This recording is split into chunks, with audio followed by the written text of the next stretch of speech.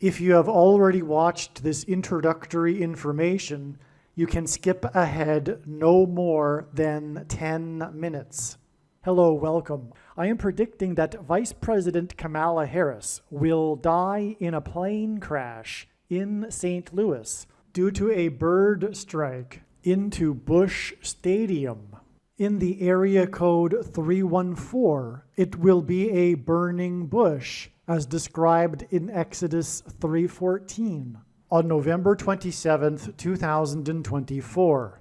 She will be replaced by Michelle Obama, and then Barack Obama will replace Michelle. I am predicting that former President Jimmy Carter will die on November 17th. It is predicted that President Trump will die from a heart attack on December 12th, 2024. It is also predicted that Trump's heart attack will be triggered by a directed energy weapon that will target Trump through Bluetooth technology. The components inside the pointy thing that Trump took will facilitate this, and it is believed that when Barack Obama is sitting next to Trump at Jimmy Carter's funeral, Obama will obtain Trump's Bluetooth MAC address, which will be used to target Trump with a directed energy weapon. I am predicting that dirty bombs will explode in Manhattan, New York City, and there will be a large-scale evacuation on December 16th. I am predicting that Israel will bomb Iran on December 17th. Israel will nuke and completely destroy Damascus, Syria on December 26th, 2024. It is predicted that after Kamala Harris's death in a plane crash, Joe Biden will appoint Michelle Obama as his vice president. On December 17th, the Democrat Party will use their electoral votes to make Michelle Obama the president-elect. It is predicted that on either December 22nd or 25th, Joe Biden will suffer a stroke. It is predicted that on December 26th, 2024, Joe Biden will step down and Vice President Michelle Obama will become the 47th president. It is predicted that on December 26th, Michelle Obama will appoint Barack Obama as the 51st vice president. On January 12th, 2025, Michelle Obama will step down and Barack Obama will become the 48th president. His public inauguration ceremony will be on January 20th, 2025. The San Francisco 49ers will win the Super Bowl in the 6th plus 6th plus 6th state to join the Union on February 9th, 2025, and will become the third team to win 6 Super Bowls, which hints at 3 sixes. San Francisco points to Pope Francis, the first of 2 antichrists in Bible prophecy. It is predicted that on April 20th, 2025, there will be an outbreak of monkeypox or Marburg disease or both. April 20th will be a symbolic beginning to a new pandemic. June 8th, 2025, the true Feast of Pentecost in the calendar that watches for new moons, will be the day of the resurrection rapture event. It is predicted that on June 9th, the day after the rapture, the key will open the bottomless pit and fallen angels will cross over into the earthly realm. June 9th will be a symbolic beginning to the 5th trumpet judgment that is described in Revelation chapter 9, when the demonic realm collides with the earthly realm. June 9th will be a symbolic beginning to demons pretending to be aliens, and it is possible that June 9th will be the day Pope Francis will announce that aliens have arrived and have made him the ambassador for the world. This will immediately give Pope Francis, the Antichrist, supreme power over governments of the world. At some point, there will be a massive Mary apparition that will deceive the masses, because all Mary apparitions in history have been demons pretending to be Mary. June 9th will be a symbolic beginning to a zombie pandemic and the masses becoming demonically possessed that will be facilitated through the thing, which is the mark of the Antichrist and 5G frequencies. June 9th will be a symbolic beginning to the coming genocide politicide in America.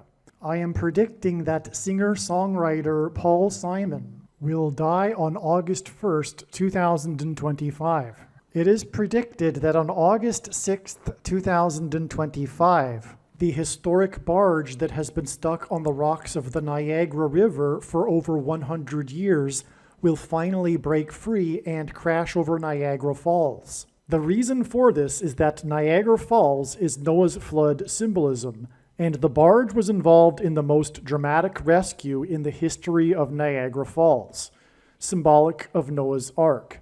Niagara in the native language means straight, narrow way, and Niagara's Horseshoe Falls is perfectly aimed at the CN Tower in downtown Toronto, because Toronto and its tower are symbolic of the Tower of Babel. In a game of horseshoes, the object is to aim the horseshoe and throw it at the metal stick, which is why the Horseshoe Falls is perfectly aimed at the metal stick that is the CN Tower. God is communicating that as testament for those who will live in the 1,000 years of Christ's reign on earth, the geography of North America will, as a result of a massive earthquake, be divided by a body of water from the Great Lakes to the Mississippi Delta. This destruction will be judgment on America and Canada for attempting to divide God's land, Israel.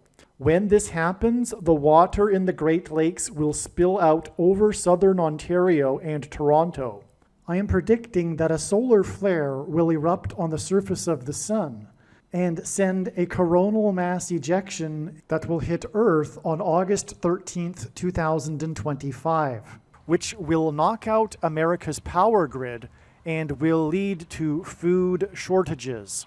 The hit of the coronal mass ejection, predicted for August 13th, that will knock out the power grid will also knock many planes out of the sky. I am predicting that on August 23rd, 2025, there will be a catastrophic asteroid hit of Earth, which will trigger the eruption of Yellowstone volcano and will cause the volcano in the Canary Islands to collapse into the Atlantic Ocean and send a mega tsunami towards the east coast. The asteroid will also trigger a mega landslide on Hawaii Island that will trigger a mega tsunami that will hit the west coast. It will also trigger the collapse of the Hoover Dam, which will cause a water panic in California, and many other devastating earthquakes. The day of the Lord, the second coming of Lord Jesus Christ, Judgment Day, will be on the Day of Atonement, October 1st, 2025. The date that this video is posted proves that these predictions are being made ahead of time, as do these time-stamped emails and forensic notes PDF documents. If you are skeptical for some reason, please email me and I will forward these to you. Believe me, I know far better than you how the prediction made in this video was derived, and more importantly, I know far better than you why the righteous Christian God of the Bible has given me a voice through this prediction. If you are a quote-unquote Christian or Muslim, this prediction was not learned through a demon. Be warned that blaspheming the Holy Spirit is the unforgivable sin. If you are a New Ager or New Spirituality person, this prediction was not learned through somehow tapping into the supposed universal collective consciousness. If you are a conspiracy theorist, this prediction was not learned through figuring out a supposed code that the Illuminati and Satanists are using. This prediction was learned through the Bible and through watching carefully the Lord's prophetic signs, which Jesus commanded all Christians to do. Besides proving that Jesus Christ is the Lord, the reason why God has given me a voice through this prediction is to prove that the controversial things that I am saying in the videos on this channel are the truth. Therefore, a wise person will want to watch all of the videos on this channel. What I will also do is create a video or two that summarizes some of the controversial things that the Lord will prove to be true when the prediction being made in this video comes to pass. I will leave links to these must-watch videos in the description box below this video. Again, the purpose of this prediction, that is from God, is to prove these things that I will talk about. And therefore, it would be foolish to not watch the videos that I will leave links for in the description box below this video. Make a note right now of these alternative platforms that you can find me on, in case you can't find me later. If you have already watched this essential introductory information in another video, you can skip ahead to the 4-hour and 2-minute mark. The information in this video is showing how God was pointing to the date July 1st in regards to the predicted death of James Earl Carter, former President Jimmy Carter. The prediction being made in this video that James Earl Carter or Jimmy Carter would die on July 1st is 100% correct. The information in this video is valid. God was pointing overwhelmingly to July 1st, 2024 with Jimmy Carter connections. Not only is the information in these videos that predicted July 1st valid, it is extremely important and must be watched. Through the connections God used to point to July 1st, God told important stories and revealed essential knowledge. These videos must be watched. July 1st ended up being a step in the trail of signs that is 10 days before Carter's predicted funeral at the National Cathedral on July 11th, 2024.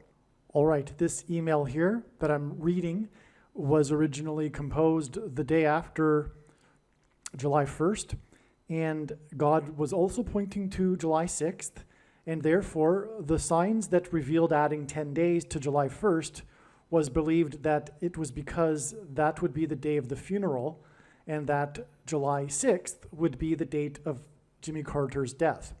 It turns out that we received amazing prophetic signs on July 6th as well that confirmed all of the analysis for Jimmy Carter, and this will be explained in another video, so make sure you watch all of the Jimmy Carter videos. There will be, for example, a video dedicated to the prophetic signs that God is using to point to the extremely important prophetic sign that will be the funeral. In other words, the biggest part of the signs, the theme that God is using for Jimmy Carter is involving the funeral, and I'll explain why. It has to do with the lineup of the former presidents sitting in the pew at the funeral, okay?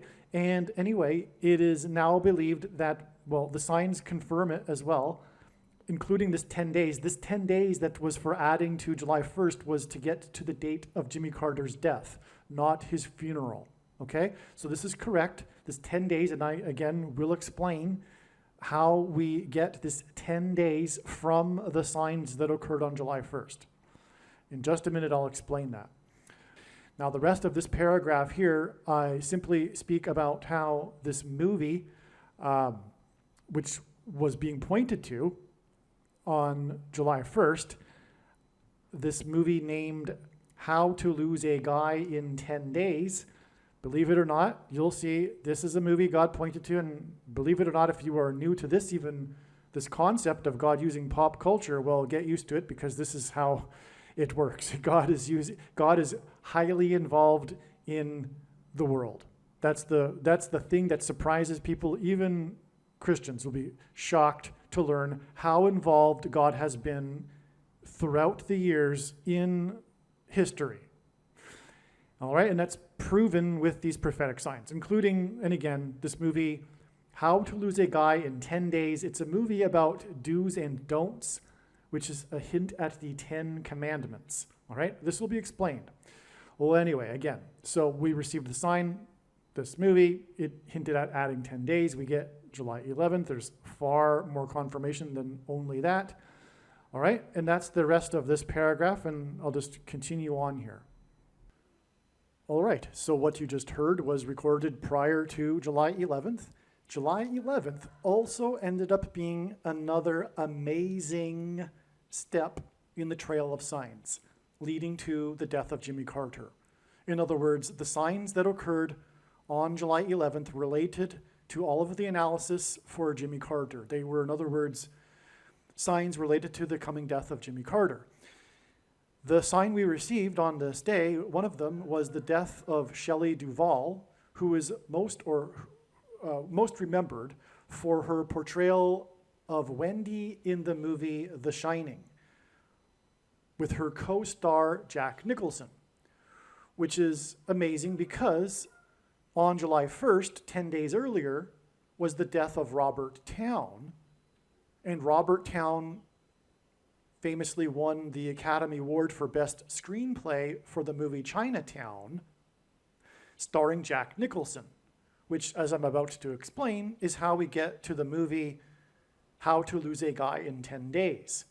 In other words, this wasn't expected in advance, but the 10-day interval that I just said God was pointing to between July 1st and July 11th both end up being signs involving movies starring Jack Nicholson. All right, I just want to emphasize this. Again, July 1st was known ahead of time, and the sign we received was recognized on that day, July 1st, as being the death of Robert Towne. Robert Towne is known for Chinatown, and 10 days later was also expected in advance, July 11th, and then this sign was recognized on that day right away, which was the death of Shelley Duvall, who starred in The Shining. And The Shining and Chinatown are arguably the two most well-known Jack Nicholson movies. And so this is quite something to have predicted these two dates in advance, and the dates being 10 days apart because of the prophetic sign that occurred on July 1st, being this movie that pointed to Chinatown and Robert Towne, and then getting both of these dates, July 1st and July 11th, being connected with Jack Nicholson. Well, the reason for Jack Nicholson in itself is that God is using men named Nick to point to the Nicolaitan doctrine that in the book of Revelation, Jesus said he hates and is coming to make war with the sword of his mouth on those that teach and have the works that are a product of this doctrine.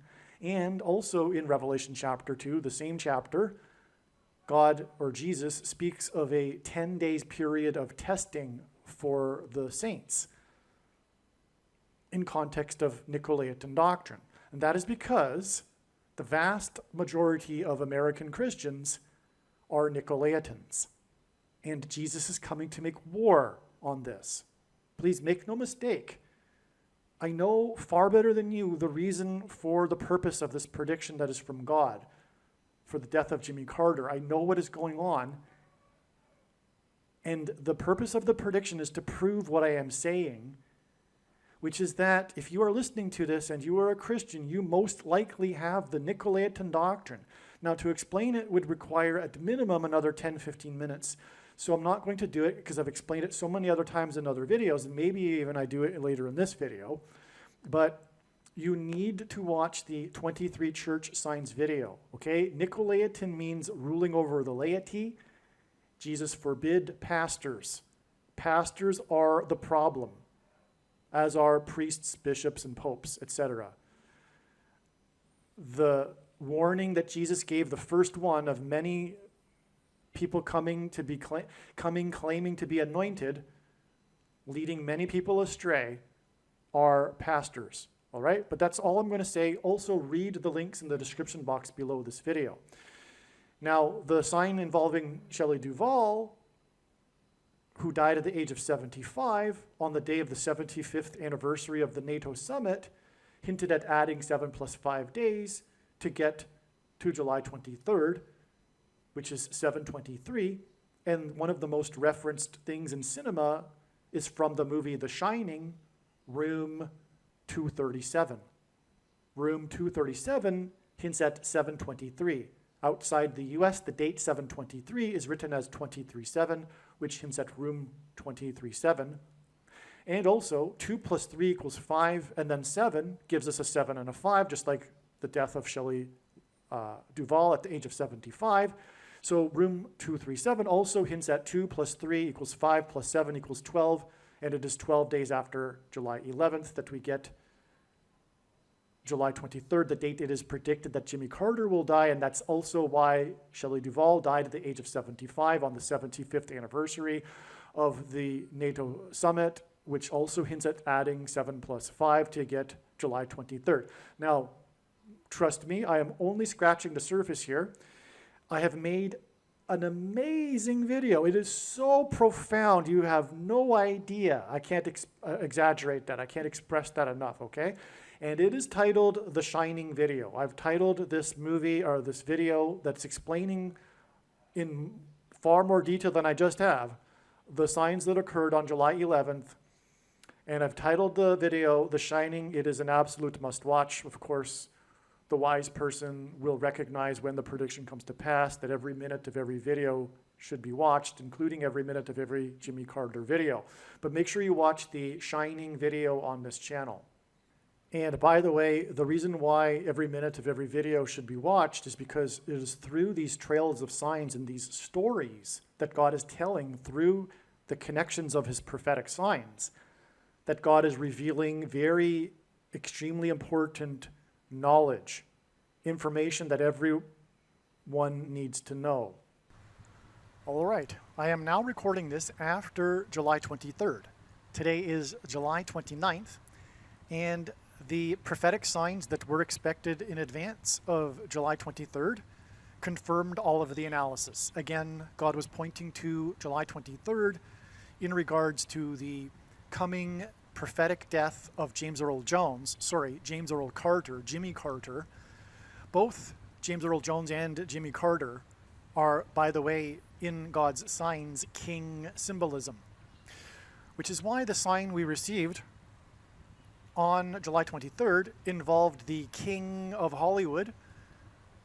This is a nickname for Clint Eastwood. He also goes by the King of Western movie genre, the King of Western, the King of Hollywood, Clint Eastwood.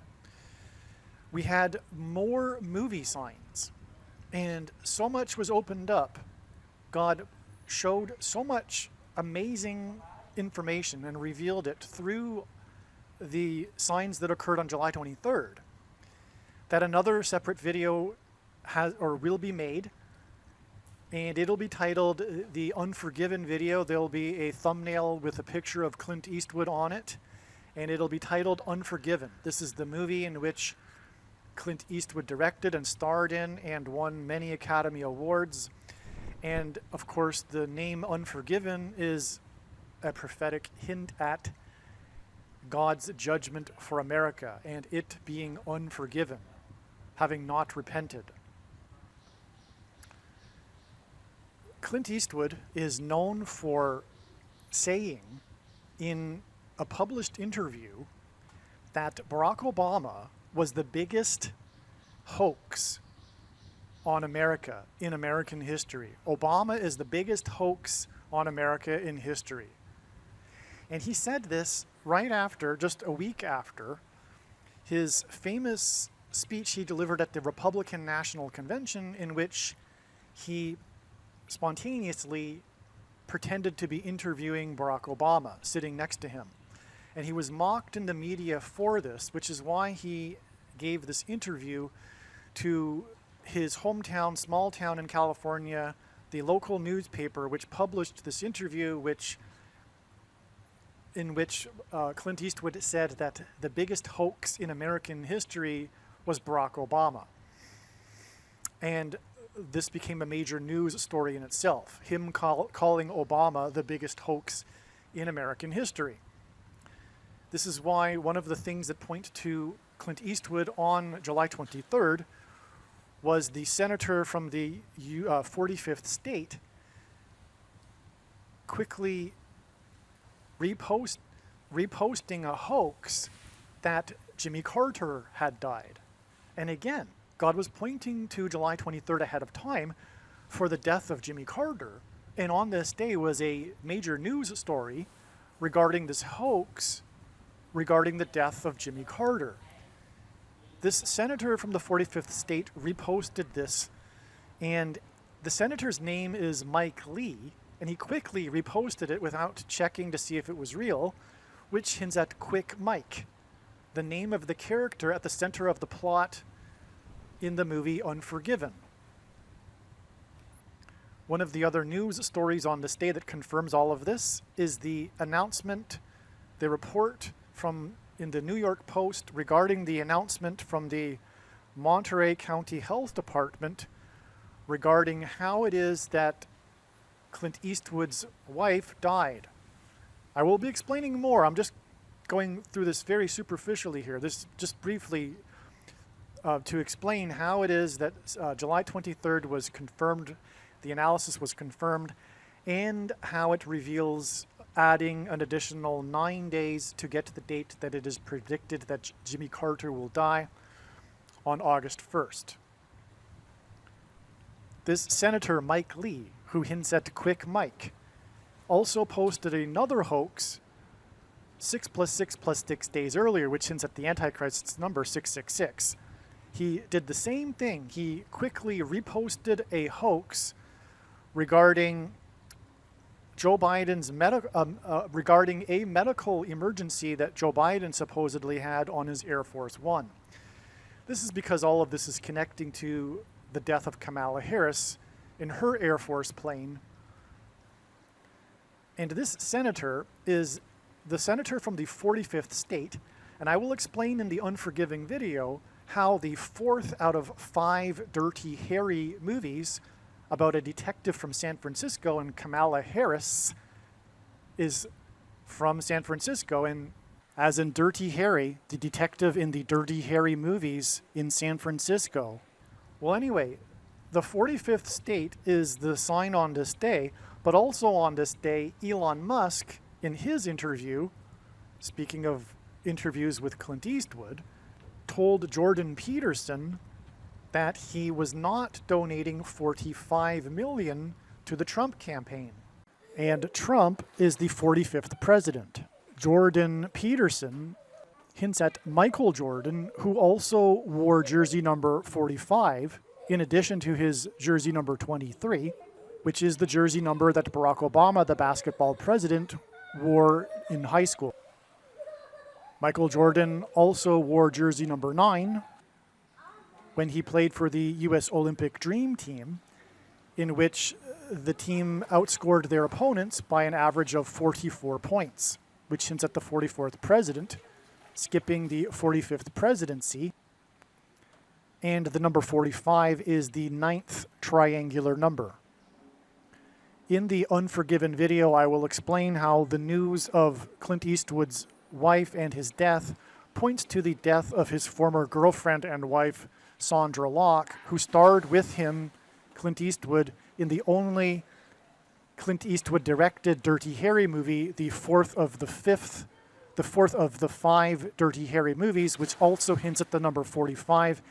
And again, 45 is the 9th triangular number. And this is why it is 9 days from these signs on July 23rd to the date it is predicted that Jimmy Carter will die on August 1st.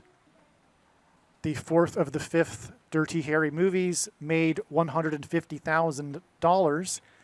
This is one reason for it being revealed that 15 days after July 23rd and these Clint Eastwood-related prophetic signs will be the day that Kamala Harris will die in a plane crash on August 7th.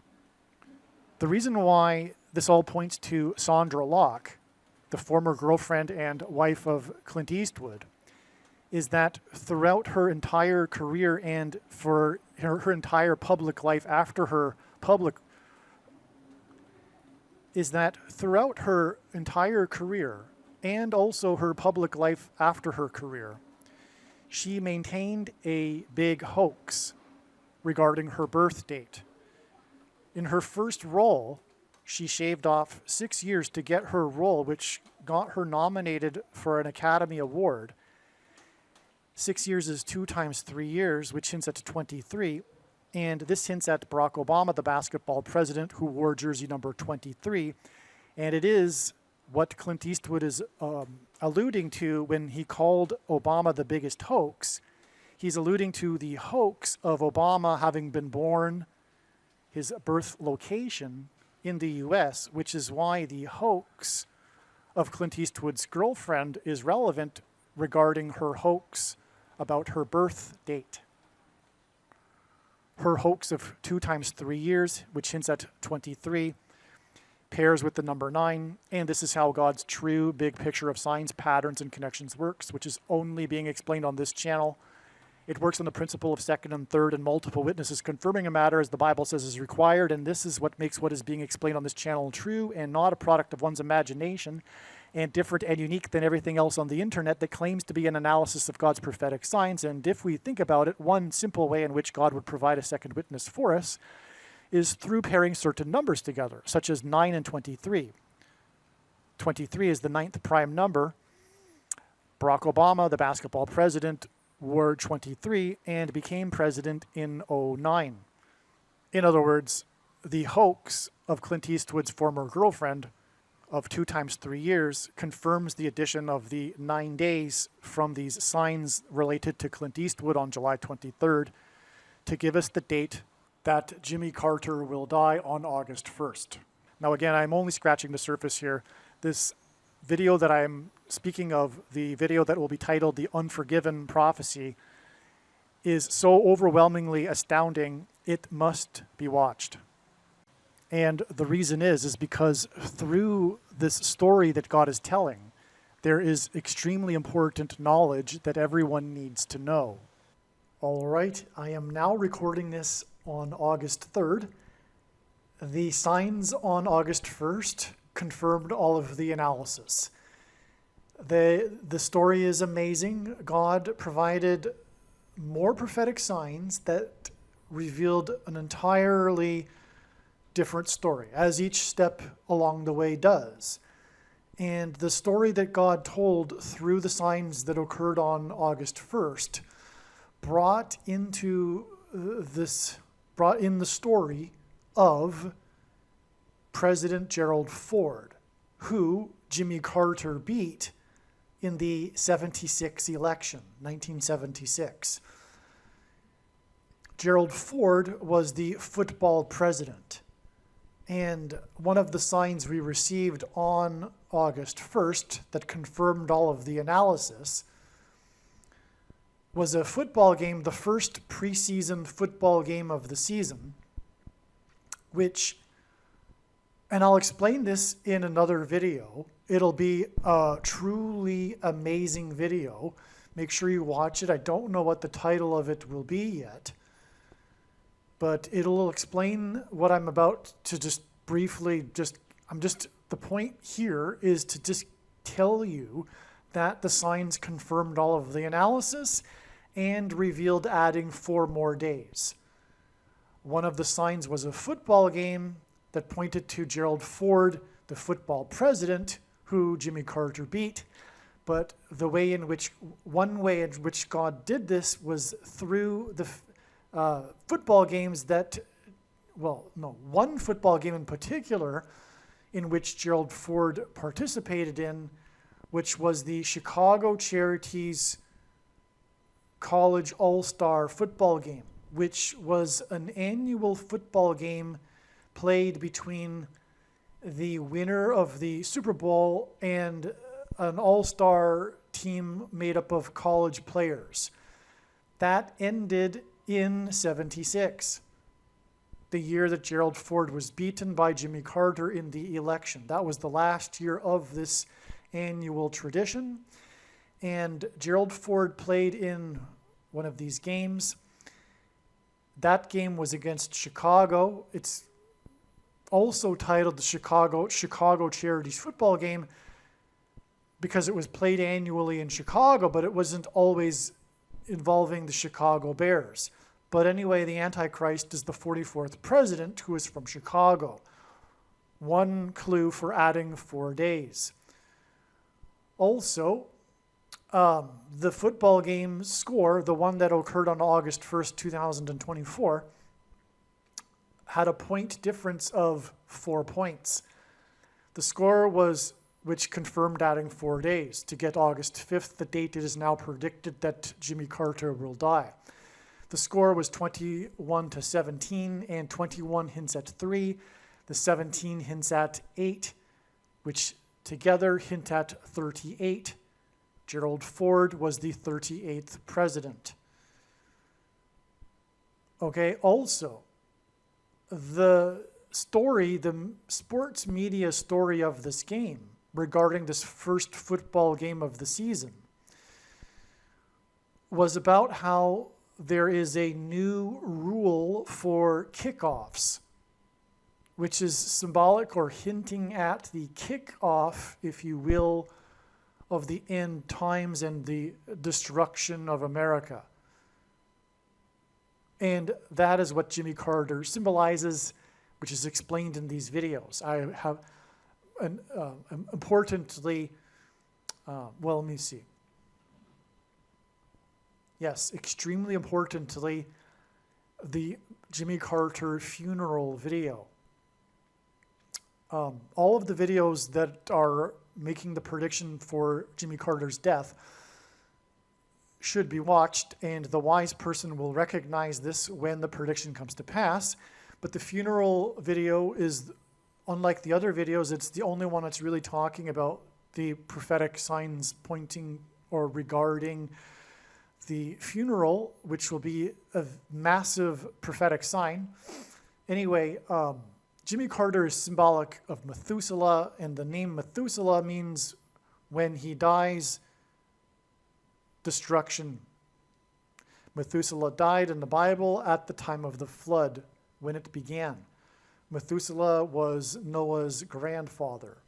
Okay, so anyway,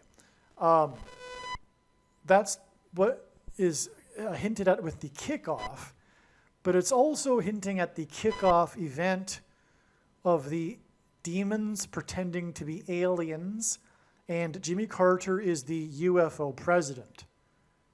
That's explained in other videos. Okay, so the thing about the new rule for the kickoffs in the NFL, and the reason why they made the rule, changed the rule, is because kickoffs were the most dangerous play in the game when the players rush down the entire field aiming to tackle the person that catches the ball. And the NFL has a controversy over how it is an unhealthy sport and people suffer brain damage, particularly when they are hit hard, and that's what happens on kickoffs. So this was for safety reasons, and that's also prophetic because we are also looking at the event prior to the beginning kickoff event of the alien deception, of the rescue and rapture of God's faithful, which is symbolized with this safety aspect of this story. Now, the new rule has it that the team's players are lined up on the 40-yard line when the kickoff is kicked. So before the new rule, the players were lined up somewhere on their side of the field, but now they are lined up on the 40-yard line of the opposing team. Well, anyway, there's lots to this. I'm not going to get into any more details because I want to save it for another video. And believe me, there's so much more than just this anyway. More than just even the kickoff rule. I'm talking far more. You have no idea. It's going to be an amazing video, as all of the Carter videos are. Well, anyway, the new rule about the 40-yard line not only hints at the 40th Vice President Gerald Ford, who was the only president to never have been elected either vice president or president, which makes him being the 40th vice president that much more relevant. Because it hints at the 44th president, Barack Obama, who will likewise become the president again through being appointed instead of elected, thus overcoming the 22nd Amendment's restriction on someone being elected to the office more than twice. He will be appointed just like Gerald Ford, the only president to never have been elected. He was appointed instead. He was appointed the 40th vice president. Okay, and so that's the 40-yard line we are talking about. And as I'm saying, and we'll explain in the other video, this is all pointing to Gerald Ford. And anyway, the 40-yard line new rule is further confirmation of adding 4 days, in addition to the 4-point difference in the score of the game. Now, another sign we received, the big news story of the day, was the hostage exchange. The media would call it the prisoner exchange, but you could also look at it quite accurately as being a hostage exchange. Jimmy Carter was known for the Iranian hostage crisis. That was one of the biggest things about his presidency. The Iranian hostage crisis, which, by the way, is an extremely prophetic sign in God's signs, and one will know this if they've watched the videos on this channel. I've talked about this in many occasions, including other Carter videos, and how it plays into God's big picture in so many different ways. But this Iranian hostage crisis is also known as the 444-day hostage crisis, because it lasted for 444 days. Furthermore, it began on the date 11/4, November 4th, which hints at 11 times 4 equals 44. Barack Obama, the Antichrist president, the 44th president, was elected on the date 11/4. Incidentally, Barack Obama, the 44th president, who was elected on the date 11/4, which hints at 11 times 4 equals 44, was elected exactly 29 years after the beginning of the 444-day hostage crisis on the date 11/4. The reason for 29 years is because if God were to symbolize 9/11 and the judgment warning through the events on 9/11 and 2001 for America, using only 2 numbers, it would be 29 or 92, as the 2 hints at 2 ones. And so anyway, this prophetic sign involving the hostage crisis, which was an exchange of 24 hostages total, hints at the 444-day hostage crisis, which is further confirmation of adding 4 days. 444-day hostage crisis hints at 4 days to the date it is predicted that Jimmy Carter will die on August 5th, 4 days after August 1st. The last thing to mention here before just moving on here is that it was 24 hostages, and Jimmy Carter was born in the year 24 and is predicted to die in the year 2024, born in 1924. And that is because Jesus Christ was, the name Jesus in the Greek concordance is G2424, which incidentally is why Jesus Christ will return in the year 2024. It hints at 2 times 24, in other words, 2424. Also, JC hints at Jimmy Carter. Jesus Christ, the initials are hinted at with Jimmy Carter. The initials for Jimmy Carter, I should say, JC, hint at Jesus Christ. And so that's why 24 hostages. And also 24 is 8 plus 8 plus 8. And G2424 in Strong's Greek Concordance, the word in Greek for Jesus, is equal to, in Greek gematria, 888. Furthermore, it was 2 nations that did the exchange. That hints at 2024 and also 2424, which is what the death of Jimmy Carter hints at, because he was born in 24 and will die in 24. And so there you have just a brief explanation. Make sure you watch the full video. It'll explain so much more. There's so much to this story. It is so amazing. But here you have why it is that, or how it is that the analysis for August 1st was 100% correct and revealed, adding 4 days to get the date. It is now predicted that Jimmy Carter will die on August 5th. And once again, the reason for the need to watch the other video is that God is telling these stories through these big pictures, through the trail of signs. And there is important, extremely important knowledge and information that needs to be known. This is why the other video needs to be watched. It's not enough to just simply know about the prediction. If God wanted to, he could simply tap on someone's shoulder and say, hey, tell the world that this is going to happen on such and such date. But what would that be good for? It would be good for very little. There would be very little learned from it. The knowledge and learning comes from the big picture of signs that is only being explained on this channel. And it is through these trails of signs that involve these steps in the trail of signs that God is able to tell these stories. And so that's why the other video needs to be watched. One more basic thing I should add here to make it all relevant is that Gerald Ford had his college uniform number retired. That's why he is the football president. He was very good at football, and his university retired his uniform number, but of course that was partly because he became the president.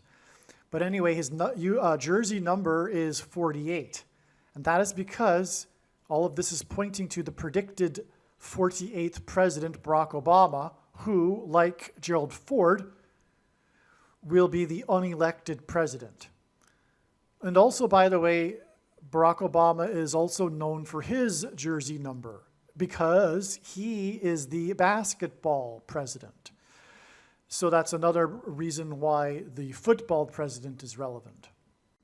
Also, Barack Obama was the first affirmative action black president who was born in 1961. And Gerald Ford, part of the story of his college football days is the time in which his Wolverines from Michigan were told by Georgia Tech, the team from the fourth state, the state that Jimmy Carter is known for being from, told the Michigan team that they wouldn't play the Michigan team, if their black player would play in the game. And this black player was Gerald Ford's best friend on the team and the guy that he would room with when they went on road trips. This black player of the Michigan Wolverines was number 61, which hints at Barack Obama, who was born in 61. 61 is the 18th prime number, and 18 is 6 plus 6 plus 6, which hints at the number of the Antichrist in Bible prophecy, 666. All right, I apologize. I took a little longer than I should have to explain some of the things regarding August 1st and how the prophetic signs on that date confirmed the analysis. For one thing, what I just explained, there's so much more to it, and it's explained in the video that I made that will be explaining all of this. So anyway, August 5th also turned out to be a step in the Trail of Signs, and it was recognized that it would be on before August 5th. I think it was August 3rd that it was recognized that it would only be a step. Maybe it was August 4th, but regardless, the date didn't come and go before it was recognized that it would only be a step. The reason why the clue came in and to look at a further date down the road was apparent was because it was known that on August 5th, this Hurricane Debbie, which wasn't a hurricane at the time of this discovery, it was thought that it could become a hurricane. But anyway, Hurricane Debbie hints at Judges chapter 4 in the Bible regarding Deborah and Barak, the leaders of Israel. And the story about Hurricane Debbie, it was known that it would first hit Florida and then Georgia, the fourth state, which confirmed adding the 4 days. Not only that though, it hit Florida first, and Florida is the 27th state, and 27 is 3 times 9, which hints at 39 and the 39th president, who is from the fourth state. Not only that, now it is August 7th, as I'm recording this, and it's now reported that 4 people died in Florida due to this storm. That was known to be the sign to confirm the adding of 4 days from August 1st. And not only that, that same story talks about how 4 times 400 flights were canceled, which is more confirmation for the 4. And that all said makes all of this confirmation for adding 4 more days to August 5th. To get the date, it is now predicted that Jimmy Carter, who is from the fourth state, will die on August 9th. This is all flood symbolism, a hurricane, it's flooding, it's water, and August 9th will be the 50th anniversary of the end of the Watergate scandal, which was the beginning of Gerald Ford's presidency. The 40th president becoming the president. Okay, so that's why we had 4 days to August 5th when the storm, by the way, it was also the 4th named storm of the season. So the 4th named storm of the season, Debbie hinted at Judges chapter 4, and it hit the fourth state, killed 4 people, and canceled 4 times 400 flights 4 days after the 40-yard line rule and for kickoffs and the 4-point differential in the game, and on and on. But anyway, you get the idea. We had 4 more days to August 5th. There's much, much more to August 5th, which will also be explained in the same video that I'm going to explain August 1st. So I shouldn't really say this, but if you only watch one Carter video, I recommend watching this particular Carter video that I've titled The Trump Assassination Prophecy, because that's part of it, but that shouldn't be said because it really isn't a better video or a more informative video than the other videos. They're all profound. But make sure you watch, anyway, the Trump Assassination Prophecy video that is predicting that Jimmy Carter will die on August 9th. Yeah, I'm going to emphasize this one more time. Make sure that you watch all of the Trump Assassination Prophecy video predicting Jimmy Carter's death on August 9th. Not only will there be much more information regarding what happened on August 1st and 5th, but it is a beautiful summary of so many things regarding Jimmy Carter. There's so much to it. Trust me, it's far more than what I've just alluded to with what I've talked about so far regarding August 1st and 5th. It's an absolute must watch. All right, August 9th ended up being another step, a very important one in the trail of signs that is leading, among other things, to the death of Jimmy Carter. August 9th, I should have known, would be a step. I should have known this because, as I was talking earlier a minute ago about August 1st, this was the day of the prisoner exchange with Russia. A total of 24 prisoners were exchanged between the two nations, which hinted at Jimmy Carter. And again, August 1st was known ahead of time to be a step in the trail of signs leading to the death of Jimmy Carter. And Jimmy Carter was born in 1924, and he's predicted to die in 2024. And that hints at G2424 in Strong's Greek Concordance, which is the word that means Jesus. And this is why Jimmy Carter has the initials JC, stands for Jesus Christ. Jesus Christ, when he returns, will lead the captives free. This is a phrase, if you will, in the Bible regarding the second coming of Lord Jesus Christ. And so, Jimmy Carter, his presidency was, of course, known for the Iranian hostage crisis. The prisoner exchange was symbolism for hostages because that's essentially what these prisoners were. And that's part of the story, in fact, although the media doesn't use the word hostage. The media stories talk about how these, especially on the Russian side, these American prisoners were held for no legitimate reason, and so they were essentially hostages. And literally, okay, and so Jimmy Carter's presidency was known for the hostage crisis, which eventually led to their release, and on the last day of Jimmy Carter's presidency. Okay, so and the Iranian hostage crisis, which is synonymous with Carter's presidency, is also known as the 444-day hostage crisis. And that is because it lasted for 444 days. That was the length of time that the hostages were held hostage. And so one of the names of the Iranian hostage crisis is the 444-day hostage crisis. Well, this is clearly a prophetic sign that points to the 44th president. I've explained in the Jimmy Carter malaise video, the thumbnail for that particular video is the malaise speech video. I've explained how Jimmy Carter has many parallels with Barack Obama, the 44th president. Furthermore, the 444-day hostage crisis began on the date 11/4, November 4th, which hints at 11 times 4 equals 44.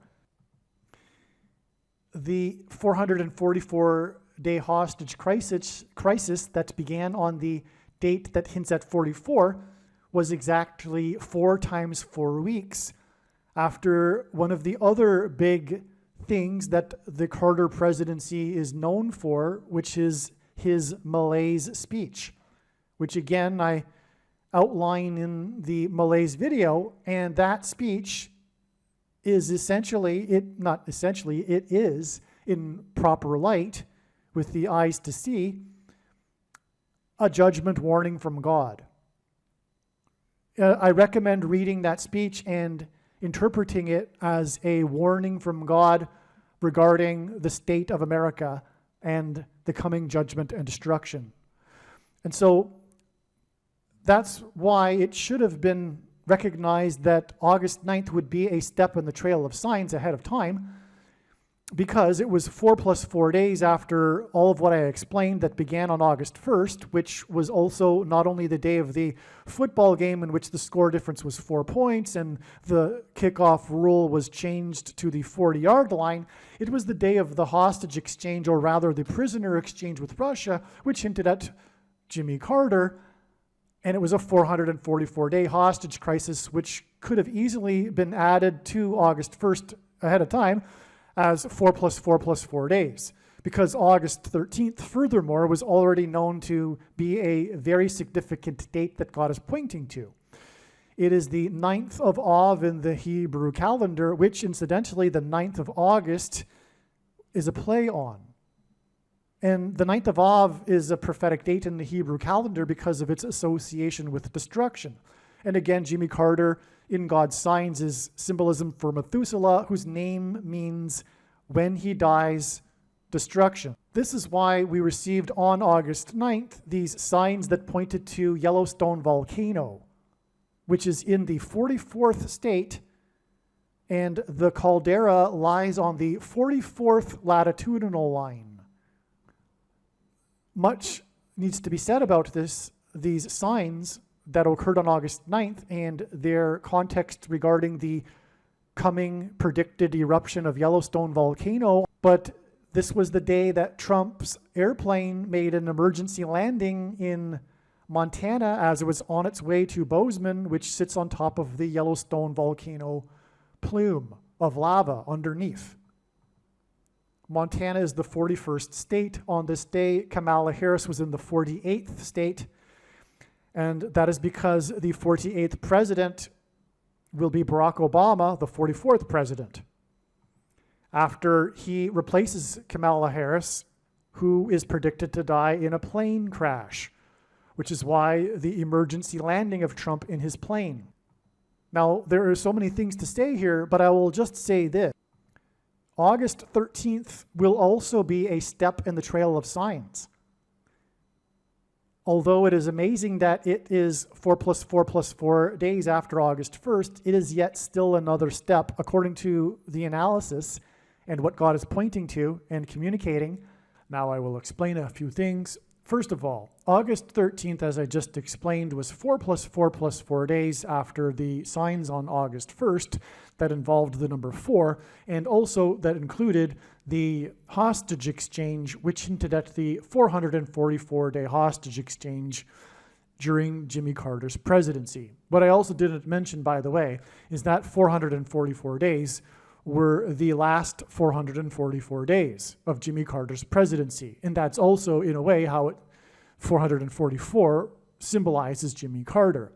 And so anyway, from the trail of signs that led to August 1st, we had 4 plus 4 plus 4 days to August 13th. Now, the signs that occurred on August 13th are, like usual, extremely profound and extremely important, and they are explained in the absolute must-watch, like all of the Carter videos are. These are explained in the Carter, Israel will bomb Iran. On this day, we had a Jewish protesting group, of Jewish protesters. Okay, this was the 9th of Av, which is the date associated with the Hebrew calendar date that's associated with destruction and calamity for Israel.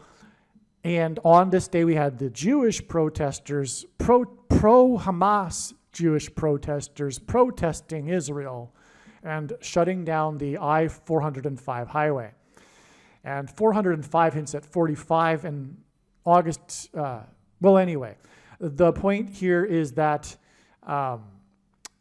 this was a step 4 days before August 17th. And the bottom line here, just to summarize, because I explained it all in the other video anyway, is that the sign occurred in California. California is the 31st state, which hints at adding 1 plus 3 days to get to August 17th. What gives us a second witness confirmation for adding 1 plus 3 days is the number 13 is very much relevant to Israel, as is Jimmy Carter. And Jimmy Carter, again, is symbolism for Barack Obama, the Antichrist, who, like Jimmy Carter, will lead a world effort to persecute Jews in Israel and divide Israel's land and make Jerusalem an international city, and on and on. So that's why Carter symbolism, okay? But the dates on which the Jews were persecuted in the in the Bible, in the book of Esther, were the 2 13th days of the month. And that's why we had the 13th of August. All right, August 17th also ended up being a step in the trail of signs, and I will explain in a second what happened on August 17th. It is amazing. But prior to that, I just want to read something that I wrote prior to August 17th, explaining how and why God was pointing to August 17th in regards to James Earl Carter, Jimmy Carter, in advance. Okay, so also on this day, we had the most radical anti-Semite, anti-Jew congressperson, Ilhan Omar, won her primary by 13%. Okay, so the number 13 is associated with the Jews in the book of Esther in the Bible. The Jews were persecuted by the leader in Iran on the 13th days of the month. Ilhan hints at Iran, and Iran is Persia, and the Jews were in Persia in the book of Esther when they were persecuted on the 13th days of the month by the anti-Semites in Persia. Okay, also on this day, we had the death of Wally Amos. Many people are aware of this. Many people that are interested in prophetic signs are aware that this is a prophetic sign, the death of Wally Amos. And I explain more regarding Wally Amos in the Paul Simon videos. But here it is relevant that Wally Amos was born exactly 13 times 13 days before the Antichrist Pope Francis was born. And the Antichrists are described in the 13th chapter of the book of Revelation. In other words, the number 13 in the Bible is symbolic of the Antichrist, because Haman, who persecuted the Jews in Persia, was also a type for the Antichrist. And so Wally Amos died at the age of 88, and this pointed to the prophet Amos in the Bible, chapter 8, verse 8, which I read in the Paul Simon videos. So, and again, Jimmy Carter, or James Earl Carter, is relevant to this because he is also a type for the Antichrist in persecuting the Jews in Judea, in Israel, because of the Camp David peace accords, when he pressured Israel to give back land, which was the biggest transgression against God described collectively that the nations will do in Bible prophecy in the end. So he's a foreshadow. Jimmy Carter is a type for this, as I've explained in the other videos. He is a type pointing to Barack Obama, who will do like Jimmy Carter has done, but more so. Well, so we have these 13s, in other words, okay? Again, the 13 times 13 days between Wally Amos's birth and the birth of the Antichrist, and this representative that hates Israel having won her primary by 13%. It's quite a large amount, but anyway, it's not random that it's 13%. Okay, so that's confirmation for adding the 1 plus 3 days, which also hints at 13. Okay, it occurred on the 9th of Av, this Jewish date. This is amazing. This radical anti-Semite, the symbolic anti-Semite of America, if you will, won her primary by 13%, which is a number that is symbolic of persecution of Jews, on this 9th of Av date. This 9th of Av date in the Hebrew calendar, which is this date of calamity for Jews. All of the calamities in history, the last 2,000 years, all symbolically began on the 9th of Av date. I could tell the story, but it would take a while, including the two temples. The first and second temples were destroyed on the 9th of Av. And so we have the Jewish protest, Jewish pro-Hamas, anti-Israel protesters on this date. And it was in the 31st stage. So anyway, you get the idea here. We're adding 1 plus 3 or 3 plus 1, 31st stage, number 13, relevant because of Jews and the 9th of Av.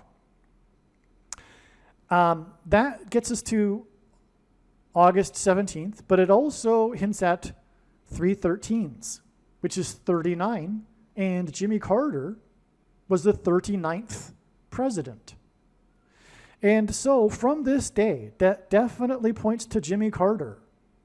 And furthermore, is at the end of this trail of signs pointing to Jimmy Carter, is an easy, straightforward 39 days to the date it is predicted that the 39th president will die on September 21st. But God wasn't done. He also pointed to August 17th. And now I'm going to explain something that was written prior to August 17th that explains how August 17th is important and why God used this date in his trail of signs. So it's very important. And then I'll be right back afterwards to explain what happened on August 17th. It's amazing. And we'll continue from there. The reason that Jimmy Carter will die on August 17th is that August 17th hints at the area code 817, which is the area code for Fort Worth, Texas. Fort Worth is known for the seminary schools that churn out the nation's paid pastors that teach the heretical and Gnostic doctrines.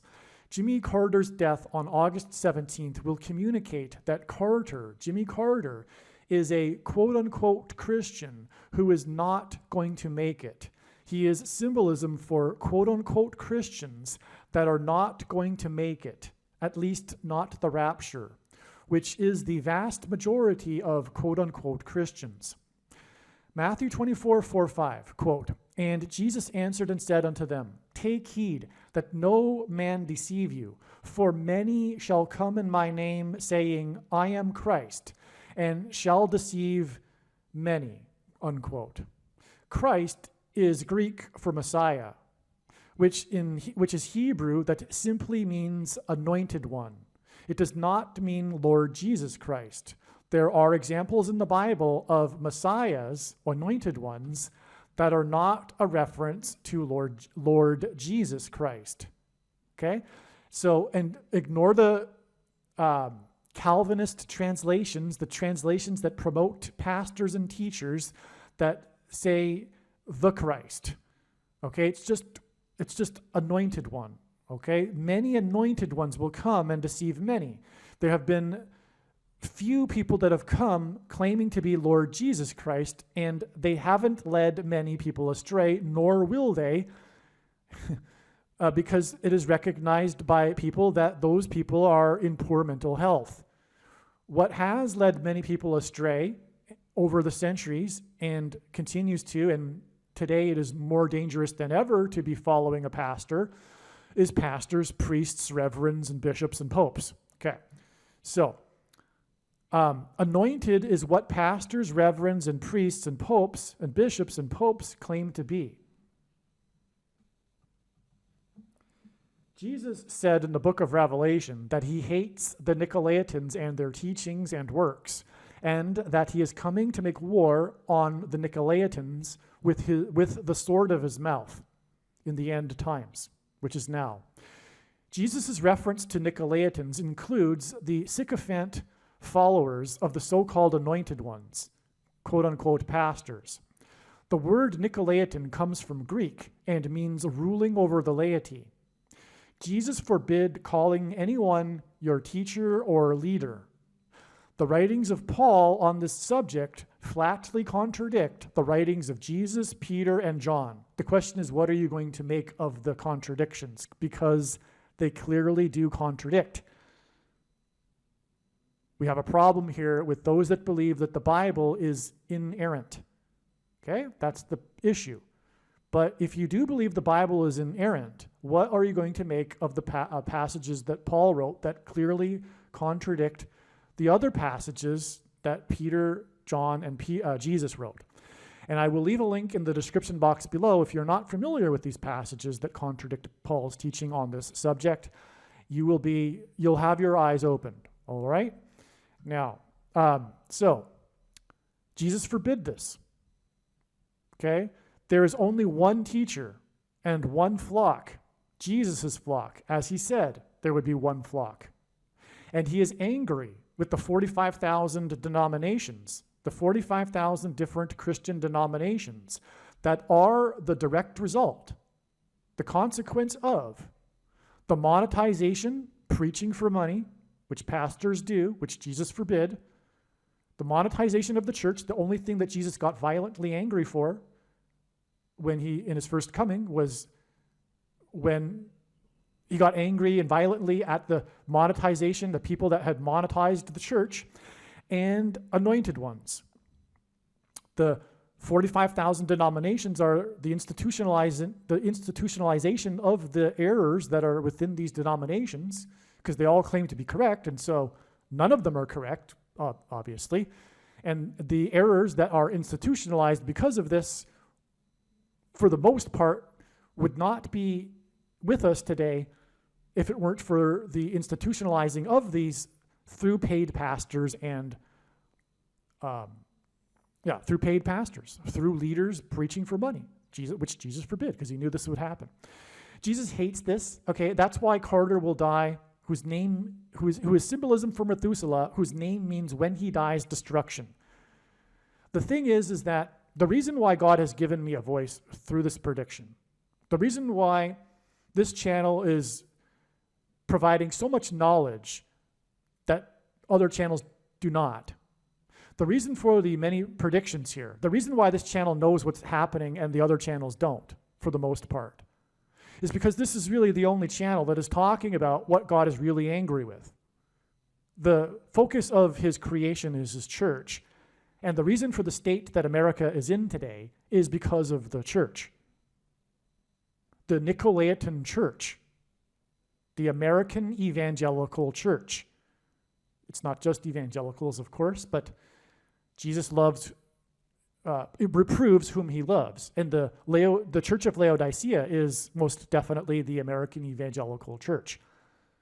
And it's because of the pastors and their doctrine that comes out of Fort Worth. And make no mistake, I know far better than you the reason and purpose for this prediction, that Jimmy Carter will die on the date 8/17, it points to Fort Worth.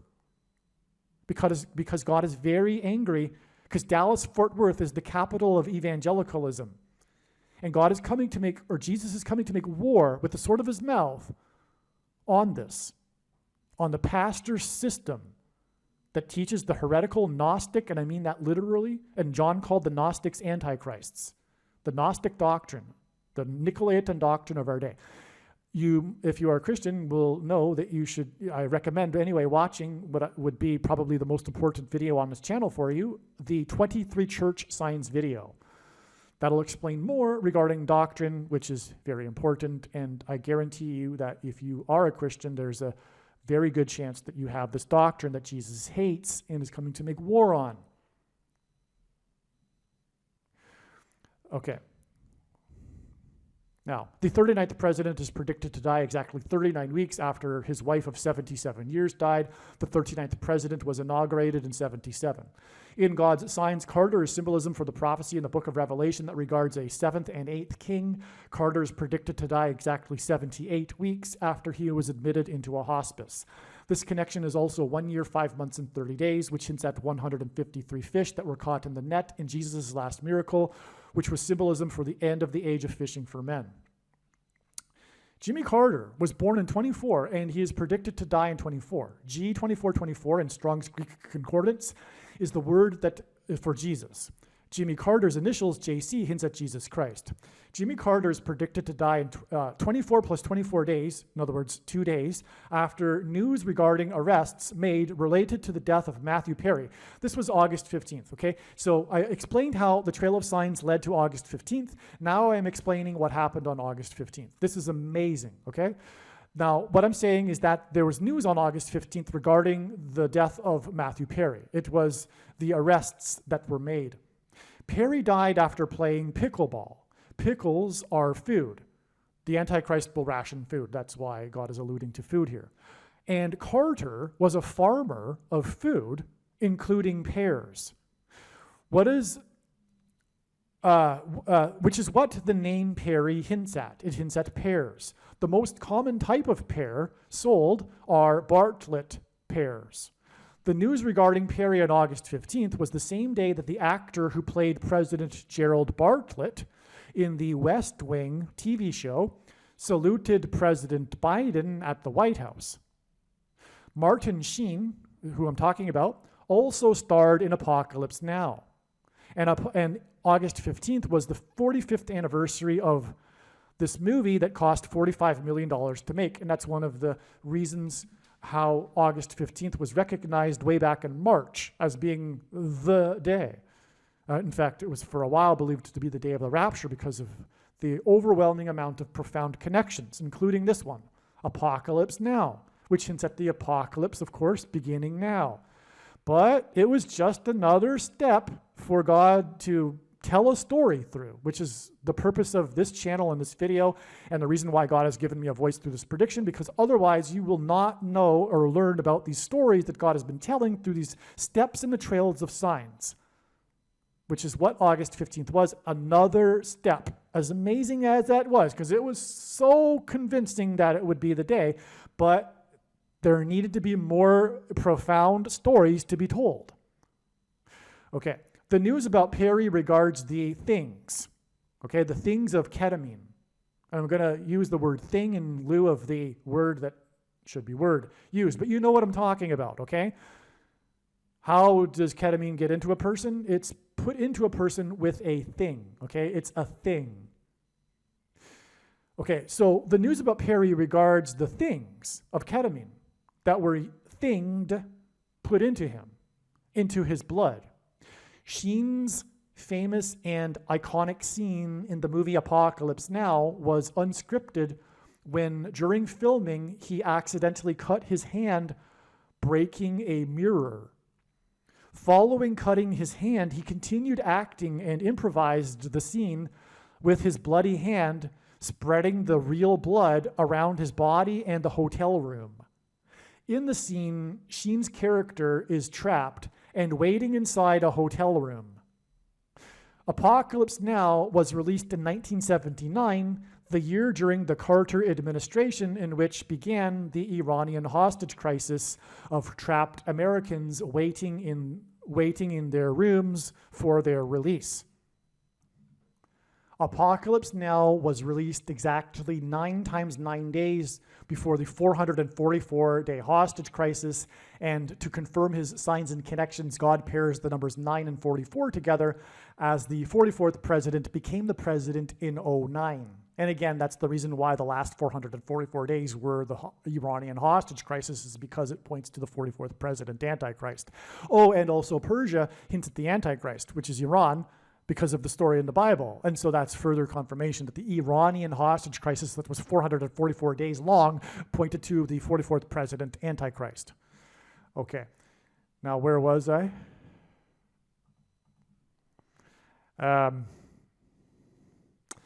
Okay, so yeah, he spreads his blood. It's all, he was trapped in the room in the movie, just like the Iranian hostage crisis people, and the movie was released in 79, just as the year of the hostage crisis. The prophetic sign at the White House on August 15th involving Martin Sheen, when he shook hands and saluted the president, because Martin Sheen played the president in the West Wing TV series. The prophetic sign at the White House on August 15th involving Martin Sheen, known for his bloody hand scene, was the same day that the ketamine queen was arrested in connection to Matthew Perry's blood being thinged with ketamine. The ketamine queen hints at Carter, who in God's signs is symbolism pointing to the prophecy about the 7th and 8th kings. So that's the king sign we would expect in advance. We were expecting such a thing in advance, a king-related symbolism sign, and so we got the queen, or the ketamine queen, on this day, okay? Carter was known for committing transgression against the God of Israel when he pressured Israel into giving land to Egypt in the name of peace. Daniel chapter 12 mentions a period of 1,335 days after an abomination is set up in Israel. August 15th, the day on which the ketamine queen was arrested for things into Matthew Perry's blood, was exactly 1,335 days after the CVD disease thing in Israel was first administered, and the thing was put into the blood of the prime minister of Israel. That was the first one, okay? 1,335 days later. And that's relevant because also 1,335 days is 45 days after 1,290 days, which got us to July 1st. Which was the beginning of this trail of signs that is being explained in this video. Now, the reason why 1,290 days is relevant also regarding Jimmy Carter is because Jimmy Carter's Camp David Accords regarding Israel in 1978 were 1,290 years after the abomination was set up, the beginning of the construction of the Dome of the Rock on top of where the Temple Mount, on top of the location that the Jewish temple once stood before it was destroyed on the 9th of Av. And then we get all of this to the 9th of Av on, August 15th, arguably. Anyway, okay. So and in the Bible and in Bible prophecy, a day is symbolic for a year. And so the 1,290 days in Bible prophecy is confirmed with the 1,290 days to the abomination. And giving the land back to Israel was an abomination. But what also further confirms this is that in Daniel chapter 12, we have three different numbers of days, the first one being 1,260 days, and when we add 1,260 years to 688 AD, the beginning of construction of the Dome of the Rock, we get 1948, the year of the rebirth of Israel. And so you can't get the date of the rebirth of Israel from the ancient text without it being not a coincidence and designed by God. And so also that is a second witness confirmation to the 1,260 years to Jimmy Carter in 1978, which is another confirmation from the abomination, the spiritual abomination, which is the thing, the mark of the Antichrist. In its current form, it does not need an additional something, such as an additional technology or false form of religious worship to go with it, to be the mark of the Antichrist, or does it not need an additional age of dispensation after supposedly all quote-unquote Christians will be raptured. In fact, one of the main reasons why the vast majority of quote-unquote Christians have already taken the mark of the Antichrist is, in fact, it is judgment for this particular doctrine from the pastors.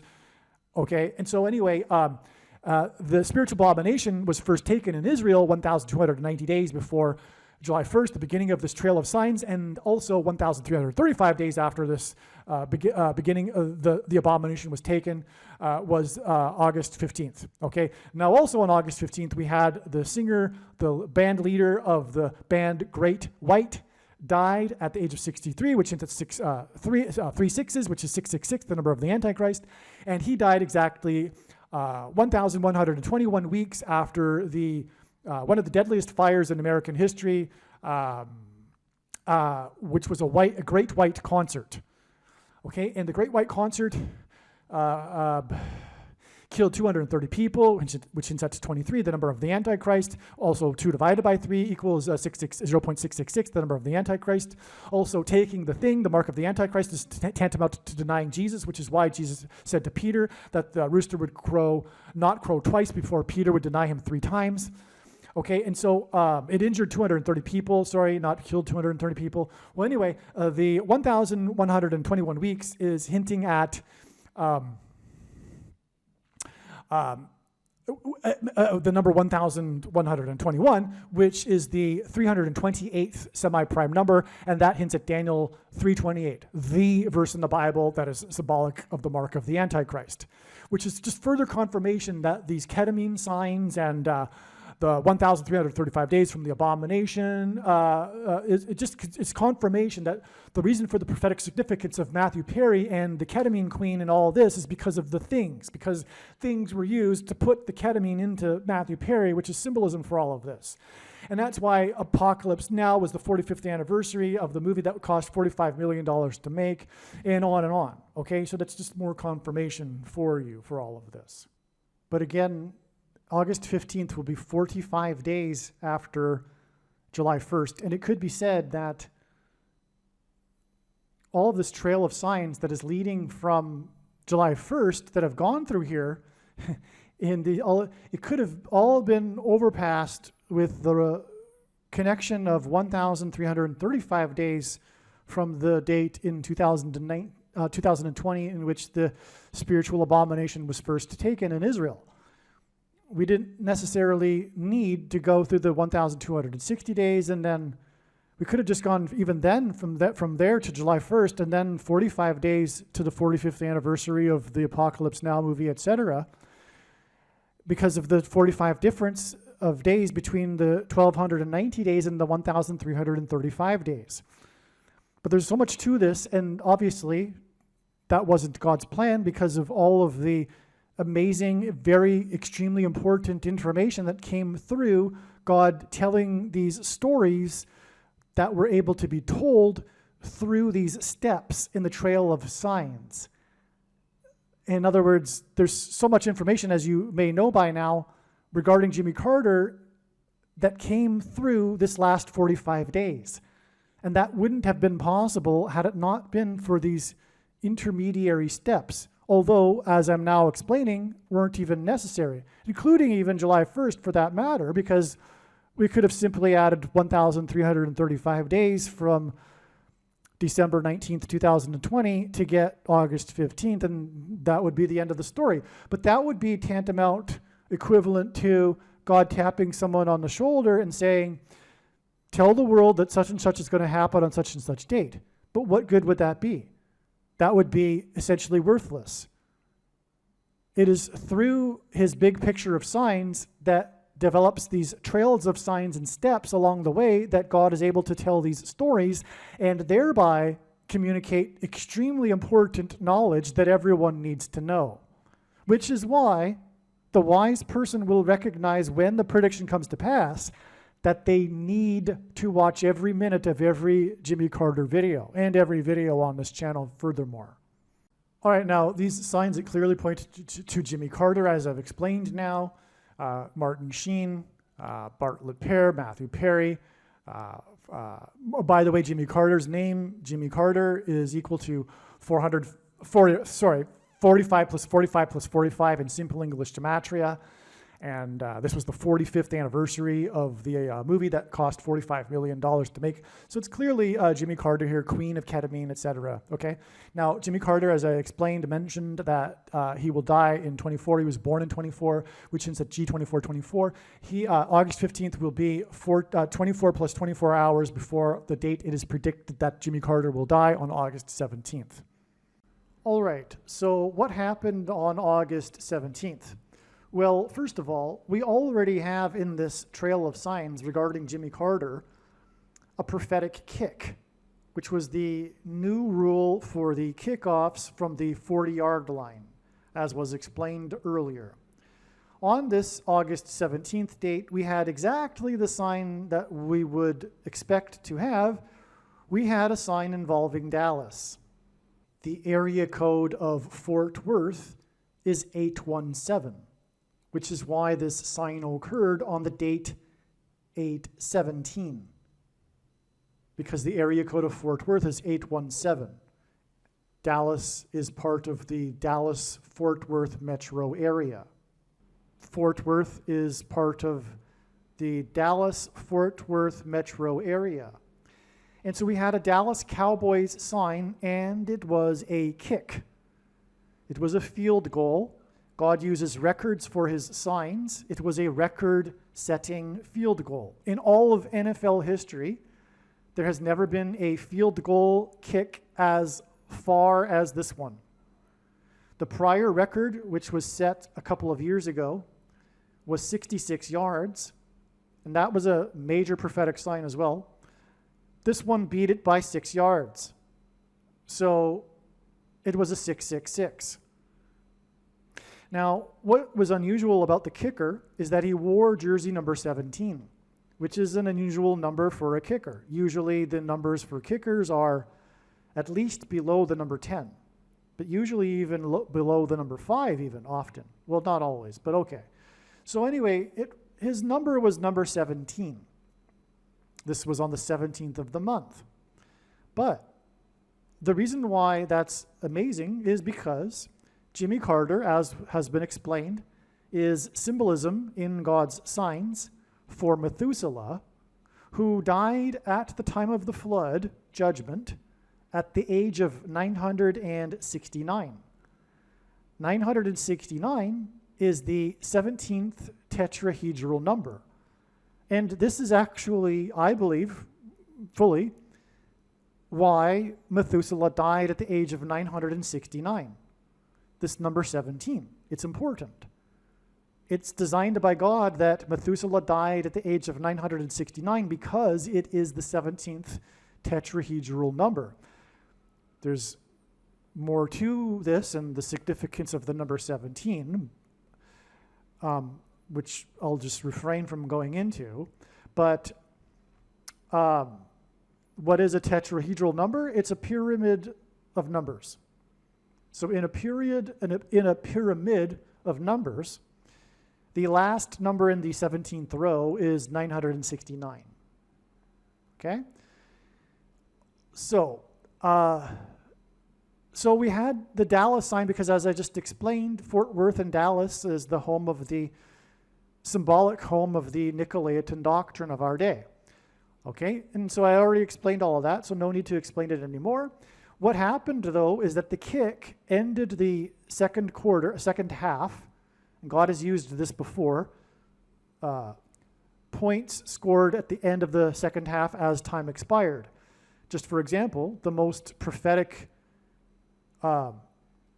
famous trick play in Super Bowl history was a major prophetic sign in Super Bowl 52, and it occurred as time expired in the second half.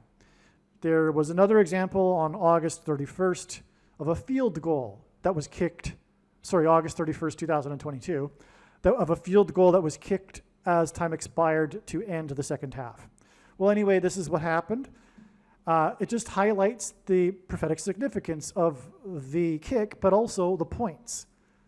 Like the other two examples, the reason for this kick being prophetic as time expires is because God is pointing to the scoreboard. Because that's the score frozen in time, in other words. All right? So what was the score that was frozen in time? Well, Dallas had 13 points, which confirms all of the analysis that was just explained. And this analysis of this 1 plus 3 days anyway was known ahead of August 17th. Prior to Dallas having 13 points, the score was 10-3, which also hinted at 13. Okay? And so that's also confirmation of the 13 days to get to August 30th. That's what God was pointing to. So that's amazing. Now, let's just recap here quickly this trail of signs before we get into the last step here, August 30th. So this video begins with, and it hasn't been fully explained yet because, as you have seen, I kept getting interrupted. In other words, I explained what happened on July 1st, but then as I was getting into it, I had to interrupt and say, well, it was just a step, and we had it point to July 11th and then July 23rd. And so eventually we're going to actually explain the rest of what happened on July 1st, and it's very, very important. But anyway, on July 1st, we had the Supreme Court justice that was appointed by the Antichrist Barack Obama say that after the ruling of the Supreme Court that America now had a king, because the Supreme Court ruled that the president is immune from prosecution while conducting his presidential duties. Okay, and also Joe Biden gave a speech to the same effect, saying that America was founded on not having a king, or something to that effect. He also used the word king. And again, James Earl Carter, Jimmy Carter, is king symbolism in God's signs. Okay? He's pointing to the prophecy of the 5th through 8th kings, and that's a parallel with the presidents of 7 and 8 presidents since Jimmy Carter, who was inaugurated in 77, and the prophecy is about a 7th king, and on, as I will explain. Now, this was also the day of the death of Robert Towne, who produced a movie named How to Lose a Guy in 10 Days, and I'll explain why that's relevant, but that gave us the 10 days to the death of Shelley Duvall, if you recall. Her death pointed to The Shining, which was written by Stephen King, and this is an amazing video that you must watch. It also hinted at Room 237. So amazing. Make sure you watch the Shining video. It's absolutely amazing. You need to watch it. And anyway, that hinted at adding 2 plus 3 plus 7 days to get us to July 23rd, which was the day of the Clint Eastwood signs, which I explained in another video as well. And it included an Elon Musk sign and 45 million donated to the 45th president's campaign. 45 is the 9th triangular number. Through the signs here, God pointed to the 4th of the 5 Clint Eastwood Dirty Harry movies, which are pointing to the dirty Kamala Harris, who got her start in politics through being a whore. It's widely known, and that's not a conspiracy theory. And also, we had the sign involving Senator Mike Lee, who fell prey to a hoax and posted quickly. That's because of the character in Clint Eastwood's movie Unforgiven, Quick Mike. Okay, but also Clint Eastwood said that Barack Obama was the biggest hoax in American history. He said this. It became a viral news story because he said it at the Republican National Convention in 2012. It's a big deal. So there's so much more to this. Make sure you watch the Clint Eastwood movie. It's extremely important as well. Anyway, again, 45 is the 9th prime number, triangular number in a triangle of numbers. The last number in the 45th row is number 9. Anyway, that's why we had 9 days, and we knew this ahead of time. And by the way, this is the case. All of these dates were predicted ahead of time. This trail of signs wasn't put together piecemeal after all of these things. This happened in live, real time. All of these dates were known. These connections were known ahead of time, and then the analysis confirmed the dates or the number of days in between these dates. Okay, so that got us to August 1st, and I explained the 4s, which hinted at 4 plus 4 plus 4 days. And on the way, we had the 4s here in the 4th state, 4 deaths, 4 times 400 flights, Hurricane Debbie. And anyway, we get ultimately, and also the Yellowstone signs, which Yellowstone's in the 44th state, 44th parallel line. And so we get to, as I have explained, August 13th. That gives us the 1 plus 3. And that gives us gets us to August 17th and the 13 points, which confirms the additional 13 days. By the way, this is equivalent to 17 days. And 17 again is a number that symbolizes Jimmy Carter, because Jimmy Carter is symbolism for Methuselah, and vice versa. And as I explained, Methuselah's number is 969, which is the 17th tetrahedral number. Okay, and I also explained already how the 39 days gets us to the date of Jimmy Carter. We're just going to do this one last step here.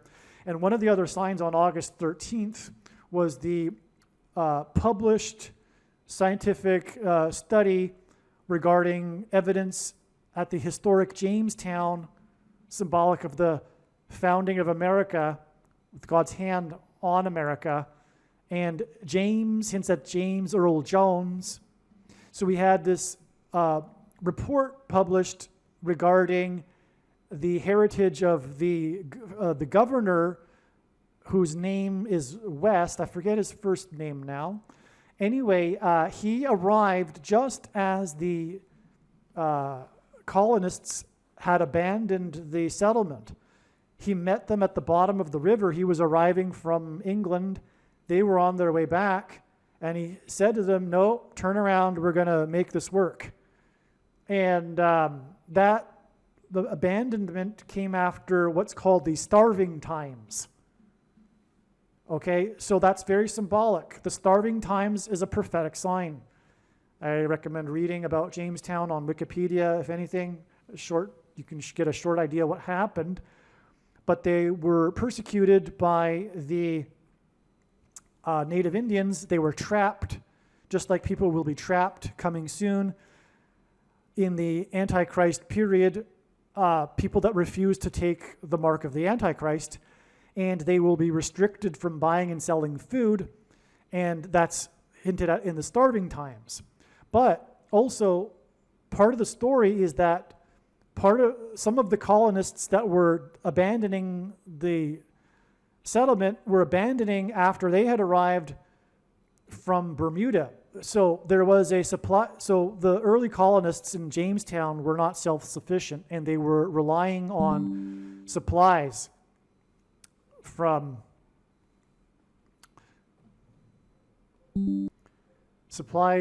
England, and the big supply flotilla encountered a hurricane, which is Noah's flood symbolism, hence the connection to Methuselah, who died at the time of the flood. And some survivors of that rebuilt the ship in Bermuda and then sailed to the colony. And so this guy West, he apparently from the study, the new evidence points to how he was an orphan. He was illegitimate, and that was a big deal back in the day, so it was hidden. And anyway, the story, importantly, is about this governor who was authoritarian, and in a moment of crisis, just like the Antichrist will be given complete power in a moment of crisis, just like this governor was. So he dictated to the colonists, "No, you're going to turn around, and I'm going to, dictate what's going to happen." So that's all Antichrist symbolism, and the colonists were starving, just like the people who will be prevented from buying and selling food in the coming food shortage after the disaster, the destruction, just like Noah's flood symbolism, the eruption of Yellowstone volcano and the mega tsunamis, etc., and earthquakes that'll be coming in November. Well, the coronal mass ejection will knock out the power on October 3rd. Okay, so that's that. That's why Jamestown here. Now, what happened on August 30th, which was a date we were expecting a James Earl Carter sign, was Trump, God's trumpet that he uses to trumpet and highlight prophetic signs, campaigned in Johnstown. I think it's in Pennsylvania, I forget. But the point is that Johnstown is a hint at Jamestown. And the Jonestown massacre.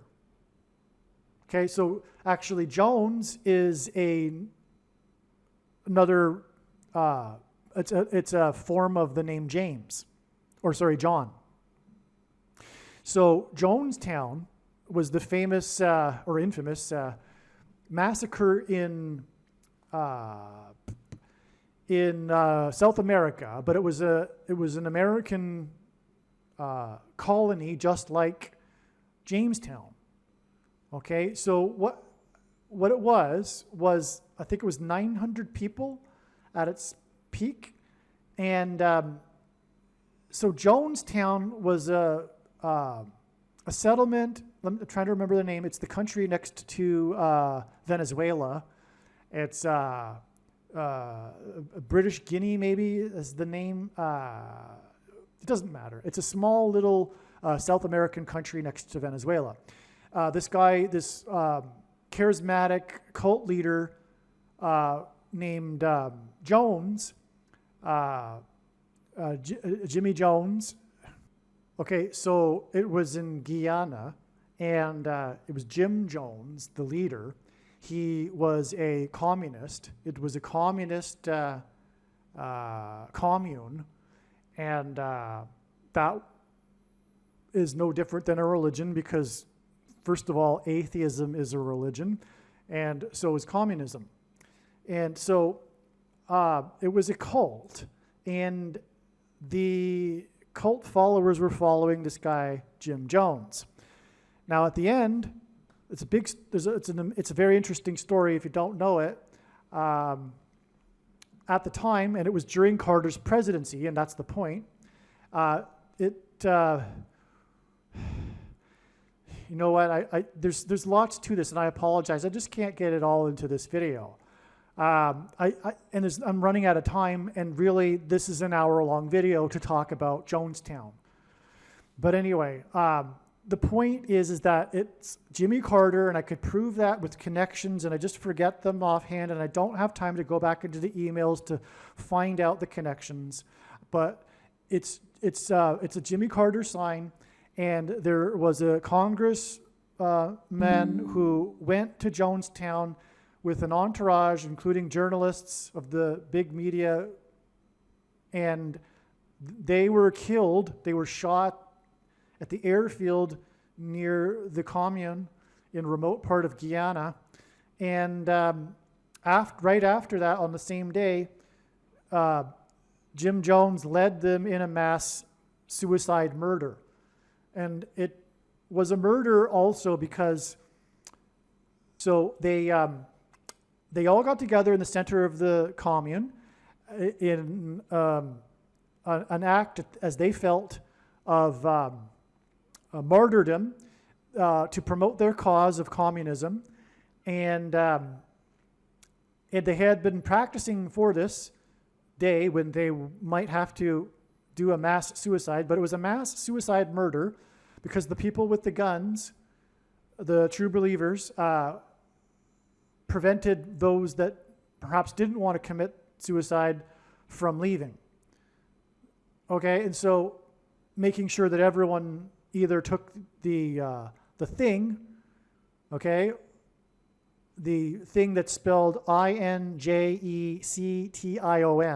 okay, also an NEEDLE, right? The pointy thing. This was the method in which they took the poison. It was either that or the Kool-Aid, and that's where we get the expression "drink the Kool-Aid" from. So the point here, though, is that this is all symbolism for the mark of the Antichrist, which is the thing. And when Jimmy Carter dies on this date, as I am predicting, it will prove what I am saying. It is the mark of the Antichrist in its current form. It does not need an additional something to go with it, such as an additional technology or false form of religious worship or a supposed new age of dispensation after supposedly all quote-unquote Christians will be raptured. In fact, one of the main reasons why the vast majority of quote-unquote Christians have already taken the mark of the Antichrist is that it is judgment from God for this particular doctrine. And the commonly held objections that people have based on their understanding of Bible prophecy that tells them that this couldn't be the mark of the Antichrist are answered in the must-watch Snakebite video on this channel. But make no mistake, the reason why God has given me a voice through this prediction is to prove that this thing is the mark of the Antichrist, okay? Now, that's why, because in God's signs, the number 22 is symbolic of the mark of the Antichrist, because the inverse of the mark of the Antichrist in the book of Ezekiel would have been a Tav mark, and the Tav letter is the last and 22nd letter in the Hebrew alphabet, and the mark of the Antichrist is described in the last and 22nd book out of 22 books in the Bible that have a total of 22 chapters. And so that's one reason why the number 22 is symbolic of the mark of the Antichrist. Now, Jimmy Carter is 45 plus 45 plus 45 in simple English gematria, and the reciprocal of 45 is 0.22. And so we have Jonestown. It might as well be named Jamestown because of the connections here. And it's Jonestown, but the thing is that the very famous survivor of Jonestown is this guy named Carter. Tim Carter is the survivor who witnessed the events and escaped. No one is the witness like Jim Carter is. So a big part of the Jonestown story, in other words, is this guy named Carter. And that's why Trumpet was in Johnstown, which ends at Jonestown, on August 30th, this date that was known in advance to be relevant to Jimmy Carter.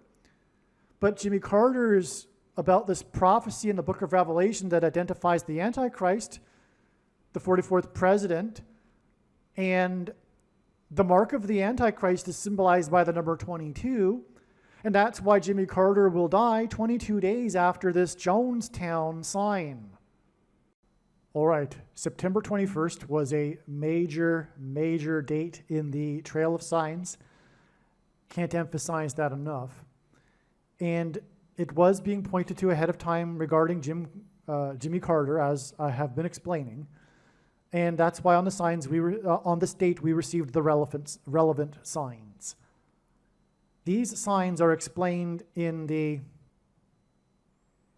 extremely important, absolute must-watch Michael Jackson Thriller video equals Jimmy Carter will die on September 26th, which is 5 days after September 21st, and the signs we received regarding Jimmy Carter and Michael Jackson and them getting together on the date 5/5 in order to celebrate giving kids the things.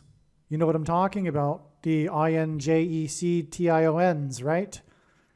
They got together on the date 5/5 to celebrate their achievement in getting things to so many people, so many kids, I should say. And of course, Michael Jackson was a child star involved in the Jackson 5.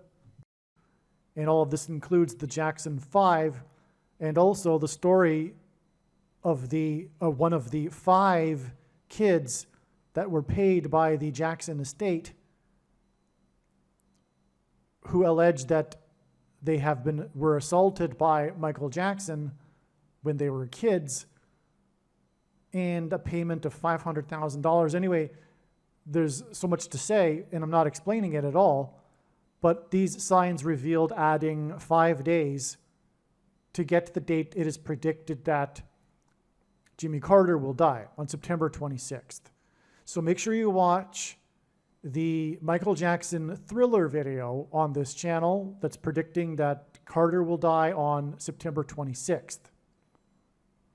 All right, so far I have explained to you the trail of signs that is leading or led to September 26th, 2024, regarding the predicted death of former President Jimmy Carter, the 39th president, which is now predicted to be on November 4th, 2024. There is a lot to say as to why this is known ahead of time, but one of the first clues that this would be the case would naturally come from this September 26th date because of all of the trail of signs that had led to September 26th, as I have explained. Okay, now the death of the 39th president will be 39 days after September 26th. And this September 26th date was also the 309th. Sorry, this is a typo.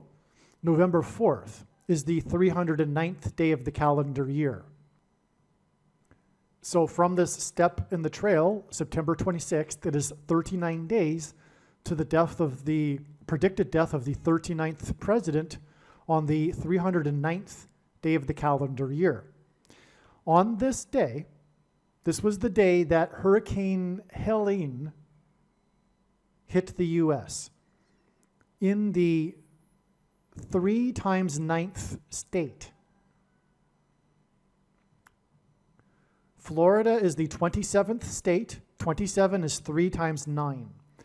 As has been explained, in God's big picture of signs, which is only being explained on this channel, his interconnected big picture of prophetic signs, Jimmy Carter is symbolism for Methuselah, who was the grandfather of Noah, as in Noah from Noah's flood. And Hurricane Helene is Noah's flood symbolism.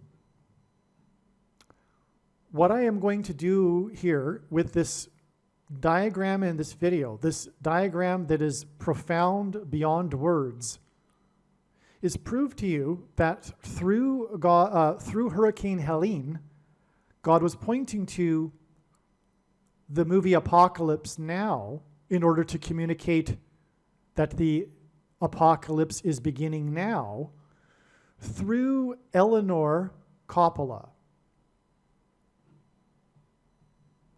Francis Ford Coppola's wife, Eleanor Coppola, who made the documentary regarding the filming of Apocalypse Now, titled Hearts of Darkness, A Filmmaker's Apocalypse.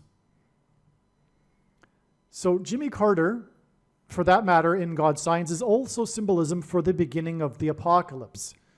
The name Methuselah means when he dies, destruction, which is why the timing of the death of Jimmy Carter is so very important in God's big picture of signs. As is also, for example, the death of Paul Simon, who is predicted to die 4 days after Jimmy Carter's death in the 4th state, on the 4x4th anniversary of the election of the 44th president and the 45th anniversary of the 444-day Iran hostage crisis. That's one of the other names for it, the 444-day hostage crisis, which was the last 444 days of Jimmy Carter's presidency. Simon is symbolism for the sound of silence, his song that launched his career, which hints at Revelation 8:1 and the period of silence that was heard in heaven before the 7 trumpet judgments of destruction began. And that's why Paul Simon's most recent album was released at the age of 81, 7 Psalms. Simon's death on the date 11/8 will hint at Revelation 8:1, and that's why his death will be 11 plus 8 days, as in Revelation 8:1, to the predicted death of Kamala Harris in a plane crash, which will be the beginning of the destruction. In other words, Paul Simon's death will symbolize this brief period of calm, the calm before the storm, before Kamala Harris's predicted death. So that's the prophetic significance of the timing of these two, of the deaths of these two men in God's signs that are predicted. And that's also the significance of why God has brought into all of this the movie Apocalypse Now. And as I am going to explain, it is through, in this diagram, Eleanor Coppola that is pointed to with Hurricane Helene. Helene hints at Eleanor. That's the play on the two names there. Helene, Eleanor.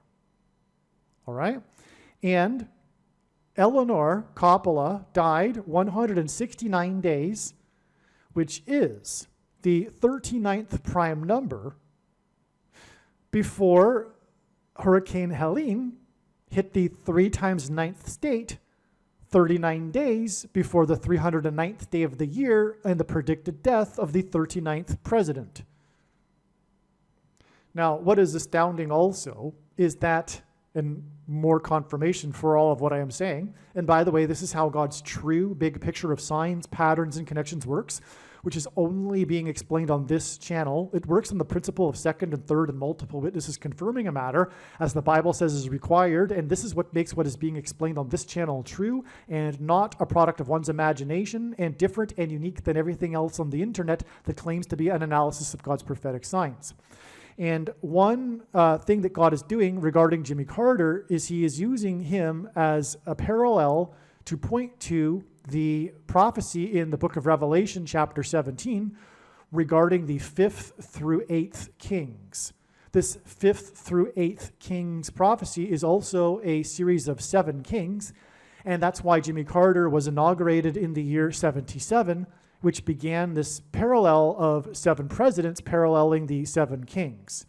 Trump was also elected in a year ending in 7, and he is the 7th of these 7 chronological kings. And on his inauguration day, he was 70 years, 7 months, and 7 days old exactly, which is 3 sets of 7, and this was 73 days, as in 3 sets of 7, after he won the election by 77 electoral votes, which was exactly 73 weeks after he famously descended the golden escalator in his tower, which began his presidency campaign. And that was exactly 188 months after the 7.0 earthquake in Joshua Tree, California, because the Israelites, when they walked or marched around the walls of Jericho, led by Joshua, they enacted a symbolic 3 sets of 7. The 188 months, because H188 in Strong's Hebrew Concordance is the word that means woe, exclamation mark, used in the context of extreme judgment from God. And before the walls of security collapsed of Jericho, when they were led by Joshua, they blew 7 trumpets, which is why Trump is associated, or his campaign and his election, presidency were synonymous with his border wall of security, which has since collapsed since he left office. Returning back to this 5th through 8th king's prophecy and its association with Jimmy Carter, that is why Hurricane Helene was the 8th named storm of the season and the 5th hurricane. That hints at the 5th through 8th king's prophecy. And this is amazing because this date here, September 26th, which I have explained to be part of this trail of signs, That's not in this diagram, by the way. What I'm referring to is the other videos. If you're watching this in a video where the explanation doesn't come prior to this, it's in the other videos.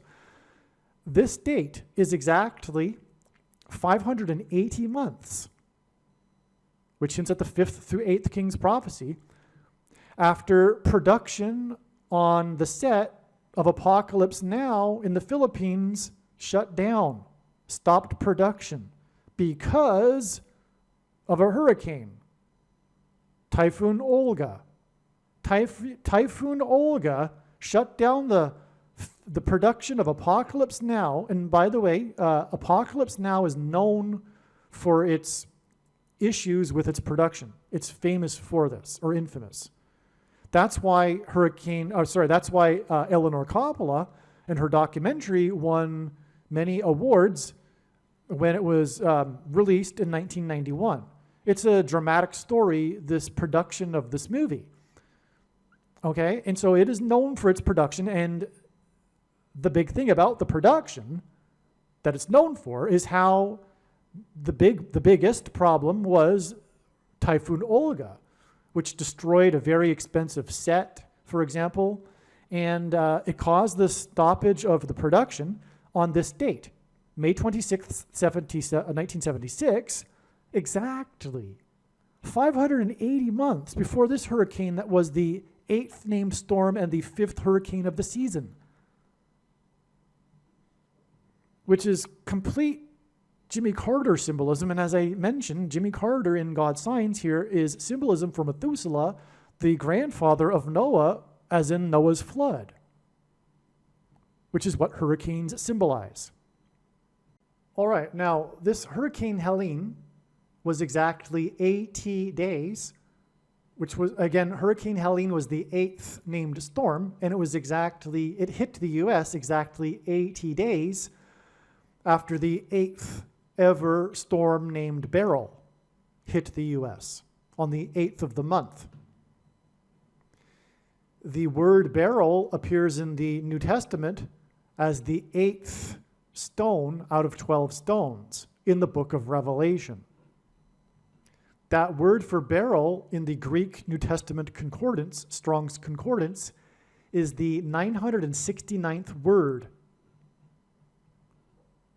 In other words, beryl is G969. 969 is the age at which Methuselah died.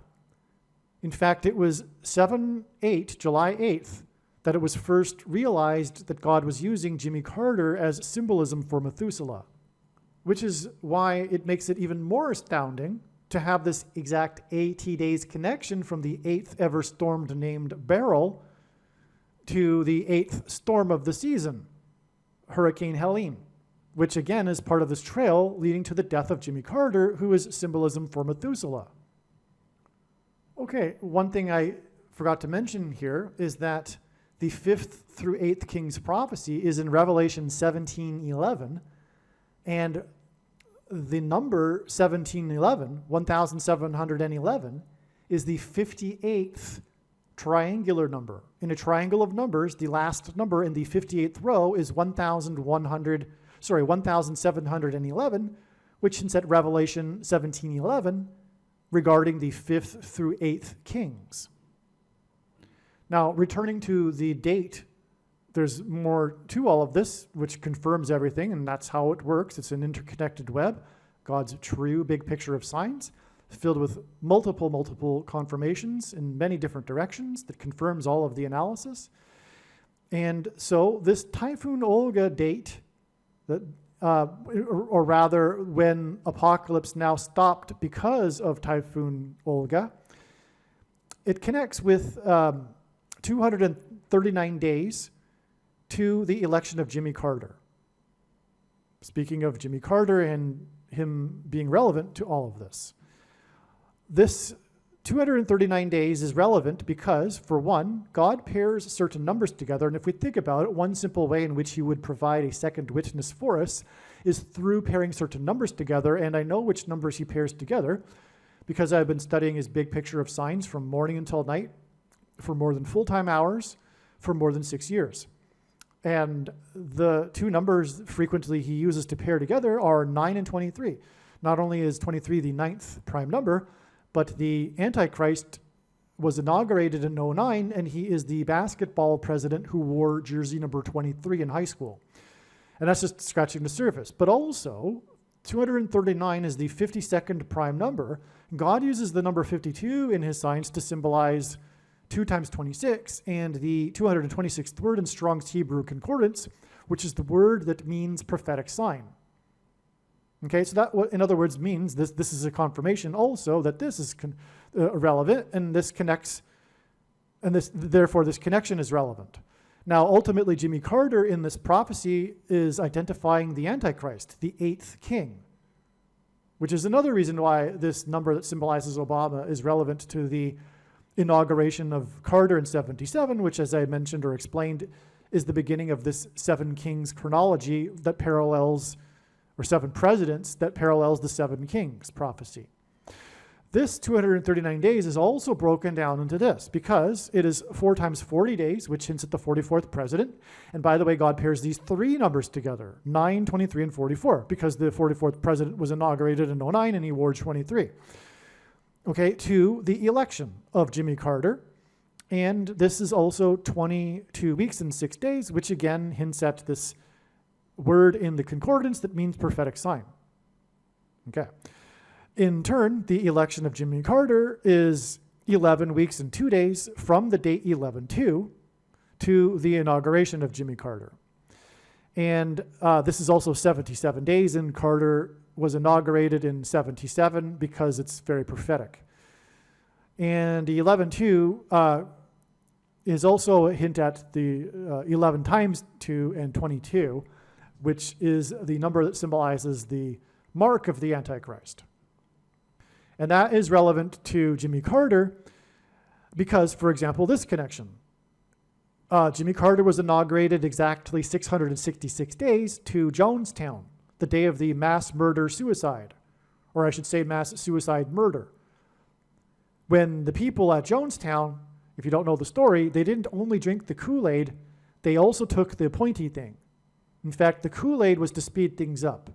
The plan was to take the pointy thing, the original plan. So masses of people took the pointy thing, and that's all symbolism for you-know-what, the pointy thing that you can't talk about.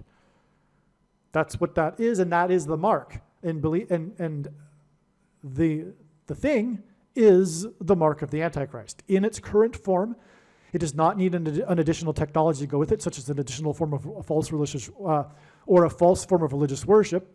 For those that are wise, there was a false religious worship, and also it does not require a different or another supposed new age of dispensation after supposedly all quote-unquote Christians will be raptured.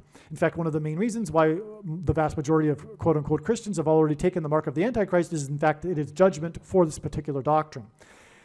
And for the commonly held objections that people have based on their understanding of Bible prophecy, which will be proven to be incorrect when this prediction comes to pass in this video, watch the answers to those commonly held objections to why this can't be the mark of the Antichrist in the must-watch snake bite video on this channel. But make no mistake, when the prediction comes to pass, it'll prove everything that I've just said, and believe me, I know far better than you the reason and purpose for this prediction and why God has given me a voice through this prediction.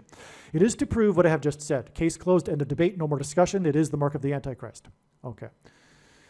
And so, let's go here now. And by the way, the Jonestown Day was also the day of the release of Earth, Wind, and Fire's September song. And other videos explain how this song sings about September 21st was a step in the trail. And in fact, the step prior to September 26th in the step was, for Jimmy Carter anyway, September 21st. But that's explained in the other videos, or perhaps this video if you were watching that particular video. Okay, and so from Jonestown and the Earth, Wind, and Fire, which, by the way, is more Noah's flood symbolism, Earth, Wind, and Fire. I could elaborate, but I won't. Okay, and so that day is 4,567% of a year. And that number, 4,567, in the Greek concordance is the word Satan. And we get to that this date for Jimmy Carter. As I explained a minute ago, this was the first way in which it was realized that God was pointing to Jimmy Carter, or rather Methuselah as symbolism for Jimmy Carter, or vice versa. Okay. All right, so when we go down back here to Jimmy Carter's inauguration, we get this number of days, 271, which is the 58th prime number. So again, Jimmy Carter, and specifically his inauguration in 77, is a parallel with this prophecy of the 5th through 8th kings, and that's why it's astounding that we have this 58th prime number connection to this date. What's important about this date? Well, this was the day that the Yankees won the World Series against Los Angeles, which is, by the way, the reason why Los Angeles is playing the Yankees this year in the World Series, and this was predicted to happen before the playoffs began. But this was the day in which player number 44 hit his record 5th home run. He ended up winning the MVP of the World Series. He hit 5 home runs in the World Series, which was a record, and this since at 45. The movie Apocalypse Now infamously cost $45 million to make. And in a minute, I'll talk about this 45 years connection here, which was big time, known ahead of time to be an important date, and because of this 45 years connection. All right? But back here, we're talking about, of course, the Antichrist, the 44th president, who will preside over the 5th trumpet, described in Revelation chapter 9, which will be facilitated or triggered by 5G frequencies. But that is all explained in other videos. But also, the movie Argo, the movie that won, I think it was either Best Director or Best Picture. I think it was Best Director, Ben Affleck. Anyway, the movie Argo won the Academy Award, and maybe it was Best Screenplay. Well, anyway, the movie cost $44.5 million. You could round that up to 45, and it's not typical for Wikipedia to state beyond a decimal point the amount of money that a movie cost. It's usually rounded off. But in this case, it isn't, because it could go either way. Because, of course, this connects to Apocalypse Now that cost $45 million, and there's extremely prophetic significance to the number 45. But also, 445, which is what 44 and 5 hint at, including the cost of Argo, which, by the way, is connected to Jimmy Carter, because that movie is about the 444-day Iran hostage crisis, which coincided with the last 444 days of Jimmy Carter's presidency. Of course, this ultimately hints at the 44th president, the Antichrist. Iran being symbolism for the Antichrist and the Antichrist kingdom. Okay, so back to Argo. So that's why the significance and relevance of the cost of Argo and why I bring it up. God has used the movie Argo and Ben Affleck and other signs which aren't explained right here. And that's how God's big picture of science works. It's an interconnected web that's infinite, and it's impossible really to explain it all in 1 hour. So anyway, that's what also is being hinted at with 44 and 5 is the number 445, which is the 136th semi-prime number, and 136 is the 4 times 4th triangular number. In a triangle of numbers, the last number in the 136th row is 445. All right? And 4 times 4 obviously hints at the 44th president. Okay, so anyway, who, by the way, is the Antichrist, and in Bible prophecy, the Antichrist's number is 666, which is why we get this 666 days exactly from this final game of the World Series, which was Game 6, to the movie Apocalypse Now. Okay, the release of Apocalypse Now that cost $45 million to make, which in turn connected with exactly 45 years to this date. Now, this date was known since 2017 to be extremely important because of an alignment in the night sky with the planets Mars and Jupiter in between the 2 horns of Taurus.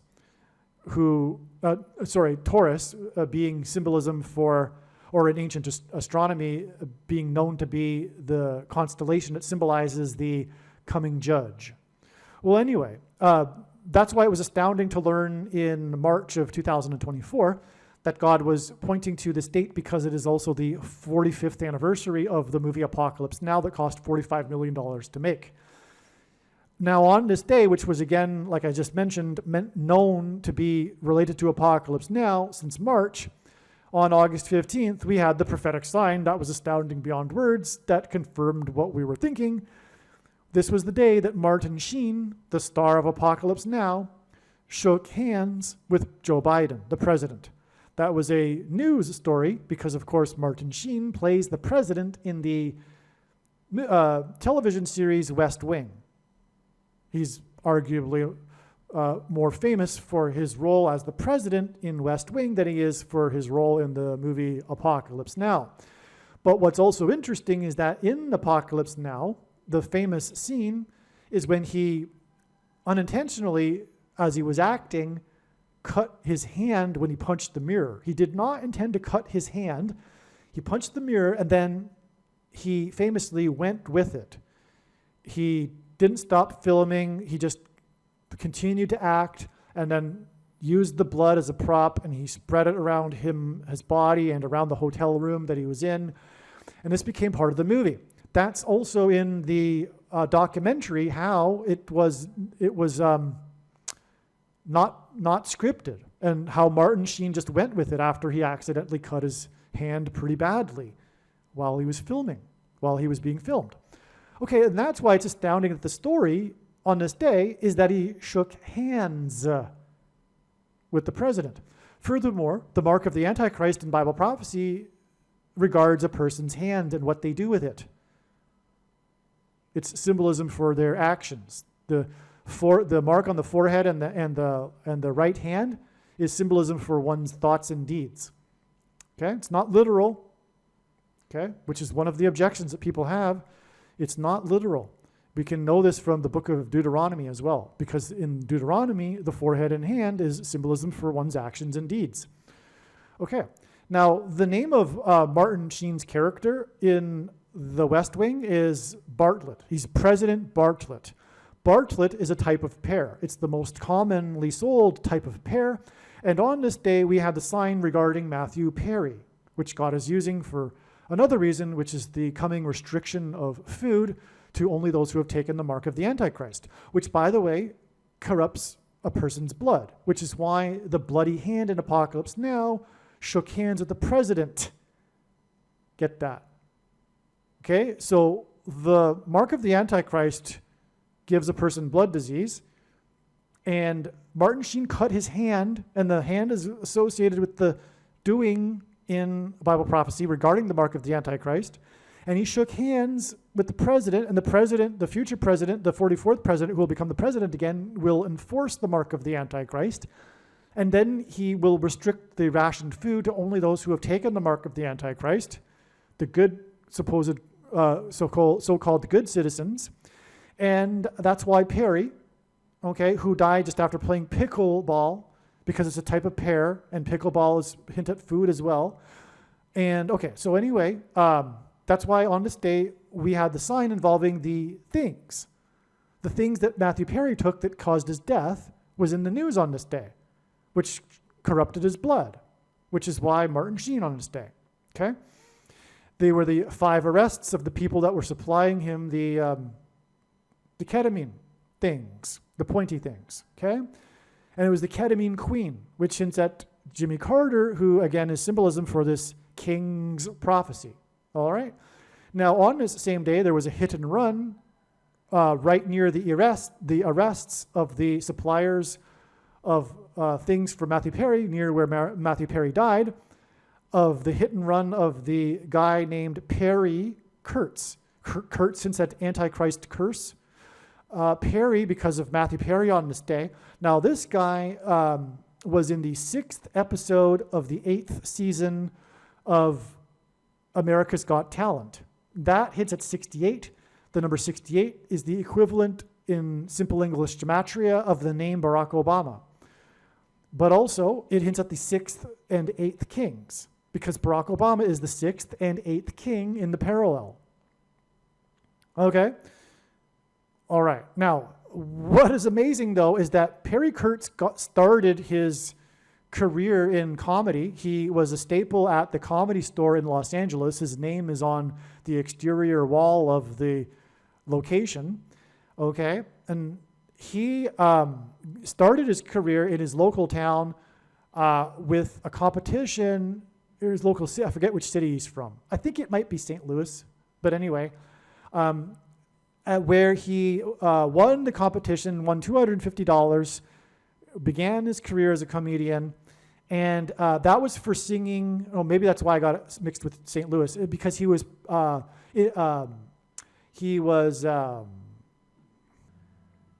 impersonating Jerry Lewis and sang as Jerry Lewis the Beatles song Eleanor Rigby.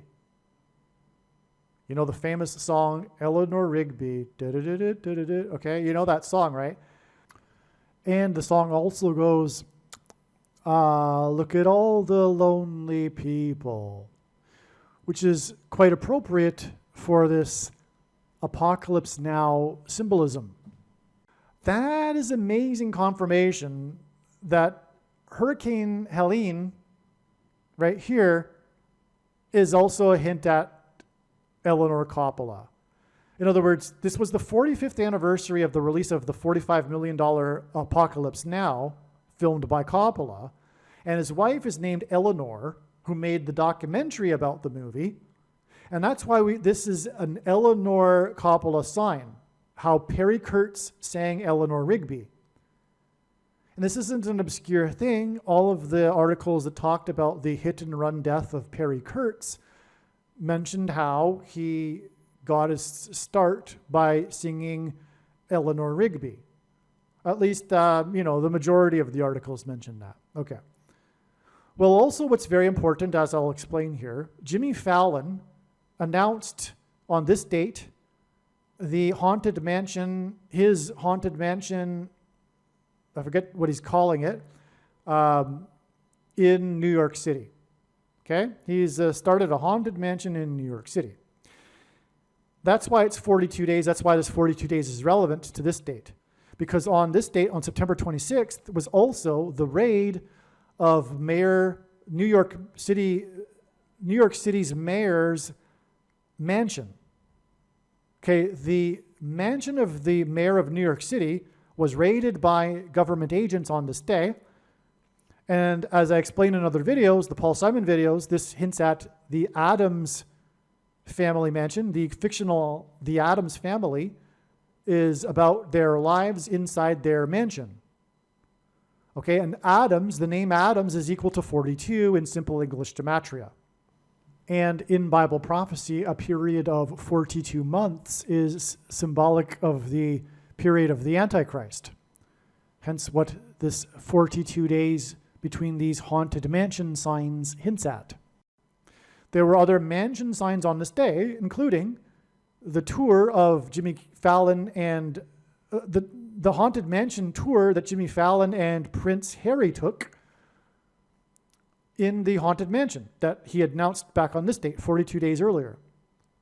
Okay, so they aired a segment in which they were followed inside the haunted mansion, Jimmy Fallon, I should say, and Prince Harry. Now, Prince Harry is relevant because he, in a prophetic sign, toured the Graceland mansion. Prince Harry, the king of rock, right? You get the pun there. The media got the pun back in 2014 when they did it. And that is why the name of the New York City's mayor, the New York City mayor's mansion is named Gracie Mansion. It hints at the Graceland mansion. And also on this day, to further confirm all of this, was the exclusive interview by People.com published of Elvis Presley's granddaughter, who is now the owner of Graceland Mansion, about her completion of her mother's memoir about her mother's life and the Graceland Mansion. And furthermore, in the movies she stars in, Elvis Presley's granddaughter, they have mansion symbolism, as I explained in the other videos. So haunted mansion even. So it's just amazing beyond words what God does, right? Okay. And also the last book that Elvis was reading on the day that he died, when he died, like exactly when he died, in the bathroom when he died, he was reading a book by Frank Adams. The book, by the way, was Scientific Search for the Face of Jesus. Okay. And that's why God had this connection to the name Adams in the Graceland mansion, because it ultimately here points to Jesus, as I have now finished coming full circle and explaining. All right.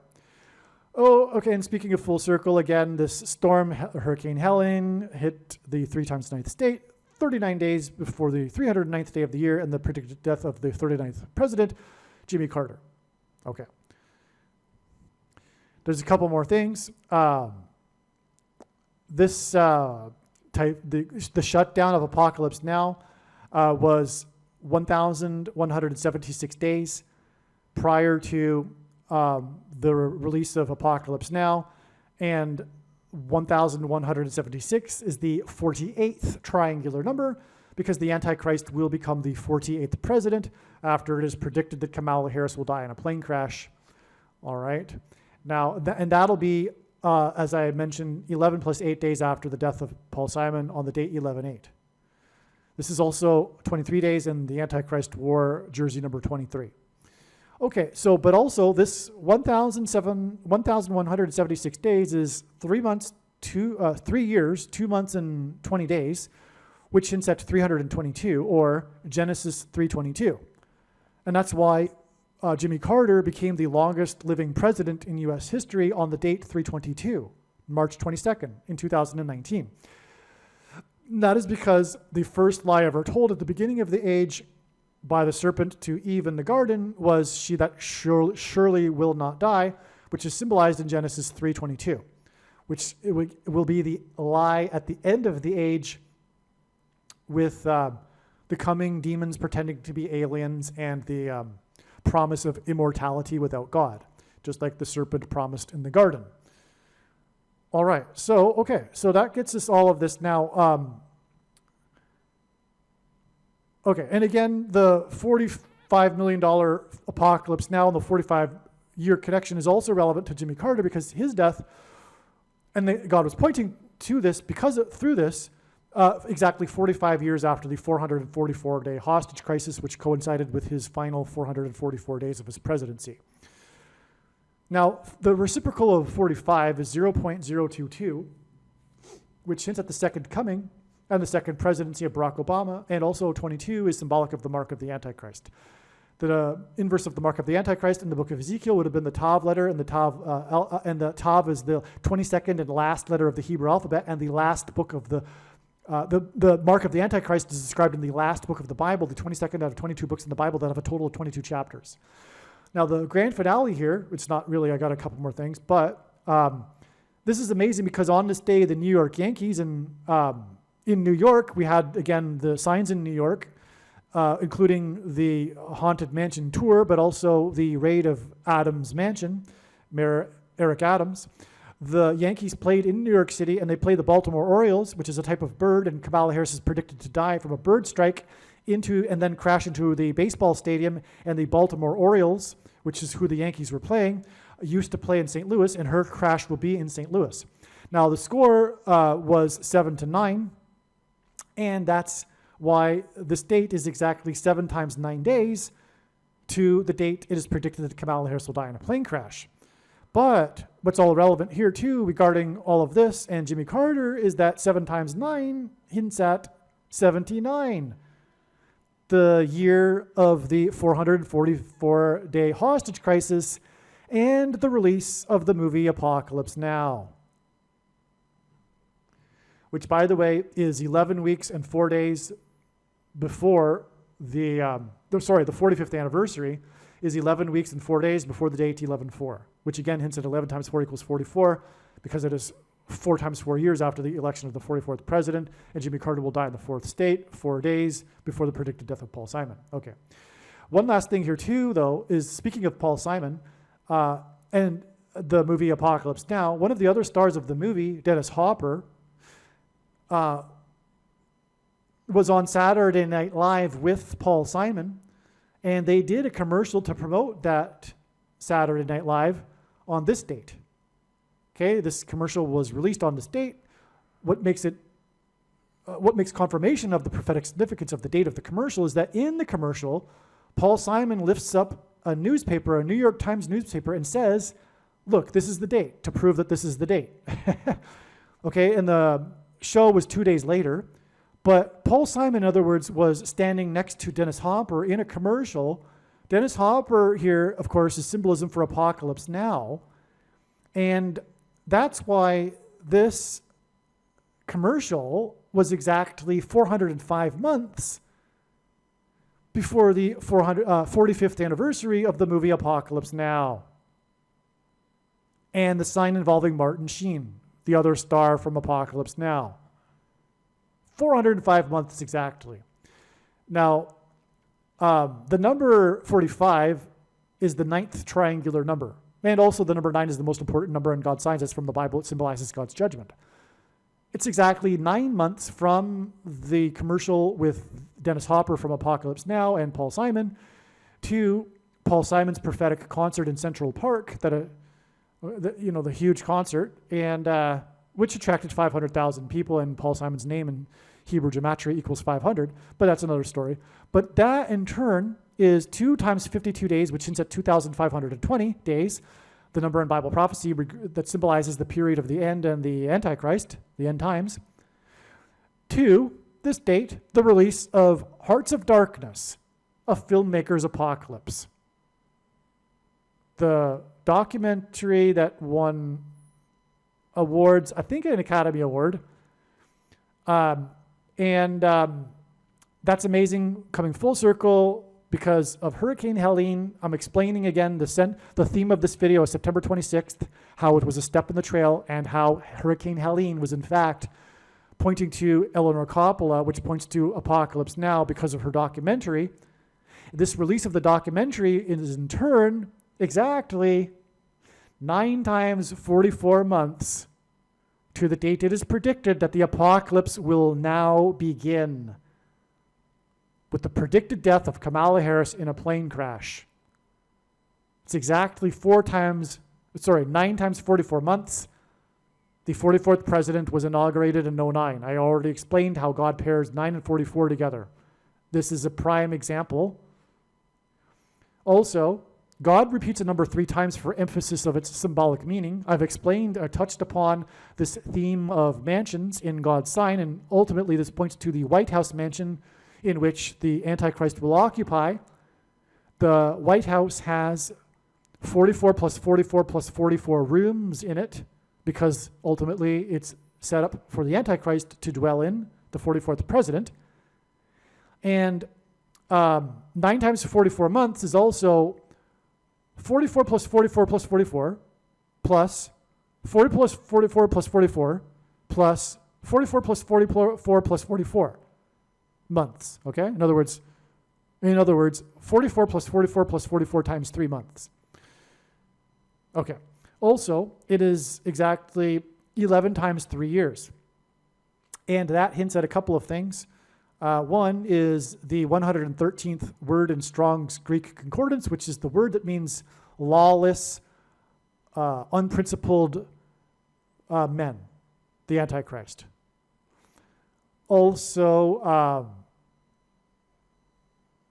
it's also a hint at Joe Biden. God is using pairs of 11 and 3 to hint at Joe Biden, because Joseph was the 11th son of the 3rd patriarch. That's just a thing that God is doing in his signs.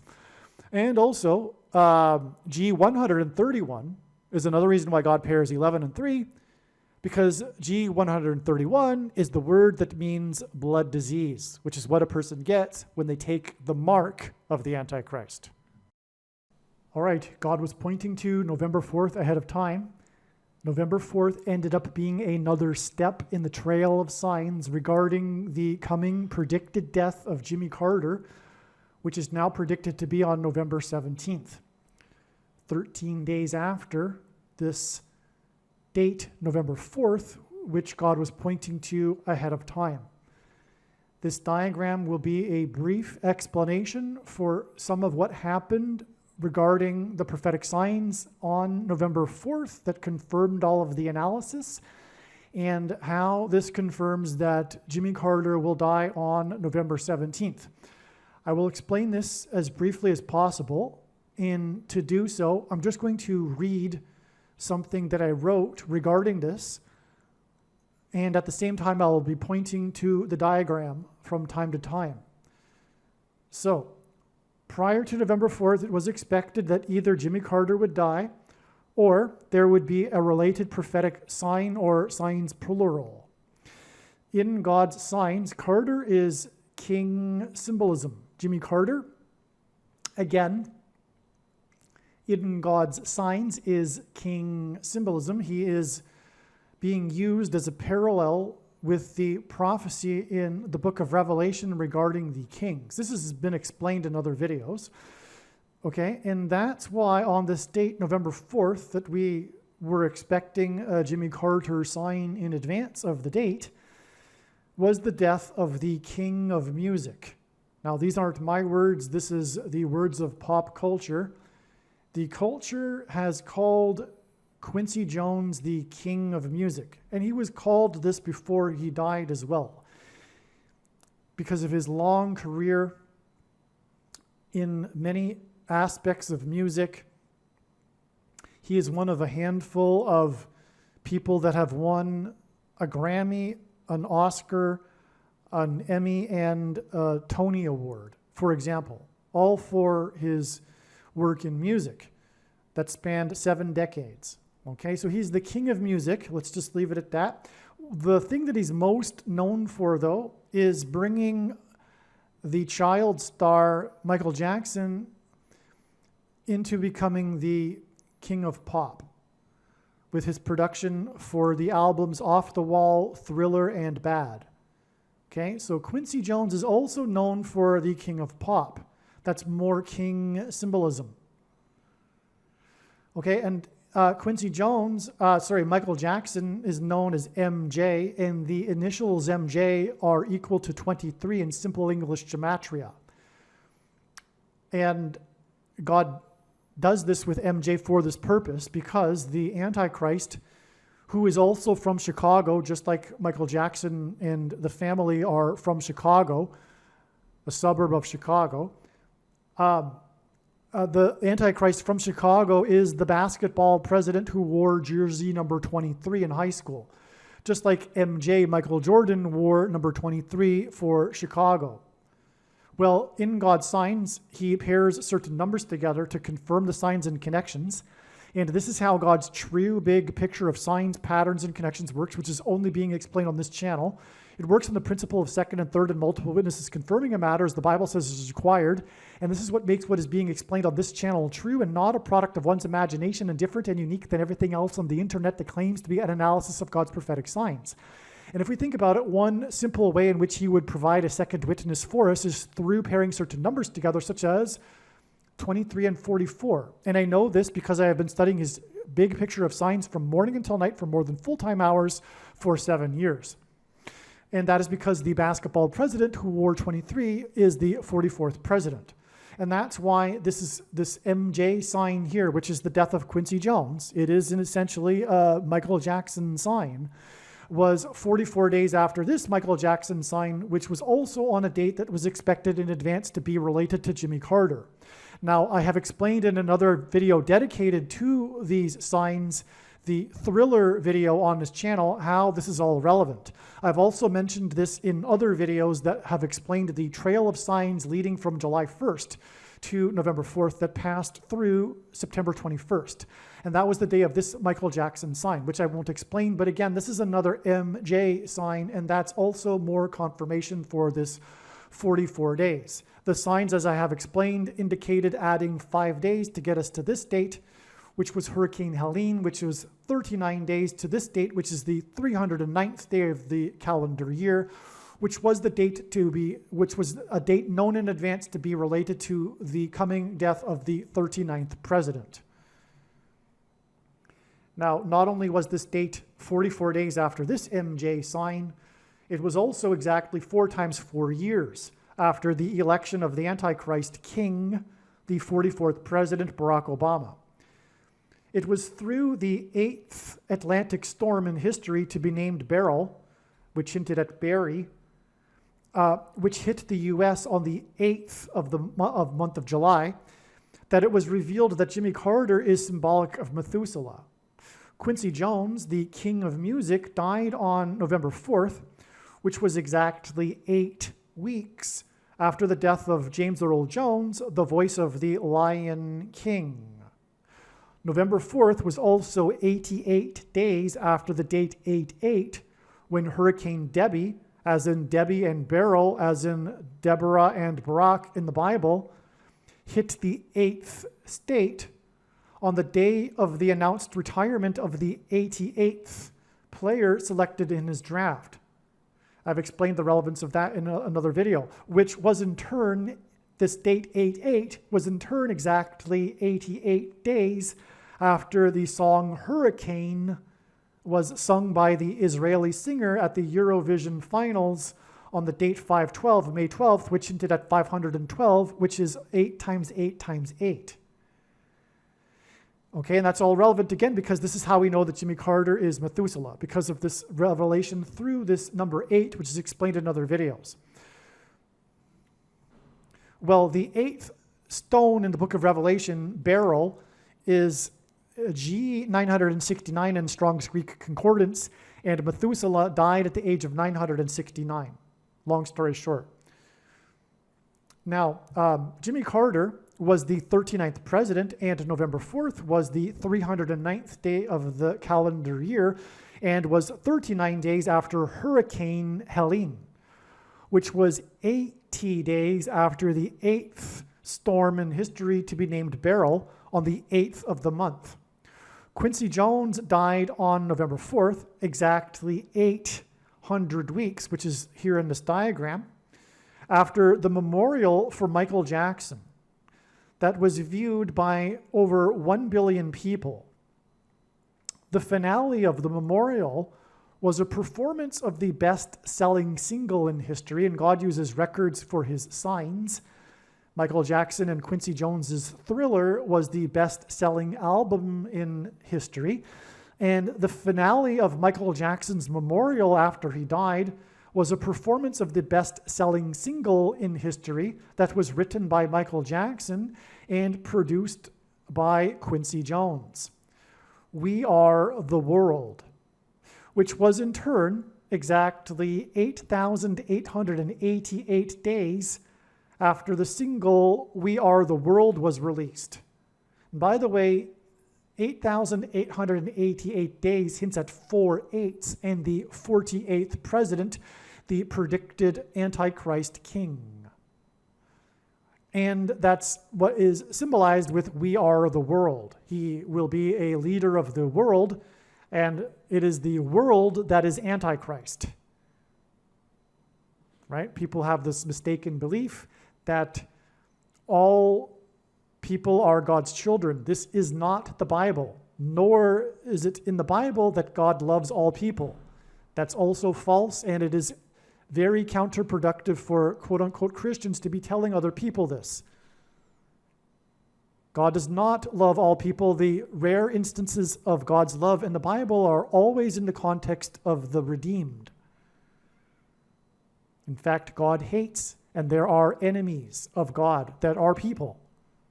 Okay? So anyway, including, for example, the Antichrist, the future 48th president. Okay? And so that's the 800 weeks that followed the 8,888 days after the release of the We Are the World, and the memorial that was finished with the performance of We Are the World. Which brings us to the death of the king of music, Quincy Jones. We Are the World was released under the name USA for Africa. Its goal was to raise money for food and aid for famine-stricken Ethiopia. The recording session was held on the night of the American Music Awards on the date 1/28 in 1985. 85 hints at the 5th through 8th king's prophecy that identifies the Antichrist, who will lead during a period of starvation. Also, by the way, it was in 85 that the Antichrist moved to Chicago after the communist organization named May 19th Communist Organization disbanded, which Barack Obama was a member of, which was responsible, by the way, for bombing the Capitol building in 1983. After the communist organization was disbanded, Barack Obama decided to move to Chicago, the home of his real father, Frank Marshall Davis, to pursue in his father's footsteps his communist activism on the streets of Chicago. The recording session for the famine-stricken Ethiopia was on the date 128, which hints at G128 in Strong's Greek Concordance, which is the word that means the Ethiopian, which identifies Barack Obama, who was born in East Africa near Ethiopia. Yes, although his true biological father was Frank Marshall Davis, he was born in East Africa in Kenya, and under the pretense that Barack Obama Sr. was his father, because he wanted to be able to pursue his doctorate in the U.S., and so he went along with the lie that he impregnated Barack Obama's mother when he in fact didn't. And this was all to save Barack Obama's grandfather's job, who was a spook in the CIA, assigned to watch the communist organization in Hawaii, and that's how the paths of Barack Obama's mother and Frank Marshall Davis crossed. Anyway, the point is that this prophetic sign, which was this recording of the song for Ethiopia on the date 128, hints at the Ethiopian G128 in Strong's Concordance, and that's all in order to identify the Antichrist, who was born in East Africa near Ethiopia. On the date 322 in 2024, this date right here in the diagram, Candace Owens, prophetically exclaimed with a tweet, I believe, "I'm free!" exclamation mark. Okay, that was her post. "I'm free!" exclamation mark. That's a quote. This post came after she was dismissed from the company she worked for due to her remarks over Gaza. The Ethiopian in the book of Acts is the representative Queen Candace of Egypt. Philip encountered the Ethiopian in Gaza. Philip was told to go to Gaza, go south to Gaza, and there he met the Ethiopian in the book of Acts. That was before he was raptured, which is the reason for the "I'm free" reference with Candace Owens. March 22nd, 2024 is 7 months and 13 days before Quincy Jones died at the age of 7 times 13, 91. The rapture is an award for God's faithful. Okay, Quincy Jones died at the age of 7 times, Quincy Jones was nominated in his lifetime for 7 Oscar awards, and 13 days after his death, he is due to receive his first Oscar in honor of his lifetime's work with music in movies. Okay? So what I'm saying here is that the reason why he died at the age of 7 times 13, 7 months and 13 days after Candace Owens, is "I'm free," quote, which hinted at the Ethiopian. And again, Quincy Jones is known for Ethiopia because of We Are the World. So 7 months and 13 days gets us to the death of Quincy Jones at the age of 7 times 13. And he was nominated for 7 Oscars. And that's why it's 13 days to the date he is due to receive now posthumously his Oscar for his lifetime's work in movies with music. Okay, so in other words, that's confirmation here. You're following here? All of this is confirmation that Jimmy Carter, or rather the signs here with the death of Quincy Jones, is revealing adding 13 days to get the predicted death of Jimmy Carter, because God pointed to this date for Jimmy Carter, and it was a step in the trail, and so we were looking for the revelation for where to go now, and that is being revealed as being 13 days because of what I have just explained. There's more, though. Quincy Jones was known for having a career that spanned 7 decades that began when he was 13 years old, okay? He's talked about this in interviews, how his career began when he was 13 years old and it spanned 7 decades. So that's another 7 and 13, which is confirmed with the second witness of the age at which he died, which is 7 times 13. But also, by the way, 91, the age he died, is the 13th triangular number. I forgot to mention that. And also the 7th hexagonal number. So it's another 7 and 13. And 91 is not any other polygon number. It is only a triangular and a hexagonal, and it is the 13th triangular and 7th hexagonal. That's another 7 and 13.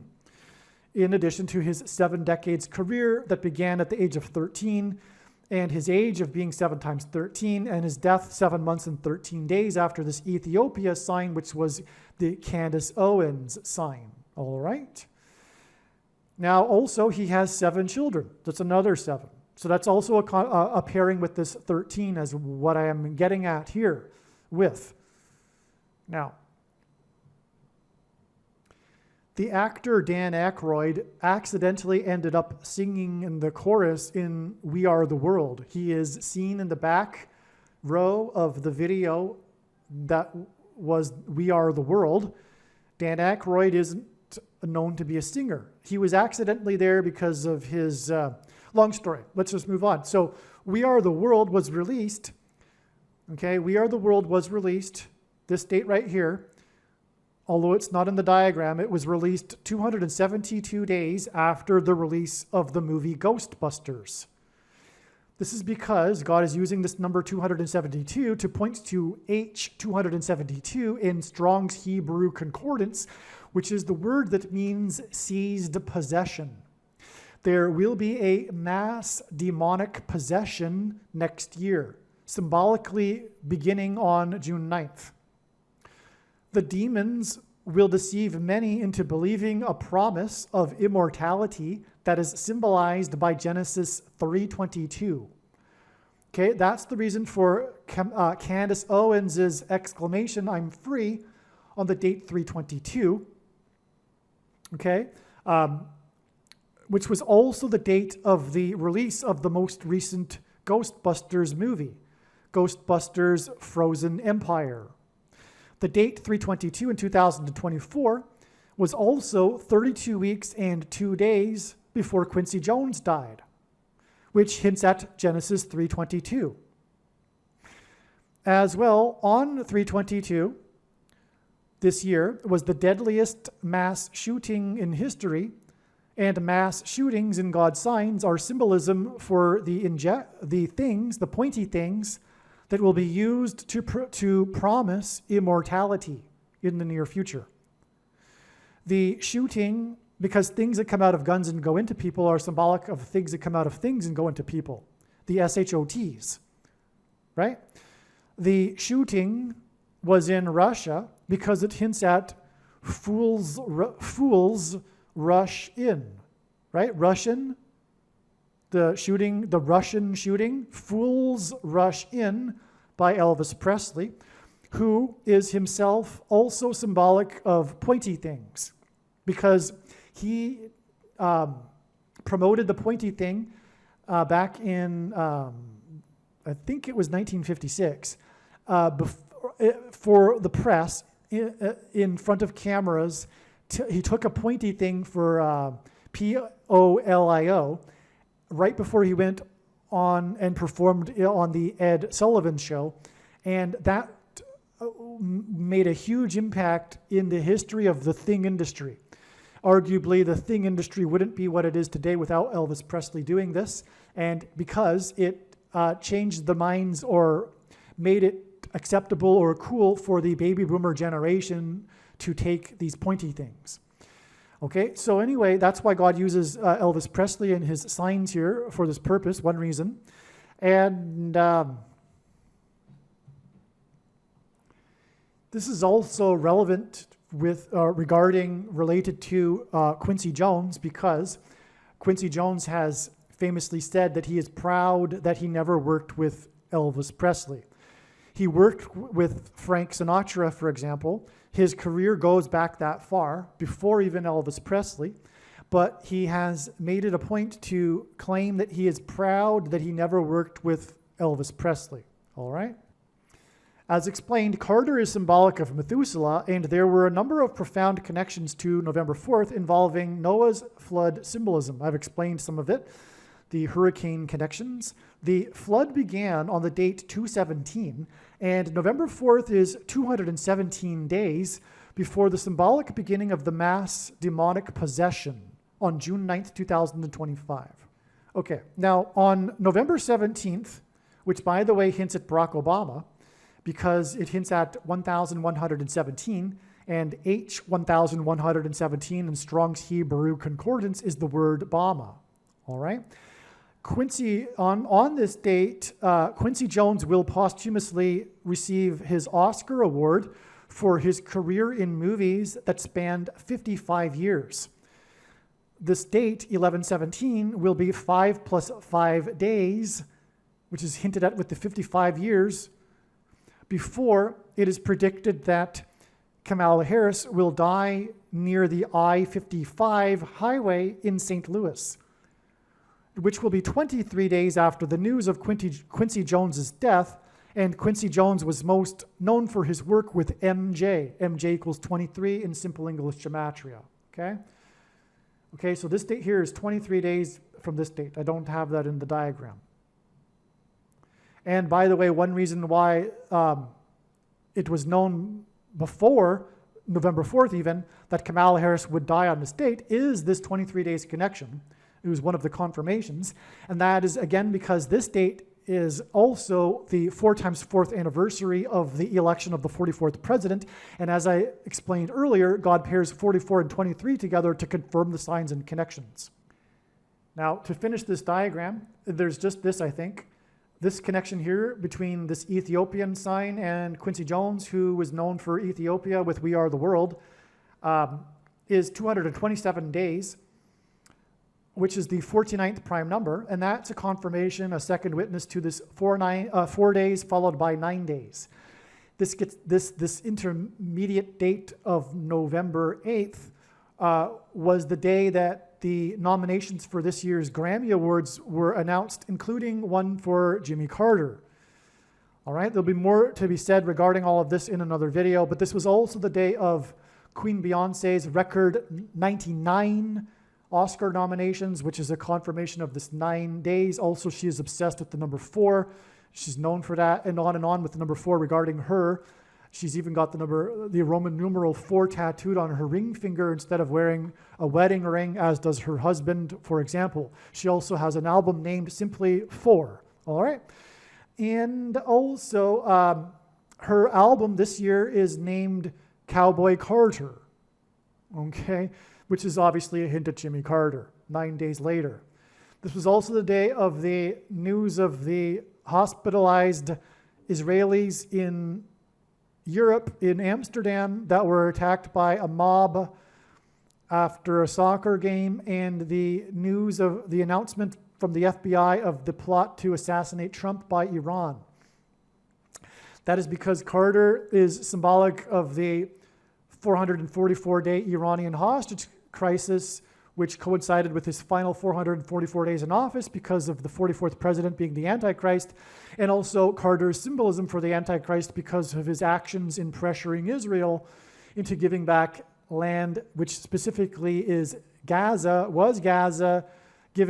pressuring Israel to give away God's promised land, a chunk of Gaza. And that's why the connection to Candace Owens, because of Queen Candace and the Ethiopian that Philip met in Gaza. All right, I think I've explained this now. So again, what we have here, this video, this 20 minutes or so explanation is explaining this date, November 4th, which was known ahead of time, and the prior part of the video you were watching explained how God led to November 4th. And now it's been explained how the signs on November 4th confirmed all of the analysis because of the king symbolism and revealed adding 13 days to get the date. It is predicted now that Jimmy Carter will die, which is the day also that Quincy Jones will receive posthumously his Oscar award, which, by the way, will be at the 67th Governor's Awards. And 67 in itself hints at 6 plus 7 equals 13, which is another confirmation of this 13 days connection.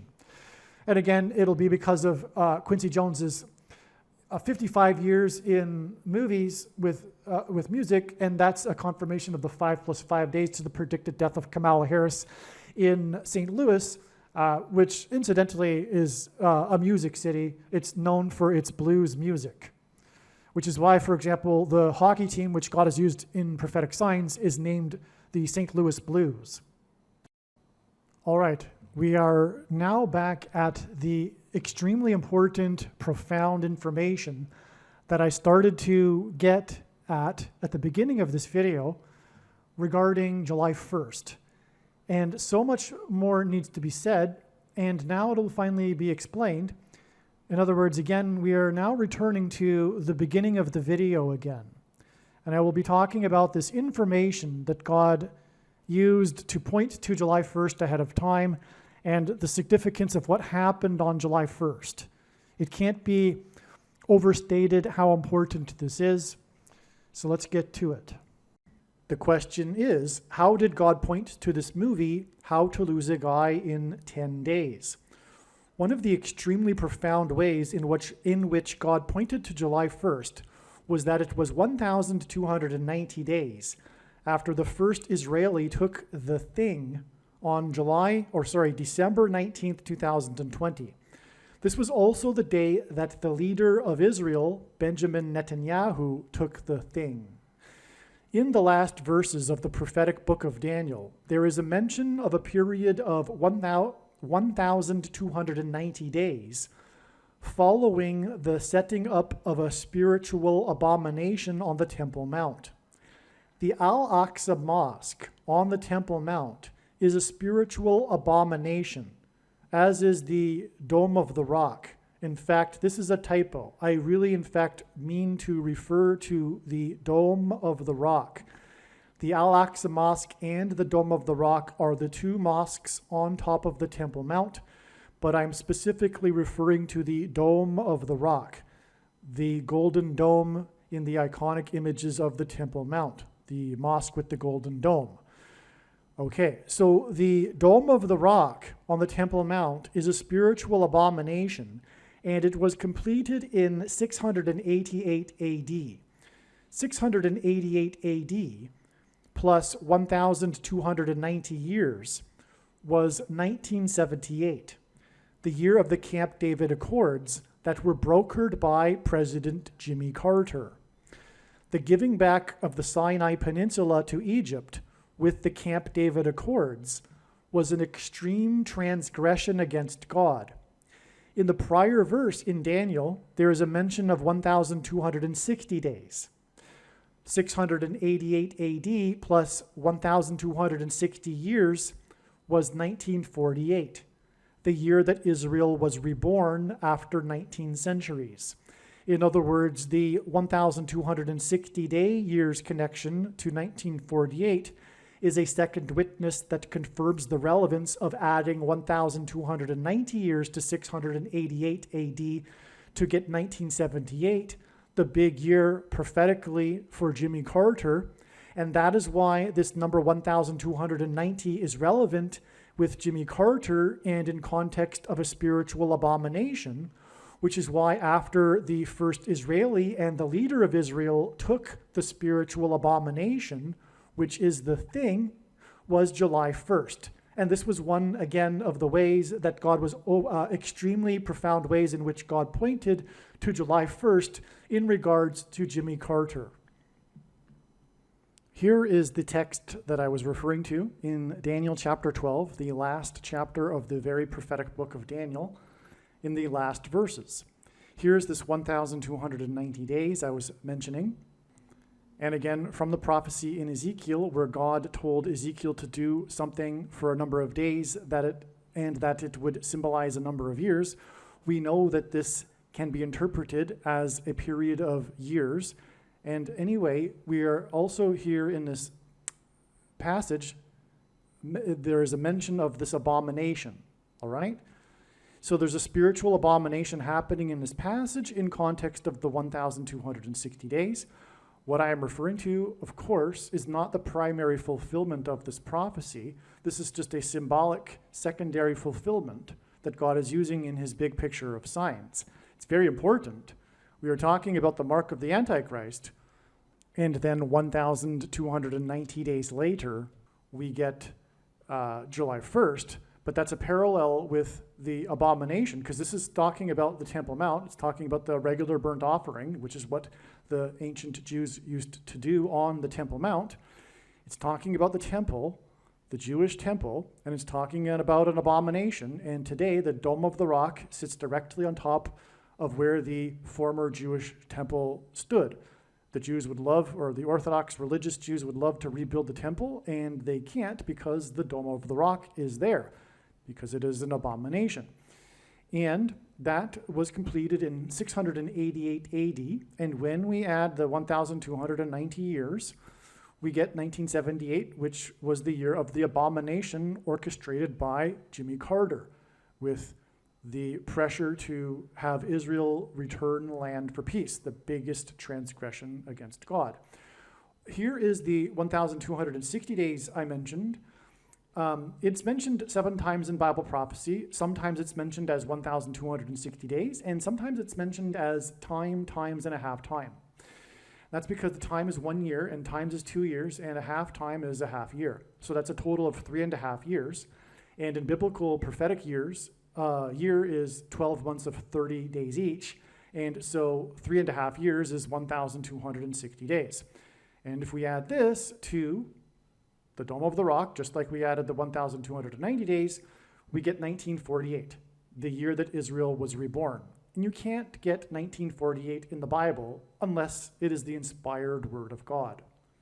What I meant a minute ago about what Jimmy Carter did with the Camp David Accords, which is when Israel gave back the Sinai Peninsula to Egypt.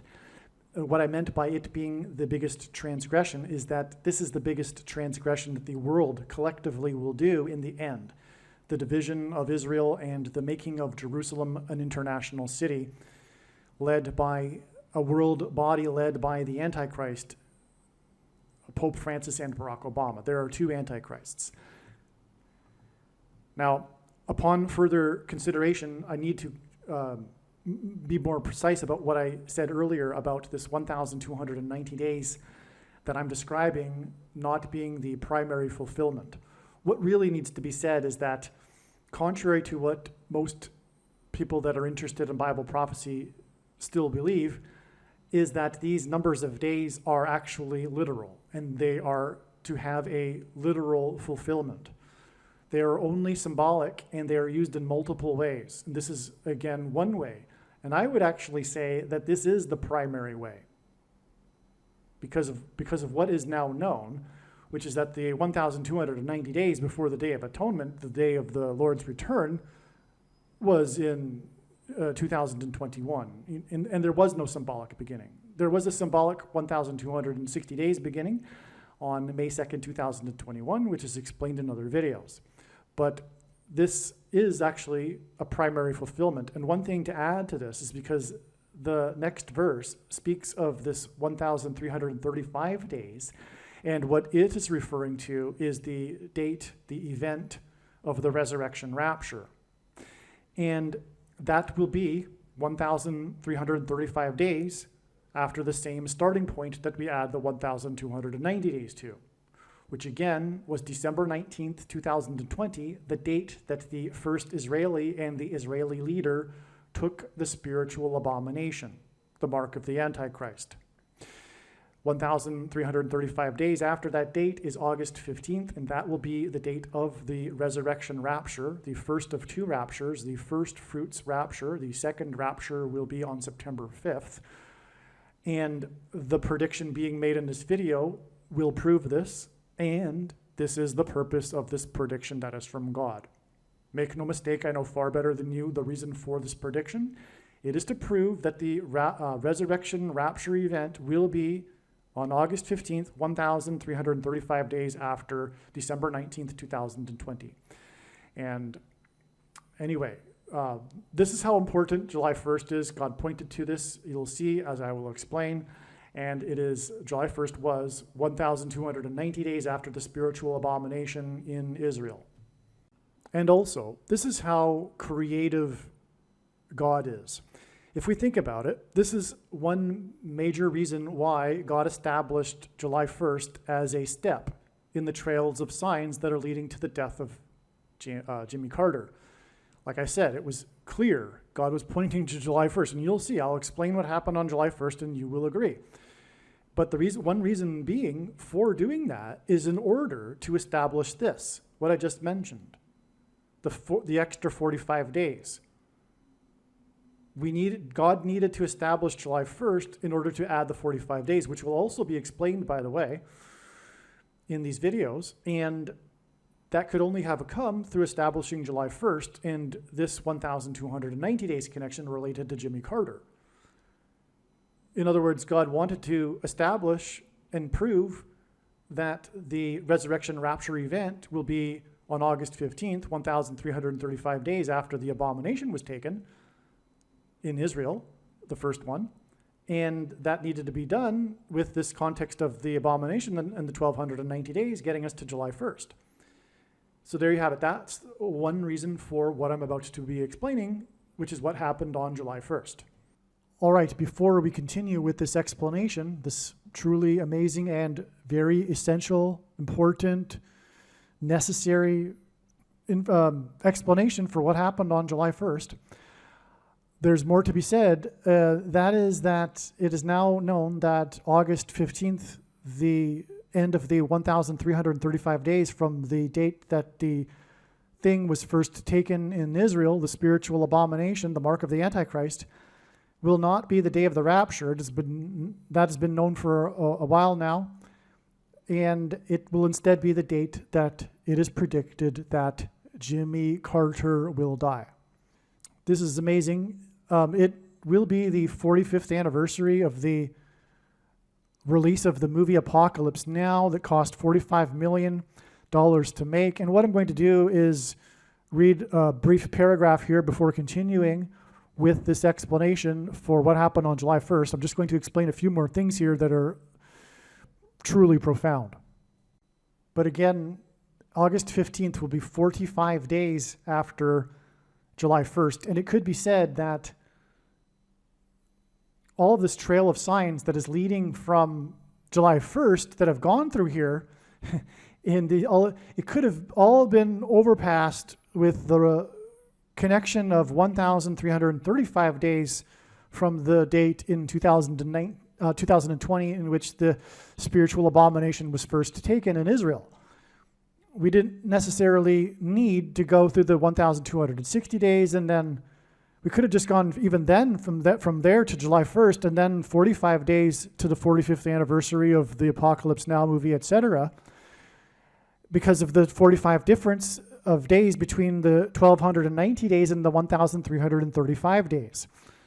But there's so much to this, and obviously that wasn't God's plan because of all of the amazing, very extremely important information that came through God telling these stories that were able to be told through these steps in the trail of signs. In other words, there's so much information, as you may know by now, regarding Jimmy Carter that came through this last 45 days. And that wouldn't have been possible had it not been for these intermediary steps, although, as I'm now explaining, weren't even necessary, including even July 1st for that matter, because we could have simply added 1,335 days from December 19th, 2020 to get August 15th, and that would be the end of the story. But that would be tantamount equivalent to God tapping someone on the shoulder and saying, tell the world that such and such is going to happen on such and such date. But what good would that be? That would be essentially worthless.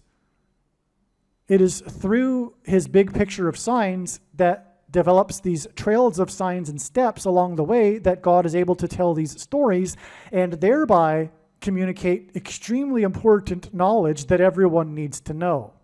Which is why the wise person will recognize when the prediction comes to pass that they need to watch every minute of every Jimmy Carter video and every video on this channel furthermore.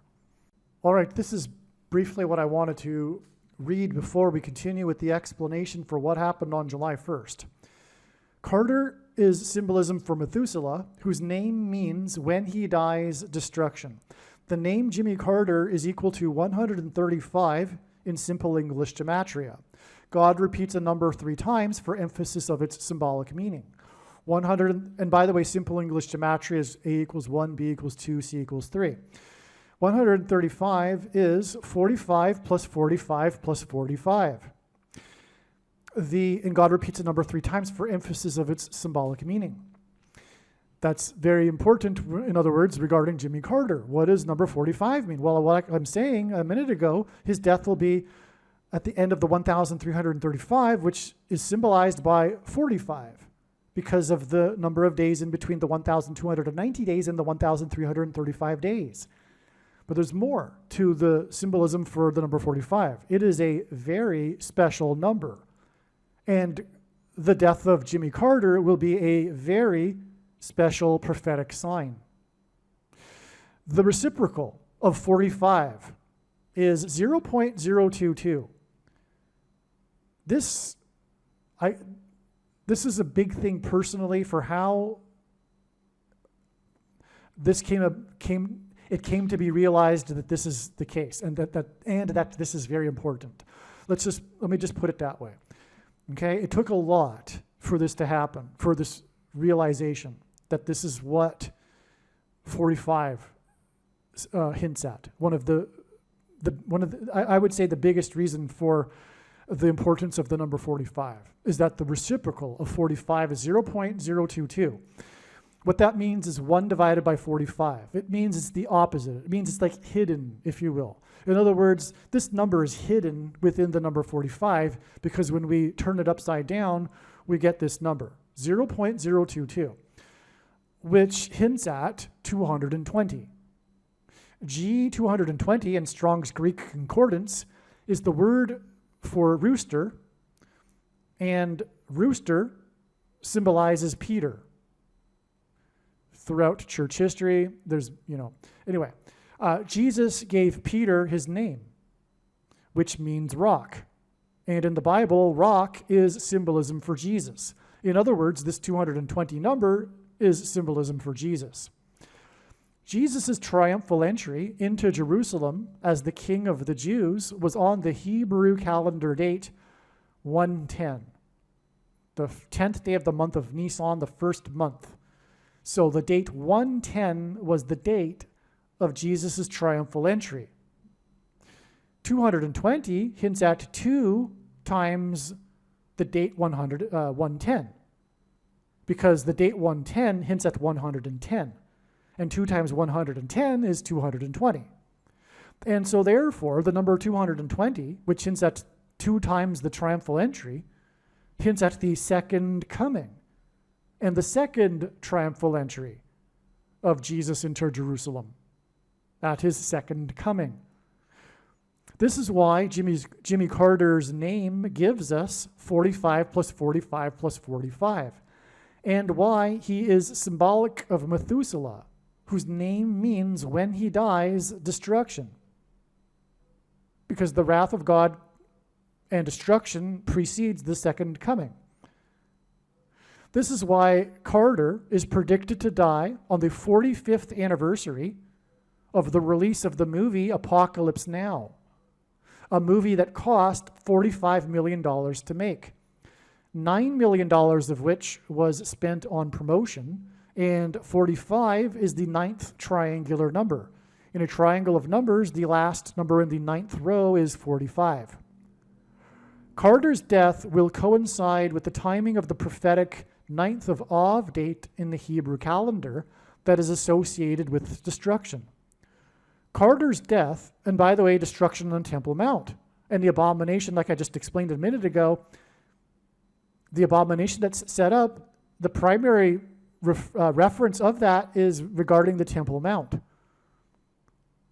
But in the New Testament, God's temple is the body of a follower of Christ, which is why the mark of the Antichrist that was put inside people's temples was a spiritual abomination.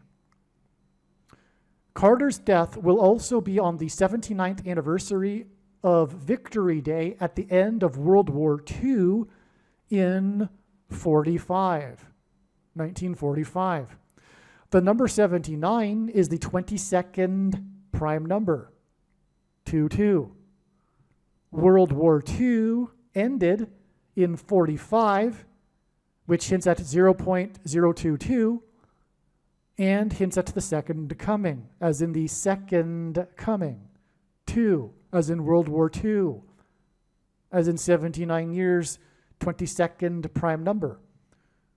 To confirm his signs and connections, God pairs 9, 23, and 44 as the 44th president and basketball president who wore jersey number 23 became the president in 2009. Carter's predicted death on August 15th will be 2 times 3 days after the related prophetic signs on the 9th of August, which hints at the 9th of Av, involving Yellowstone volcano in the 44th state. The 9th of Av was the 79th.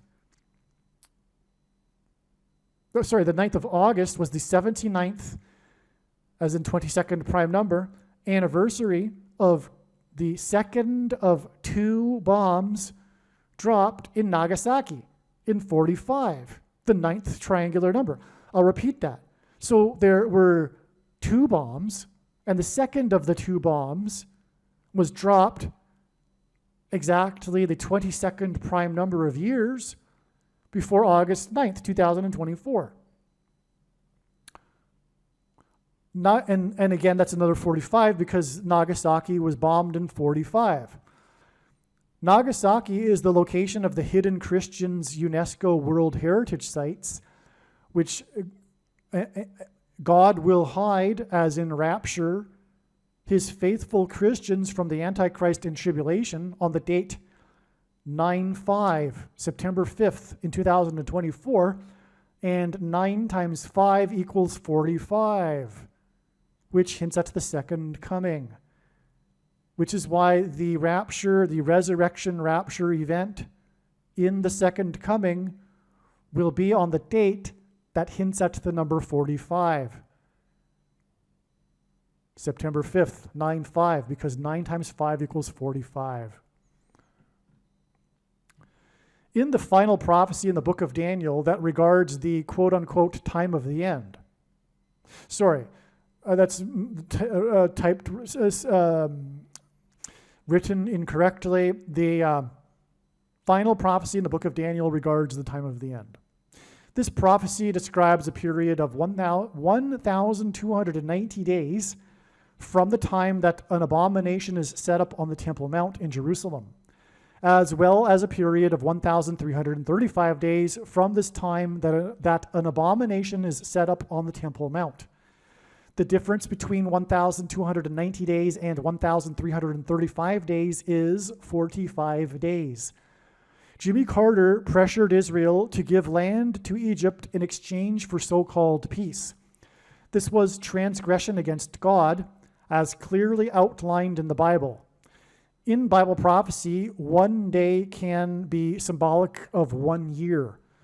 The Camp David Accords were brokered by Carter in 1978, 1,290 years after the year 688, when construction began on the Dome of the Rock, which is an abomination, on the Temple Mount in Jerusalem, directly on top of the location where the ancient Jewish temple stood. This period of 1,290 days from the setting up of the mentioned abomination in the book of Daniel hints at G129.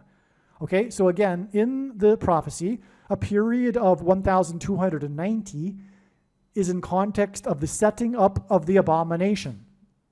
which is why from the setting up of the abomination, the Dome of the Rock, we get Jimmy Carter and him pressuring to give land back to Egypt.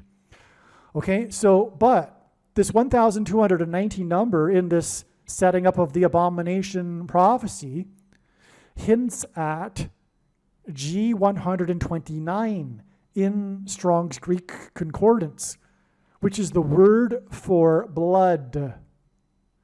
The mark of the Antichrist is a spiritual abomination, and it is the CVD thing that affects people's blood.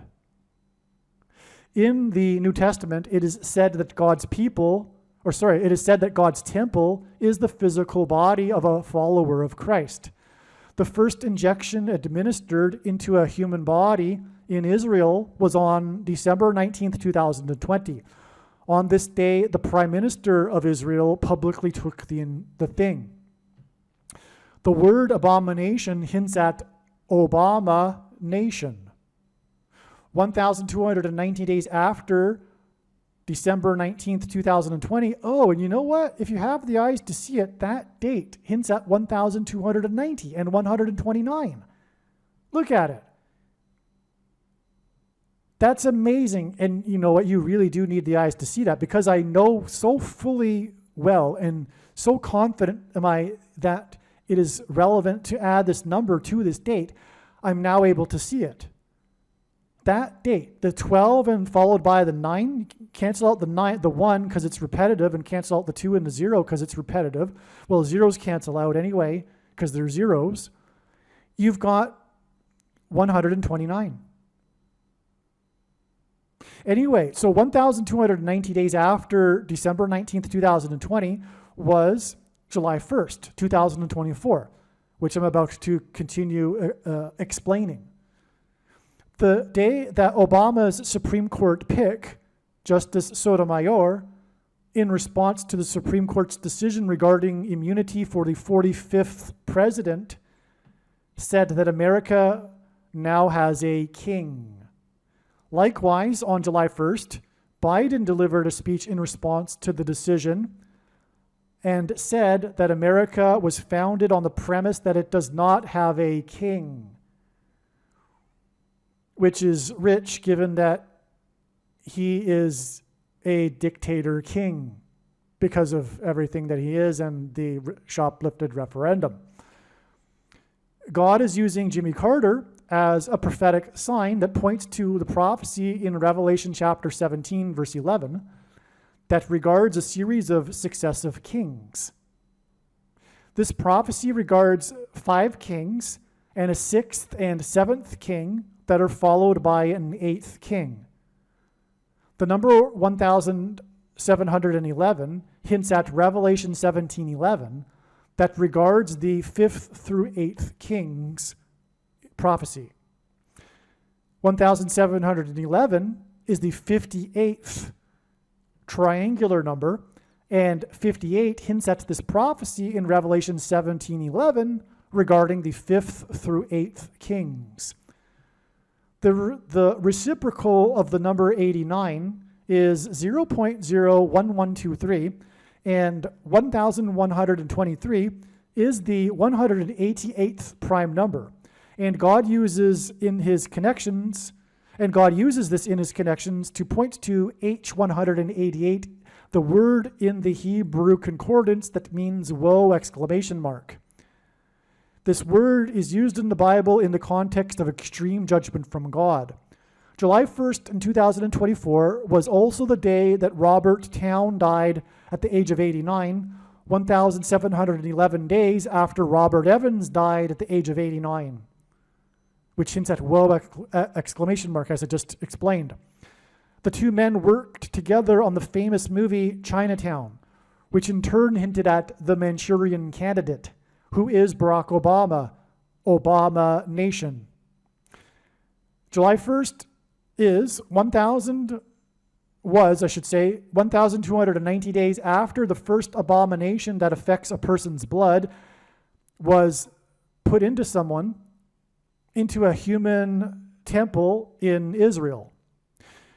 July 1st, 2024, And the court's decision regarding the 45th president is 45 days before it is predicted that former President Jimmy Carter will die, the president who pressured Israel to give land to Egypt. 1,200, the president who pressured Israel to give land to Egypt 1,290 years after the abomination was set up on the Temple Mount, which makes the day that it is predicted that Jimmy Carter will die 1,335 days after the abomination thing was first administered into a human temple in Israel. Daniel 12, verses 11 through 12, quote, "And from the time that the regular burnt offering is taken away and the abomination makes desolate is set up, there shall be 1,290 days. Blessed is he who waits and arrives at the 1,335 days." Now, again, the 1,335 days completion on August 15th is no longer believed to be the date of the resurrection rapture, which is what, of course, is being referred to by blessed is he who waits and arrives at that date. But it will be at the end of the 45 days and also 1,335 days, which I have now explained symbolizes or is symbolism for 45 days and the other way around and vice versa. And that is because the resurrection rapture event will be on the date that hints at the number 45, September 5th. 9 times 5 equals 45. And in the Bible, 3 sets of 7 is symbolic of destruction. The Israelites enacted a symbolic 3 sets of 7 when they marched around the walls of security of the ancient city of Jericho before the walls of security collapsed in God's judgment, which is why it was 7 times 7 times 7 firefighters that died when the World Trade Center towers collapsed. And by the way, it was 2 110-story towers, which hinted at the second coming, as I explained, the number 220, 2 times 110 stories, which again is hinted at with the number 45. Also, the second plane had 7 plus 7 times 7 passengers, and in fact, the symbolic enacting of the 3 sets of 7 in the book of Joshua by the Israelites before the walls of security collapsed on Jericho was in fact more accurately a 7 plus a 7 times 7.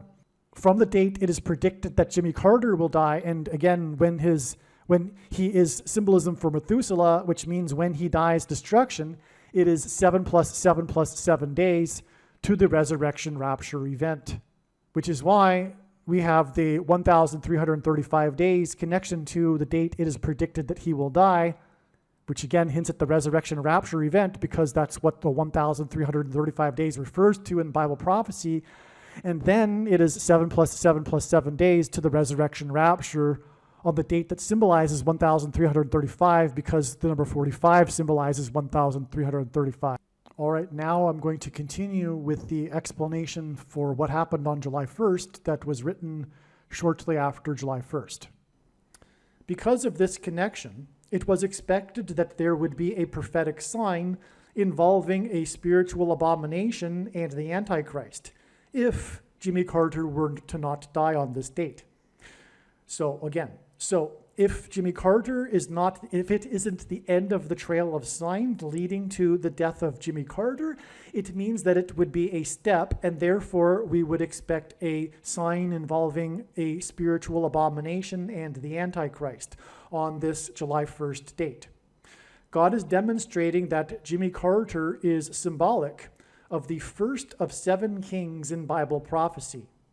In Revelation chapter 17:11 in the Bible, there is a mention of a series of 7 kings followed by an 8th king.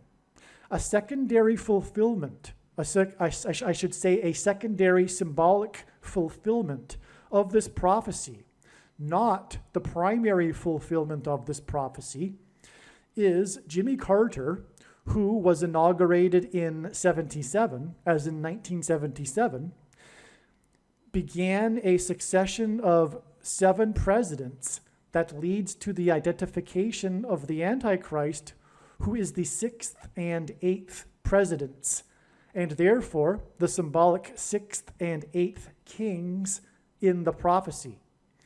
The name Barack Obama is equal to 68, in simple English gematria, which is A equals 1, B equals 2, C equals 3, etc.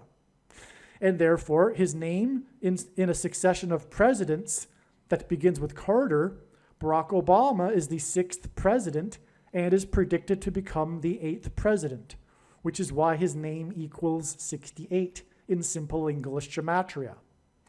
Trump is the 7th president after Carter was inaugurated in 77, which is why Trump was elected by 77 electoral votes, and on Trump's inauguration day, in the year that ended in the number 7, he was exactly 70 years, 7 months, and 7 days old.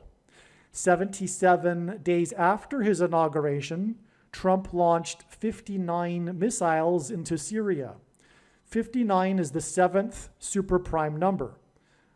The 17th prime number is 59, and 17 is the 7th prime number, making 59 the 7th superprime number. Ancient Rome was founded after a period of 7 kings that ended in 509 BC, which is why, incidentally, the reason for the 7 kings in this Bible prophecy is it is because the primary fulfillment of it identifies Rome. Okay, so in ancient Rome, it is widely known in ancient history, or rather, it is widely known that ancient history tells us that ancient Rome was founded after a period of 7 kings that ended in 509 BC. 509 hints at 59, the 7th superprime number. At Carter's funeral, the presidents will be lined up in chronological order, which will point to this prophecy in Revelation about a chronological order of 7 kings, followed by an 8th king. Trump, the 7th king, and Obama, the 8th king, are predicted to sit next to each other at Carter's funeral. In the prophecy, it is said that the 8th king was, is not, and will be again. Obama was the president, is not the president, and it is predicted he will become the president again on August 25th, 2024. The predicted funeral on July 11th will be exactly 509 days after Carter first went into a hospice, and this hints at the succession of kings in Rome that ended in 509 BC. George W. Bush will also be sitting in the row of presidents at Carter's funeral, and Bush will turn 78 years old. In other words, his 78th birthday will be the date it is predicted that Jimmy Carter will die, on July 6th. His age of 78 will hint at the 7th and 8th kings in the prophecy. George W. Bush is the 5th king in this fulfillment of the prophecy, and it's only symbolic, and it's a secondary to the primary one, as I said, but George Bush was the 5th king after Carter in this fulfillment of the prophecy, and the prophecy speaks of the first 5 kings being similar and having left the scene before the 6th through 8th kings. As mentioned, on July 1st, it was expected that either Jimmy Carter would die or there would be prophetic signs that provided king and spiritual abomination symbolism. On July 1st, the Supreme Court ruled that the president is entitled to immunity from prosecution for official acts of his duties as president. President Biden is not the symbolic 8th king in this prophecy because he is a puppet of Obama's people in the permanent government ruling class of Democrats in Washington, otherwise known as the deep state. In response to the Supreme Court's decision, acting President Biden delivered a speech about how America was founded on the notion that it would not have kings, which is ironic and prophetic because like everything the left claims these days, the opposite is true, and Biden, the puppet of Obama and his people, is America's first king dictator. Also, in the Supreme Court's dissenting opinion, Justice Sotomayor, Obama's first appointee, said that America now has a king. She used the word king for America's leader on the date it was expected there would be a symbolic Antichrist king sign. Prior to July 1st, we also expected a sign with spiritual abomination symbolism. On this date, famous Hollywood screenwriter Robert Towne died at the age of 89. So, Robert Towne died on July 1st, this date that we were expecting a spiritual abomination. And he died at the age of 89. Robert Towne died at 89, exactly 1,711 days after the death of famous Hollywood movie producer Robert Evans died at the age of 89. So they both died at the age of 89. 89 is the 24th prime number. These two men worked together in Hollywood, and their two deaths at the age of 89, which hints at the 24th prime number, hints at Jimmy Carter, who was born in 24, as in 1924, and will die in 24, as in 2024. Jimmy Carter's initials, JC, hint at Jesus Christ, and G2424 in Strong's Greek Bible Concordance is the word Jesus. Robert Towne's death on 7/1, July 1st, 7/1, 1,711 days after the death of Robert Evans, hints at the prophecy in Revelation 17:11 about the 7 kings followed by an 8th king. All right, so the 1,711 days hints at Revelation 17:11, which is why Robert Towne died on the day the Supreme Court Justice said that America now has a king. This hints at the coming Antichrist king, who will be defeated by the King of Kings at his second coming in 2024. If the starting date is not included in the calculation, this period of 1,711 days in between the deaths of Robert Evans and Robert Towne is also 1,710 days, and 171 is the 18th triangular number, and 18 is equal to 6 plus 6 plus 6, and 666 is the number of the Antichrist in Bible prophecy. In Bible prophecy, the period of the Antichrist's rule is symbolized by 7 years. Robert Evans is credited with making Paramount Studios a major success after ruling as its chief for 7 years, as in the Antichrist's period of 7 years. Robert Towne won the Academy Award for Best Screenplay for his movie Chinatown, which Robert Evans produced. The movie starred Jack Nicholson, and during its production, Nicholson learned from a reporter that his deceased sister and mother were in reality his mother and grandmother, which was an eerie coincidence given that in the movie, which Nicholson was filming at the time of him learning this, Nicholson's character learns the shocking secret that Faye Dunaway's character is both the sister and the mother of another character as a result of incest with her father at the age of 15. The movie was directed by Roman Polanski, who is known for the sexual relationship he had with a 13-year-old girl. Polanski's pregnant wife, Sharon Tate, was murdered by Manson family members. Polanski directed the movie Rosemary's Baby, which Robert Evans also worked on.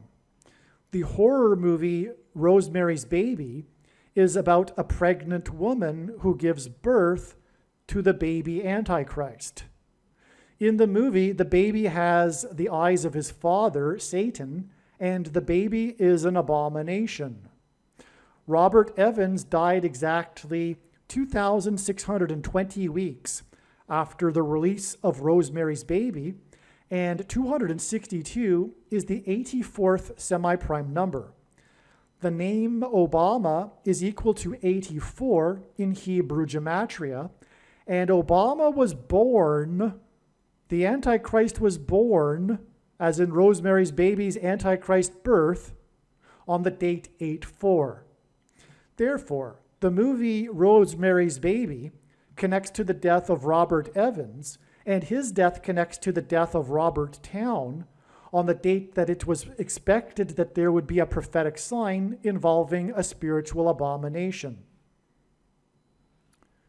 Robert Evans's last movie that he produced was How to Lose a Guy in 10 Days, which is why it is predicted that Jimmy Carter's prophetic funeral, in which the presidents will be lined up in chronological order, will be 10 days after the death of Robert Towne, which was the same day that the Supreme Court Obama appointee said that America now has a king, as in the Antichrist king, Barack Obama. What is also amazing is that on July 1st, the date that we were expecting a sign involving Jimmy Carter and his death, was the day that the Jimmy Carter Presidential Library announced that for Jimmy Carter's 100th birthday celebration, the library is planning to have a film festival, a movie festival, and the festival will be running from 10 a.m. until 10 p.m., which hints at the movies that I just mentioned, including the movie How to Lose a Guy in 10 Days. In other words, the 100th birthday celebration with a film festival hints at the movie How to Lose a Guy in 10 Days. 100 hints at the number 10. What is also interesting too is that Jimmy Carter set up the Georgia State Film Office after the success of the movie Deliverance during the time that Jimmy Carter was the governor. Georgia went on to become a place where movies are made, and this started when Jimmy Carter was the governor of Georgia. Deliverance hints at the deliverance from the Antichrist of God's faithful through JC, which is why Jimmy Carter's initials, JC, hint at Jesus Christ. Robert Towne got his start in movies through working under Roger Corman. Roger Corman is said to be the Pope of pop cinema, the spiritual godfather of the new Hollywood, and the king of cult. Corman is also known for his Poe cycle of 8 movies. These 8 movies were inspired by 8 different writings of Edgar Poe. Roger Corman hints at how Pope Francis is the 7th king, and how a revived Roman Empire is the 8th king in the primary fulfillment of this prophecy in Revelation regarding the 5th through 8th kings. This is why Roger Corman died 58 days before it is predicted that Jimmy Carter will die on July 6th, 2024. In the secondary fulfillment of this prophecy, Obama is the 8th king, and 8 movies in the King of Cults Poe cycle also hints at 4+4 and the 44th president. Robert Towne also wrote the screenplay for the Tom Cruise movie Days of Thunder. The name Barak in Hebrew means lightning. In Luke 10:18 in the Bible, Jesus said that he saw Satan falling like lightning from heaven. The name Barack Obama in Hebrew means lightning from heaven. Barak means lightning, Bama means high place, which in the Bible is a metaphor for heaven, as it is said that Lucifer fell from the high place, and O, in the language Jesus would have spoken, Aramaic, is the word from. And so Barack Obama means lightning from heaven. Either Jesus didn't know what he was saying when he said this, or he knew that there would be a famous president named Barack Obama and said this anyway, knowing that it would confuse us, or he was revealing the identity of the Antichrist. Obviously, the latter option is the only one that makes any sense. Days of Thunder was released on June 27th, 1990, exactly 34 years and 1 month before what is predicted to be Seven Thunders Day on July 27th, 2024. July 27th, 2024 will be a symbolic beginning of the seven thunders of judgment that are mentioned in the book of Revelation. In other words, 7/27 or July 27th, 2024 will be the beginning of the days of thunder. The seven thunders will be supernatural phenomena such as demons pretending to be aliens and the demonic possession of the masses. 34 years and 1 month hints at 341, the 110th semi-prime number, and 110 is symbolic of the walls of security of Jericho that collapsed in God's judgment. Joshua, who led the Israelites before the walls collapsed, died at the age of 110, and this is why the twin towers that collapsed on 9/11 were 110 stories high. 34 years and 1 month is also 409 months, and 409 is the 40 plus 40th prime number, which hints at the 44th president, whose name means lightning. And again, this 409 months is a connection from the release of the movie Days of Thunder. To confirm his signs and connections, God pairs the numbers 23 and 44 together, as the 44th president is also the basketball president who wore jersey number 23 in high school. Robert Town's Days of Thunder cost 2 times 30 million, which hints at 23, to make, and it was released 44 days before the release of Robert Town's sequel to his Chinatown movie, The Two Jakes. More than a decade after the release of the movie Chinatown, Robert Town and Robert Evans collaborated again on a sequel named The Two Jakes. It is said that The Two Jakes faced a troubled production and went through several years of development hell. The name The Two Jakes hints at the two Antichrists. The two Roberts that made the two Jakes further confirms this. A sequel movie is symbolic of the second presidency, a sequel for Barack Obama, the second of the two Antichrists in Bible prophecy. The Two Jakes was directed by Jack Nicholson. This hints at the Antichrist directing the persecution of the saints in order for God to purge them of their Nicolaitan doctrine that the vast majority of quote-unquote Christians hold and practice, and that Jesus said would come to make war on with the sword of his mouth, on those that teach and have the works that are a product of this Nicolaitan doctrine. Make sure that you watch the 23 church signs video on this channel and read the links that will be in the description box below this video. The reason for the coincidence in the names of Robert Town winning the Academy Award for Best Screenplay for the movie Chinatown is that Robert Town and Chinatown point to China. China is symbolic of the red dragon in Bible prophecy that is a metaphor for Satan and his representative, the Antichrist.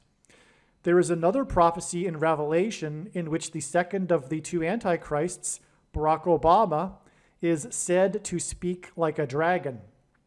This is because Barack Obama and his allies on the political left constantly speak lies while accusing their opponents of lying and doing the very things that they are doing, which is textbook communist strategy that Barack Obama learned from his days studying radical, subversive, leftist political strategy.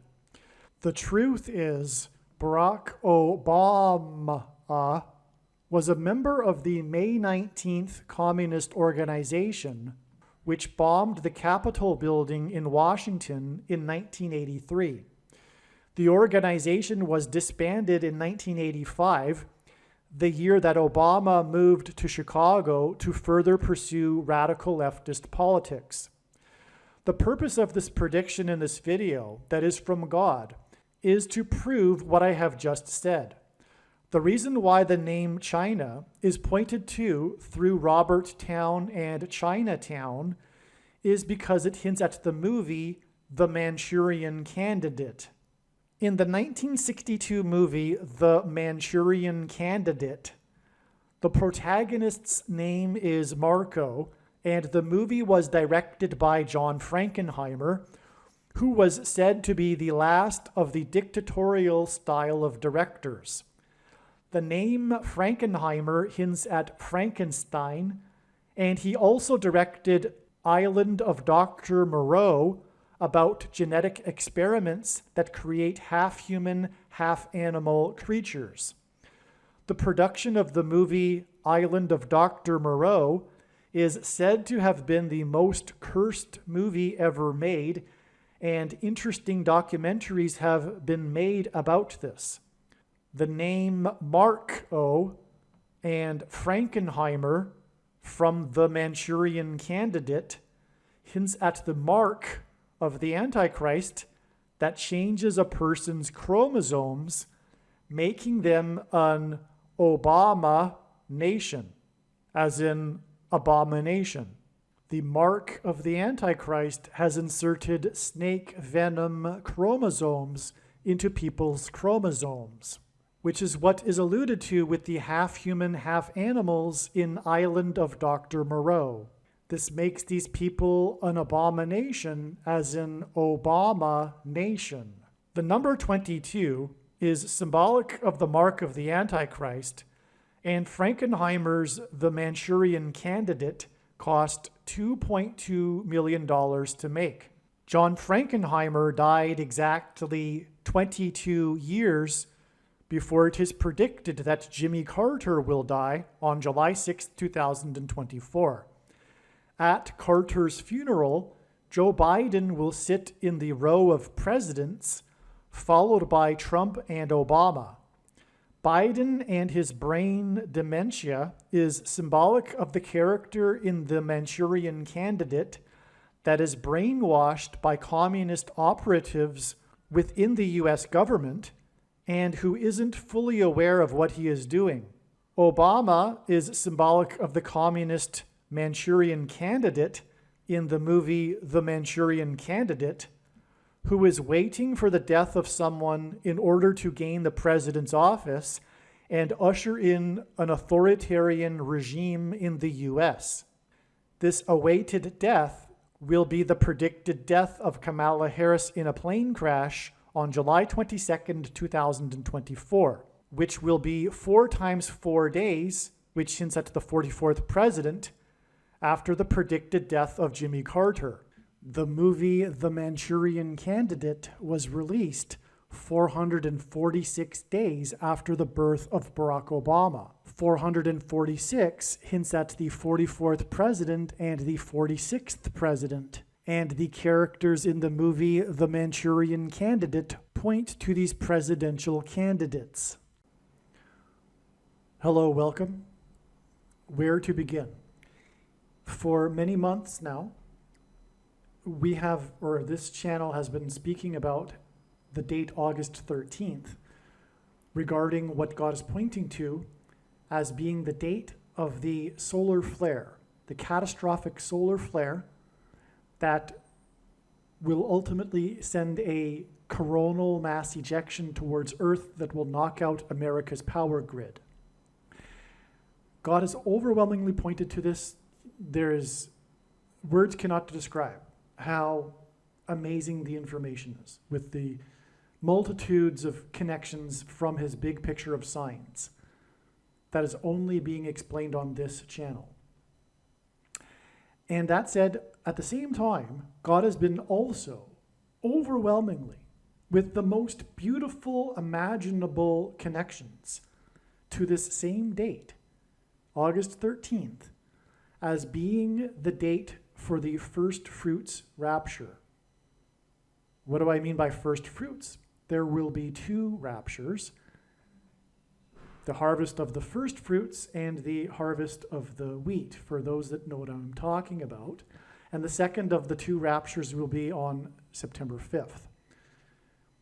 And so God has overwhelmingly pointed to August 13th for this as well.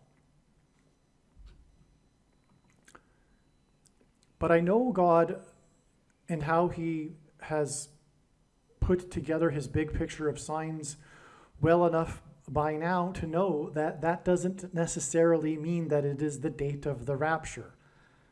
It is so hard to imagine how God would do this, but I know him now and I know how he works. It seems like, as one friend put it way back in early 2018, overkill. When he pointed to a particular date, in fact, it was the spring equinox. He pointed to that in an overwhelming way, and after we only received a relevant and prophetic sign, we thought it was overkill. But that's because we didn't at that time appreciate that this is how God works. All right, but to say that God is pointing to August 13th with overkill is not really the right way to put it. It's so beautiful, but the reason why I believe now he is pointing to August 13th for the rapture is because it is the day of the solar flare. It isn't the date of the rapture because the rapture will be on August 15th. Well, actually, to be more precise, I believe it is very likely, in fact, I do believe that it's overwhelming, the evidence, that the rapture will occur on the 15th Israel time and on the 14th US time. All right, so August 14th is in fact the date of the rapture for those in the US. And I believe it will be approximately at midnight, hence the midnight cry in Matthew 25.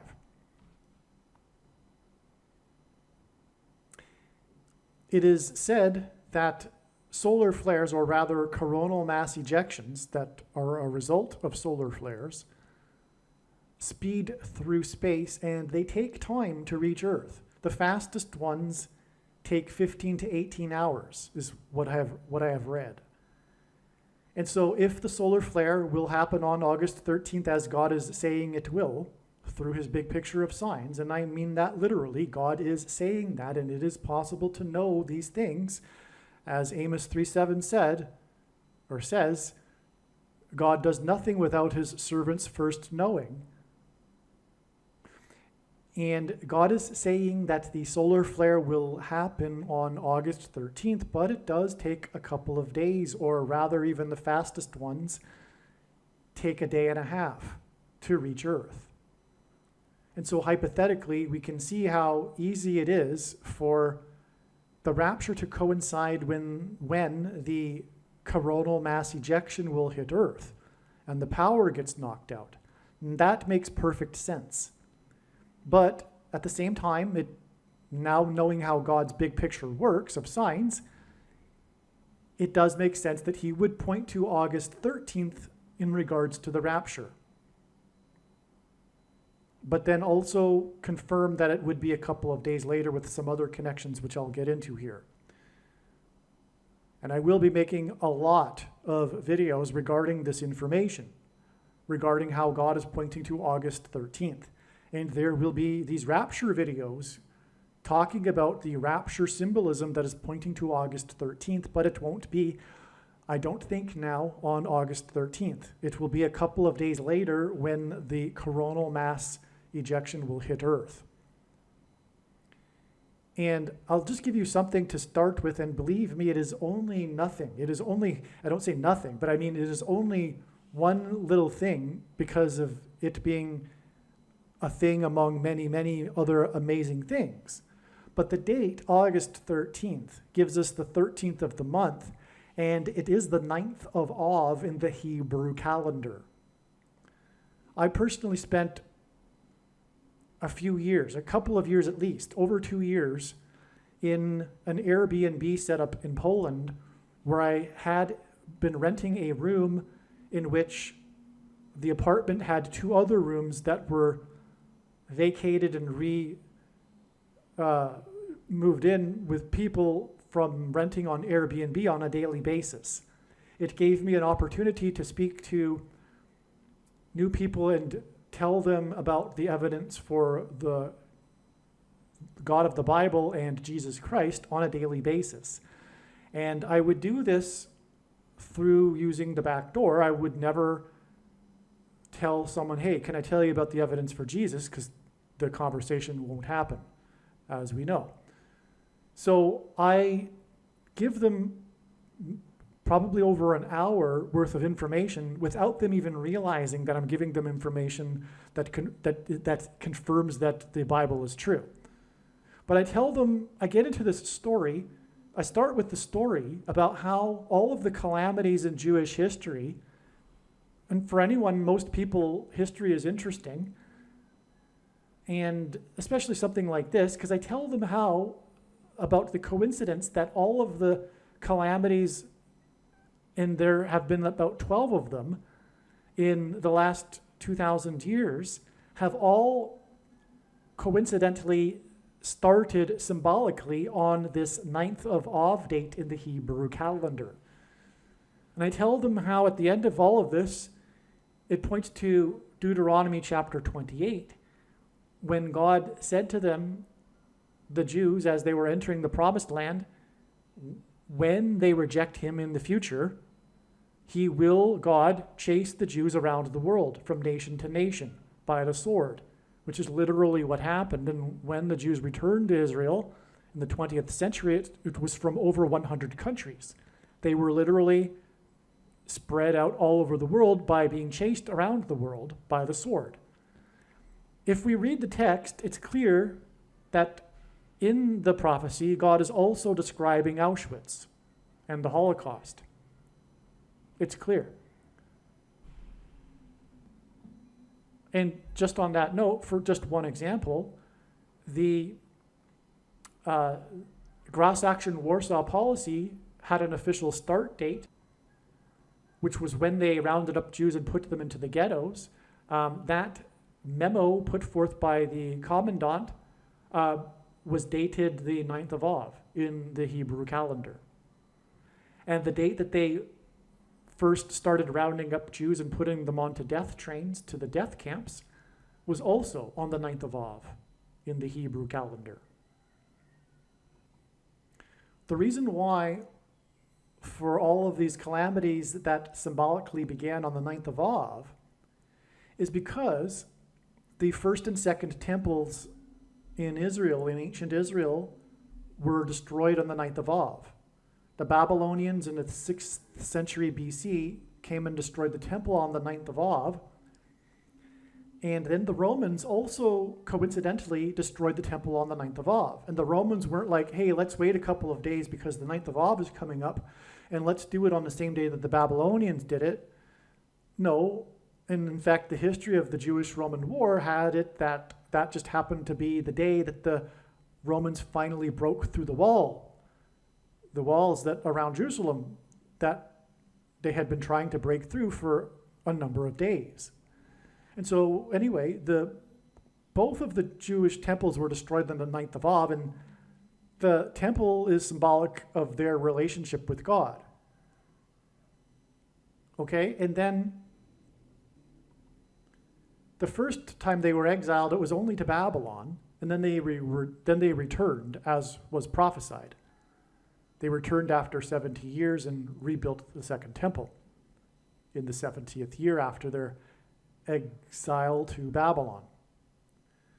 But then after the second temple was destroyed by the Romans, they were chased around the world, as was promised, after God said they would reject him. And so this brings the question, well, how did the Jews reject God in the first century prior to the destruction of the second temple in 70 AD by the Romans? Because the calamities, again, in all of the history symbolically began on the 9th of Av, and I could go through the list, but it would take a while. And that's because of the first and second temples. And so they were chased around the world after the second temple was destroyed. Well, the question is, again, how did the Jews reject God in the first century AD, just prior to the destruction of the second temple? And the answer is by rejecting God, Jesus. That's how the Jews rejected God, because Jesus claimed to be God, and the Jewish leadership rejected this and had him crucified. And then they were chased around the world for rejecting God, Jesus. And there's no other explanation for how the Jews rejected God in the first century AD before 2nd AD. That's the only explanation that makes any sense. And so as the Jews were being chased around the world from nation to nation on the 9th of Av, God was pointing to the first and second temples that were destroyed on the 9th of Av in order to demonstrate and point to Deuteronomy chapter 28 and their rejection of him, and to point to how they rejected him through rejecting the Messiah, God, Jesus. And by the way, I've had a Jew or a Muslim tell me that Jesus didn't claim to be God, but they are ignorant and have no knowledge at all regarding the New Testament. I can clearly show you the passages where it's very clear that Jesus claimed he was God. And so either Jesus was lying or he was crazy, but no one believes that. Even the atheists say that Jesus was a good person and had wise teachings, so he wasn't a liar or crazy, so obviously he was telling the truth. And anyway, this is only scratching the surface of the evidence for Jesus for anyone that cares to look into it. And that gets us to the purpose of life. It is a test to see who actually cares enough to look into the evidence. And why is that a test? Why is that a relevant test? Because it demonstrates the person's interest in righteousness. Because Jesus claimed to be God and claimed to have died in order for that sin could be atoned for, and so that man could be reunited with God. And so that's why it is said that believing is deemed worthy of being deemed righteous. As it is said in the Bible, Abraham was deemed righteous for having faith and trusting God. And so that's why it is a test. It's essentially a test of righteousness. There are many quote-unquote Christians that will also say that that's where it ends, but it doesn't. It's not intellectually agreeing with a particular doctrine that enables us to be saved. We are saved through Christ's Spirit and being born again, and through, after coming to faith, living out the rest of our life with faith. Faith is a doing, it is an action, which is why the second part of salvation was illustrated with Abraham when he was requested by God to sacrifice his only son, Isaac, at which point God said, to Abraham to stop as he was about to do it, as God said to him, "For now I know that you fear me." And in other words, God didn't know prior to this. Contrary to what the Gnostic Calvinists say, things aren't predetermined, and God does not know everything, otherwise we wouldn't have free will. And that's what makes us in his image, is the fact that we have free will. God knows all possibilities, but he doesn't know what we will choose. That's why he said to Abraham he didn't know prior to Abraham following through and trusting God with his faith, with his actions. And so demonstrating our faith like Abraham typically involves risk and sacrifice, which is the purpose of the end times period and the test of faith through the Antichrist for Christians that haven't already yet demonstrated their faith through action that involves risk and sacrifice. And we are called to sacrifice our lives, which most quote-unquote Christians have not done yet. They haven't laid down their life and gone into the ground like a kernel and died, like Jesus said, in order to then grow fruit. Being born again implies a death of the self, but in a literal sense, it's not just something that you say.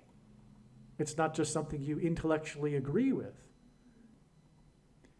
Now, I just want to take a couple of minutes to just quickly explain a couple of things here in this video as to how it was first came about, how this discovery is of August 14th and 15th confirmed, how it was first inspired and then confirmed, and how it involves the death of Jimmy Carter, the predicted death of Jimmy Carter tomorrow, July 1st. Today is June 30th. This video will be posted on June 30th. You will be able to see this in the post date for this video. However, there are many other videos that were made and posted many days ago regarding the predicted death of Jimmy Carter on July 1st. So July 1st will be 1,290 days after the first thing, which is the mark of the Antichrist, was given to someone in Israel. Okay? So God has used the first day, the date on which the first American took the thing, okay, which was December 14th, 2020. This date is so very, very important in God's true big picture of signs, patterns, and connections, which is only being explained on this channel. I'll give you one example. The two eclipses, the paths of totality of them, the one in 2017 and the one in 2024, which crossed over each other in the middle of the country and engendered an X over the nation, have point to the dates of these eclipses point to the middle date, which was December 14th, 2020. And this is relevant because X's are a product of two straight lines intersecting each other at their midpoints. Okay, so an X in itself hints at the midpoint. And so the midpoint date of the two eclipses that engendered an X is December 14th. An X is symbolic of the mark of the Antichrist, because the inverse of the mark of the Antichrist, described in Ezekiel chapter 9, would have been a Tav letter, a Tav mark, and in ancient Hebrew, the Tav letter was an X. God has confirmed this in so many ways in his signs that X's are symbolic of the mark of the Antichrist. But another main reason why the mark of the Antichrist is symbolized by an X is because an X resembles chromosomes. And it is a person's chromosomes that are changed after they have taken the mark of the Antichrist. Which is why, and what makes it a spiritual abomination. A person's chromosomes are sacred.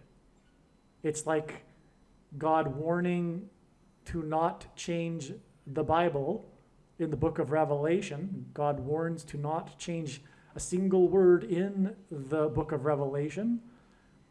It's the same thing. You cannot change a single thing in God's design of his chromosomes for people without it becoming a spiritual abomination.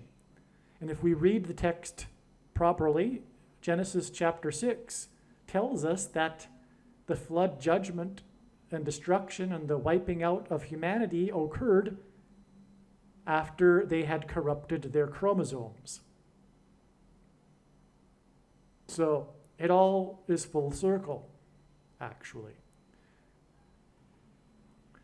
The protruding amino acid chain, if you think about it, you know what I'm talking about. I'm just using my words carefully. The protruding amino acid chain that is in the thing that people put inside themselves to combat the CVD disease, the protruding amino acid chain is in truth snake venom. There has been research done on the use of snake venom in medicine for many decades now, and this is what the protruding amino acid chain is, and that is what is in the thing. And this thing has it that this snake venom is inserted into a person's chromosomes, and the snake is the big symbol of evil in the Bible and the symbol of Satan. And so that's why Satan has his mark in people who have taken the mark of the Antichrist. And make no mistake, the thing is the mark of the Antichrist in its current form. It does not need an additional something to go with it, nor does it need an additional form of false religious worship to go with it to make it the mark of the Antichrist, nor does it need a supposed new age of dispensation after supposedly all quote-unquote Christians will be raptured. In fact, one of the main reasons why most quote-unquote Christians have already taken the mark of the Antichrist is that it is judgment for this doctrine that Jesus said he hates. It is the Nicolaitan doctrine of our day that Jesus said he hates in the book of Revelation and is coming to make war with the sword of his mouth on those that teach and have the works that are a product of this Nicolaitan doctrine, which is the doctrine that talks about the dispensation of grace supposedly ending, and then what is written to the seven churches only applying to those that are left behind, etc. Obviously, that is ridiculous because those letters were written to the churches in Asia Minor, but the people that follow the Nicolaitan doctrine simply believe what they want to believe. They do not want to believe what is the Bible clearly saying, and this is just one example. They don't want to believe that what is written to the seven churches applies to them, for example. And so God hates this. Anyway, in Bible prophecy, a period of 1,290 days is in context of what is described as being an abomination. All right? There is a passage in Daniel chapter 12 that speaks about the setting up of the abomination, and what I am speaking of isn't the literal application for that, But that's how God's true big picture of signs, patterns, and connections works. It's simply symbolism in this context that I'm describing.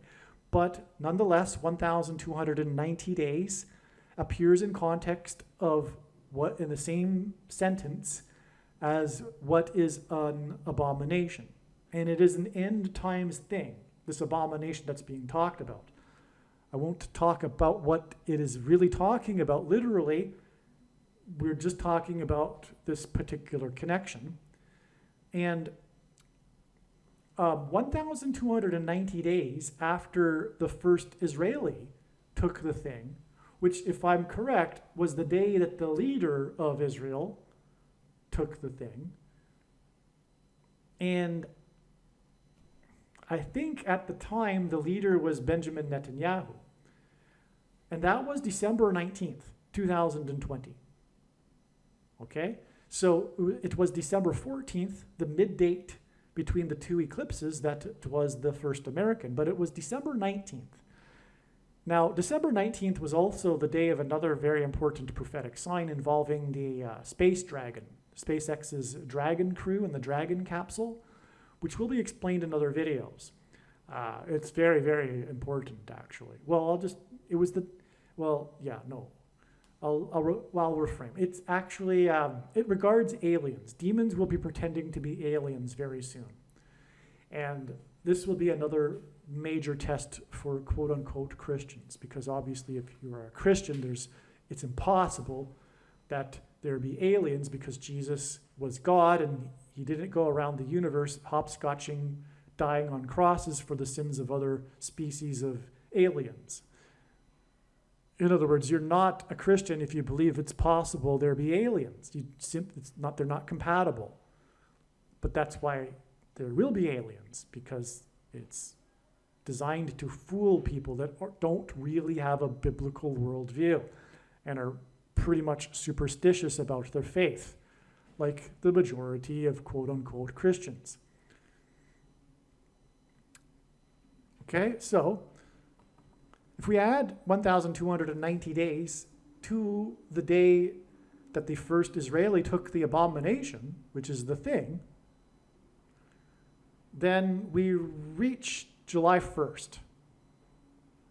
Now, as you know, maybe, I have made many videos in the past, posted many days ago, talking about how July 1st is the predicted date that Jimmy Carter will die. And that is relevant in the context of Israel, because Jimmy Carter brokered the Antichrist Camp David Accords when Israel was pressured to return the Sinai Peninsula to Egypt. But God said in the Bible that this territory belongs to him, Israel, and the Jews.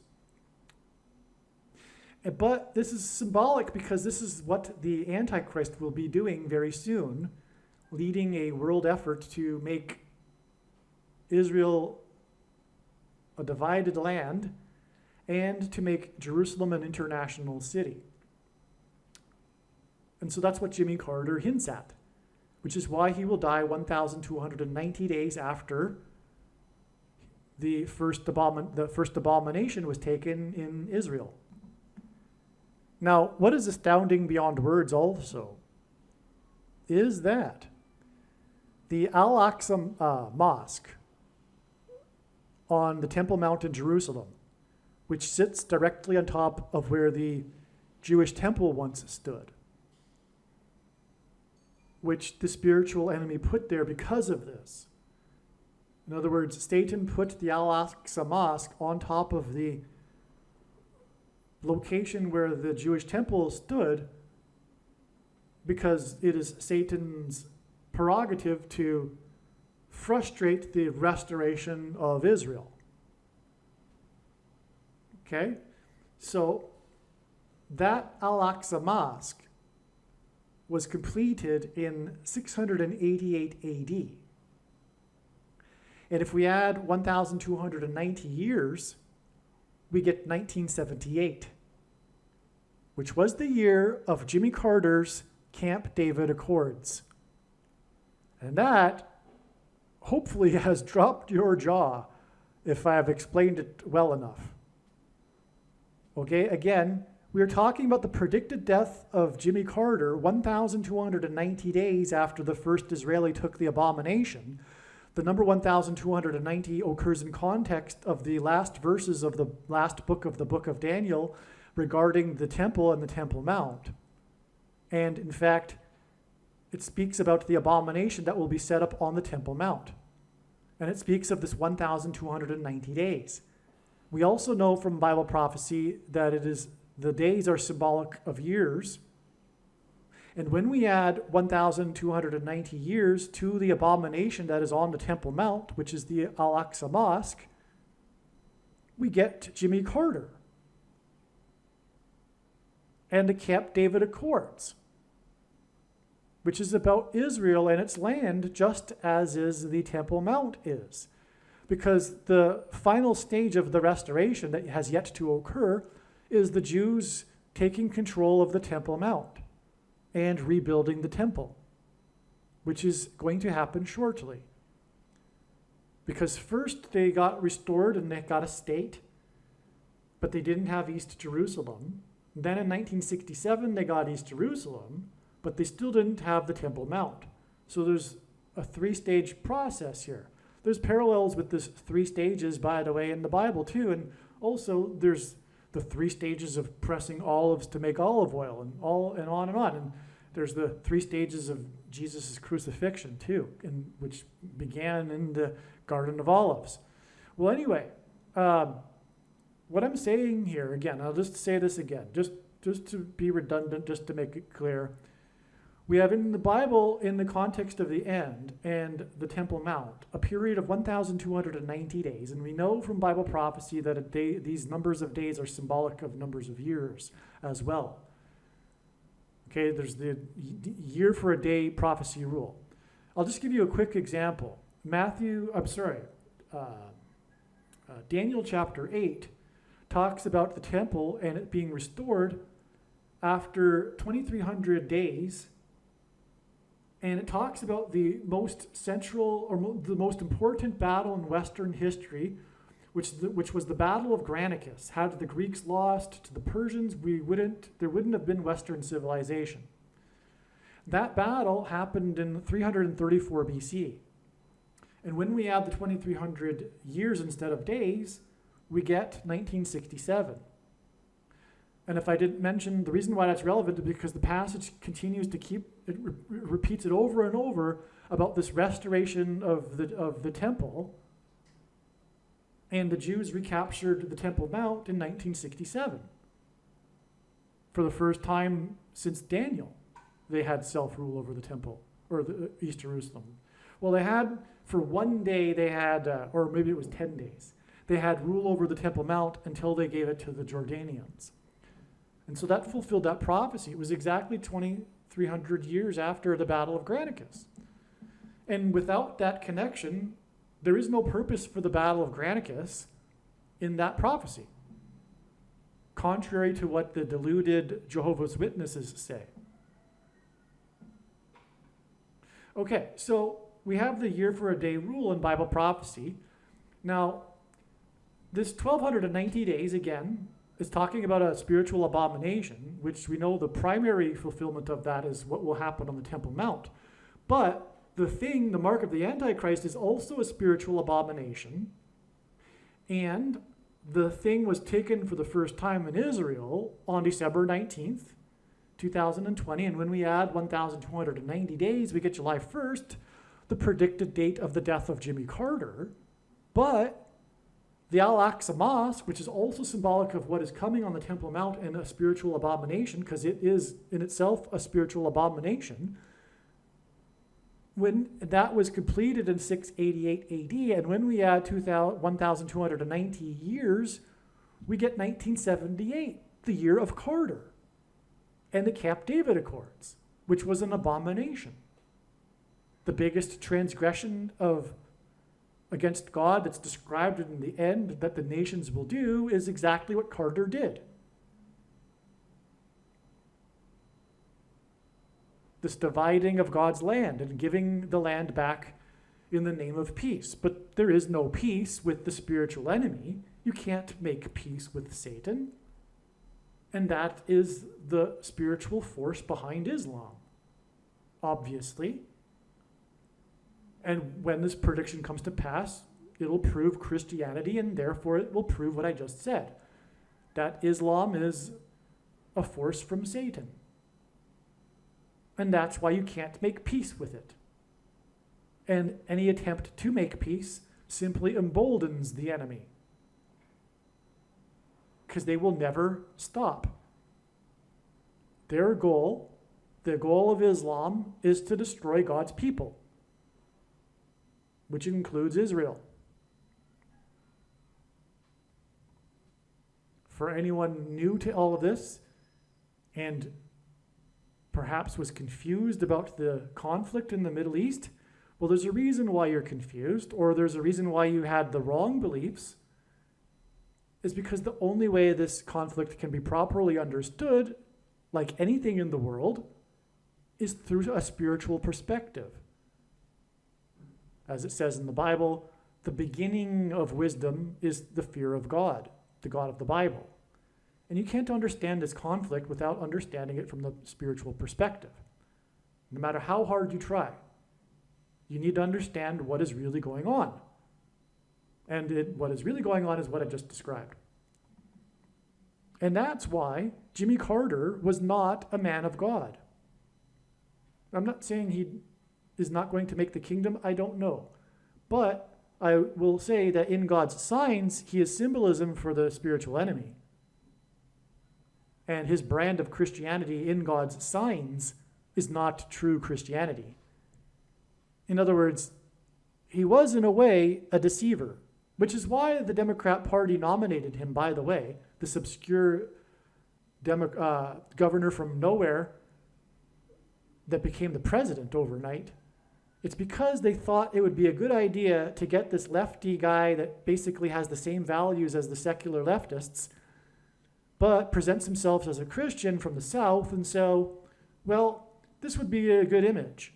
He's going to get some votes for us that we wouldn't be able to otherwise get, was their thinking. So let's nominate Jimmy Carter, because he has our values, but he's a Christian from the South. You know, it'll fool some people. So that's Jimmy Carter. He symbolizes deception, like Satan, the liar, the king of lies. And that's why Jimmy Carter did what he did with the Camp David Accords. He at the very least, he didn't understand God's plan and Bible prophecy, like many Christians today, by the way.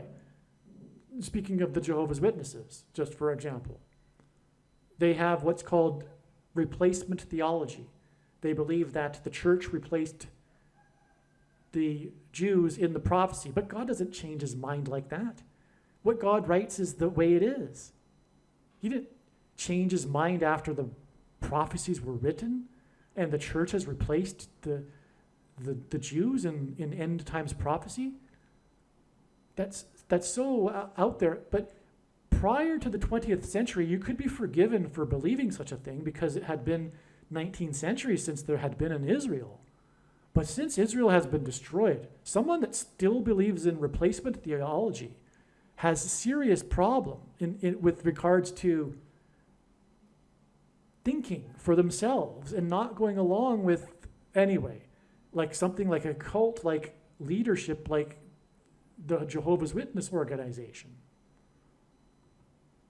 79 times in the New Testament, the word Israel is used, and not once does it refer to the church. All right. Now, getting back to what I was saying, and to finish this up here, the 12th chapter of Daniel lists 3 periods of time. The second one is the 1290. And by the way, when we add the first of the three, which is 1260, if we add 1260 years to 688 AD, we get 1948, which is the year of the rebirth of Israel. And so you can't get as clear as day 1948 in the Hebrew Old Testament, written over 2,000 years ago, you can't get the year of the rebirth of Israel and it be an accident. All right? Again, it's clear. For someone who's not Christian, has never opened the Bible, you can open it and go to Daniel chapter 12. And it talks about the end. The title of the chapter is The Times of the End or something to that effect. And it's this last chapter of the very prophetic book of Daniel, and it talks about the end. And it talks about this spiritual abomination that will be set up on the Temple Mount. It's talking about the end, right? And anyway, it talks about a period of 1,260 days, okay? But as I said and explained, there's this day for a year rule in Bible prophecy. And when we add 1,260 years to the year that the Al-Aqsa Mosque was completed in 688 AD, we get the year that Israel was reborn. That isn't the only way from the Bible we get 1948, by the way. Just quickly, in Ezekiel chapter 4, God told Ezekiel, and this is where we get the year for a day rule, in the prophetic chapter 4, God told Ezekiel to do a certain thing to demonstrate how Israel was going to be punished for 390 plus 40 days, okay? And God told him that this would be symbolic of 390 years plus 40 years, for a total of 430 years. Now, also in Bible prophecy, it was prophesied beforehand that the Jews would be exiled for 70 years and then would be allowed to return to Jerusalem after the 70-year period, which is exactly what happened, and secular history records this did happen as well. After 70 years, literally, exactly. Okay? So the Jews came back after 70 years, which means that 430 years subtract 70 years leaves us with 360 years. So 360 years was remaining of the punishment. Now, in Deuteronomy chapter 28, the chapter I spoke about earlier, in which God spoke to the Jews before they crossed into the promised land, he told them that if they do not repent when they come back, that he will multiply their punishment times 7.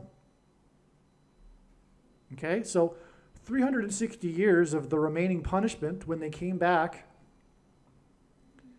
in 536 AD, or BC, we get, so 360 years is the remaining of the punishment at the time that they came back in 536 BC. Okay, so 360 years times 7, though, is 2,520 years.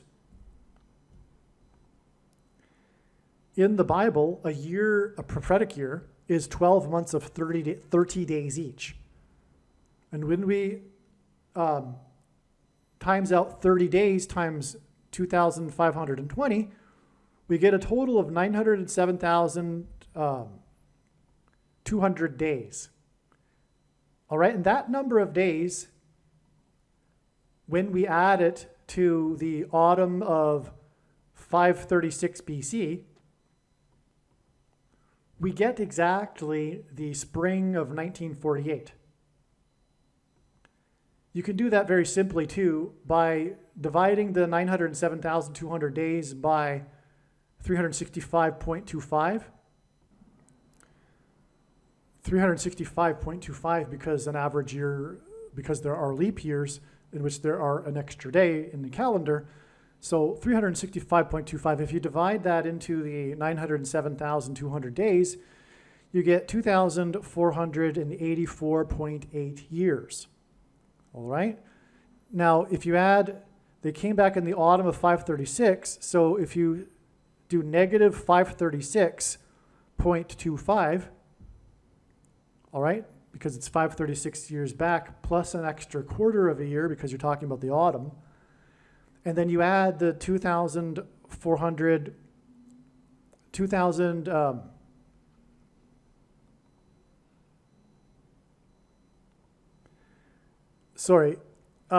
the autumn of 536, if you were to do it into a math equation, would make it negative 537.25. Because you go back a complete 536 years, and then you go one quarter more, you're talking about a negative 537.25. Right? That's how it would work. The beginning, January 1st, 536 BC, would only take you back negative in terms of a math equation to 536. But we're talking about the autumn of 536 BC. So it would be negative 537.25. And then you add the number of years, which again was 2,484.8. And you get 1948.5. And Israel was reborn in the middle of May in 1948. Right? So that's the second way in which we get the number 1948. Now I've told you how we got 1948 twice in the Bible. 1967 I told you about it a minute ago, and from Daniel chapter 8.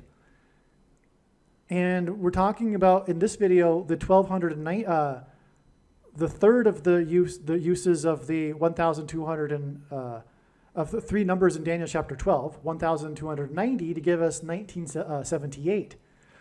And for many years, I thought, that was interesting, but is really God pointing to the Camp David Accords? Well, yes, but the other dates that you get are like the most important years in modern Israel history. The year that they got the nation back in 1948, they became a nation.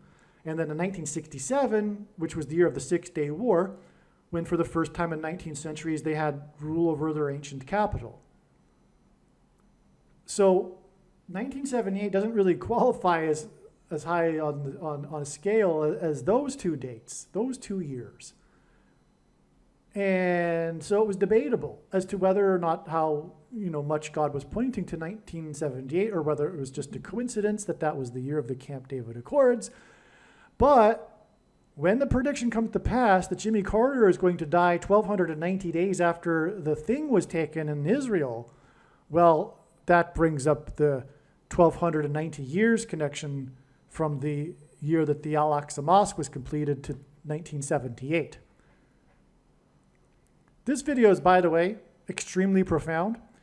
If you are a Christian, make sure you never ever stop sharing this video on social media. Spend hours every day posting it. Work.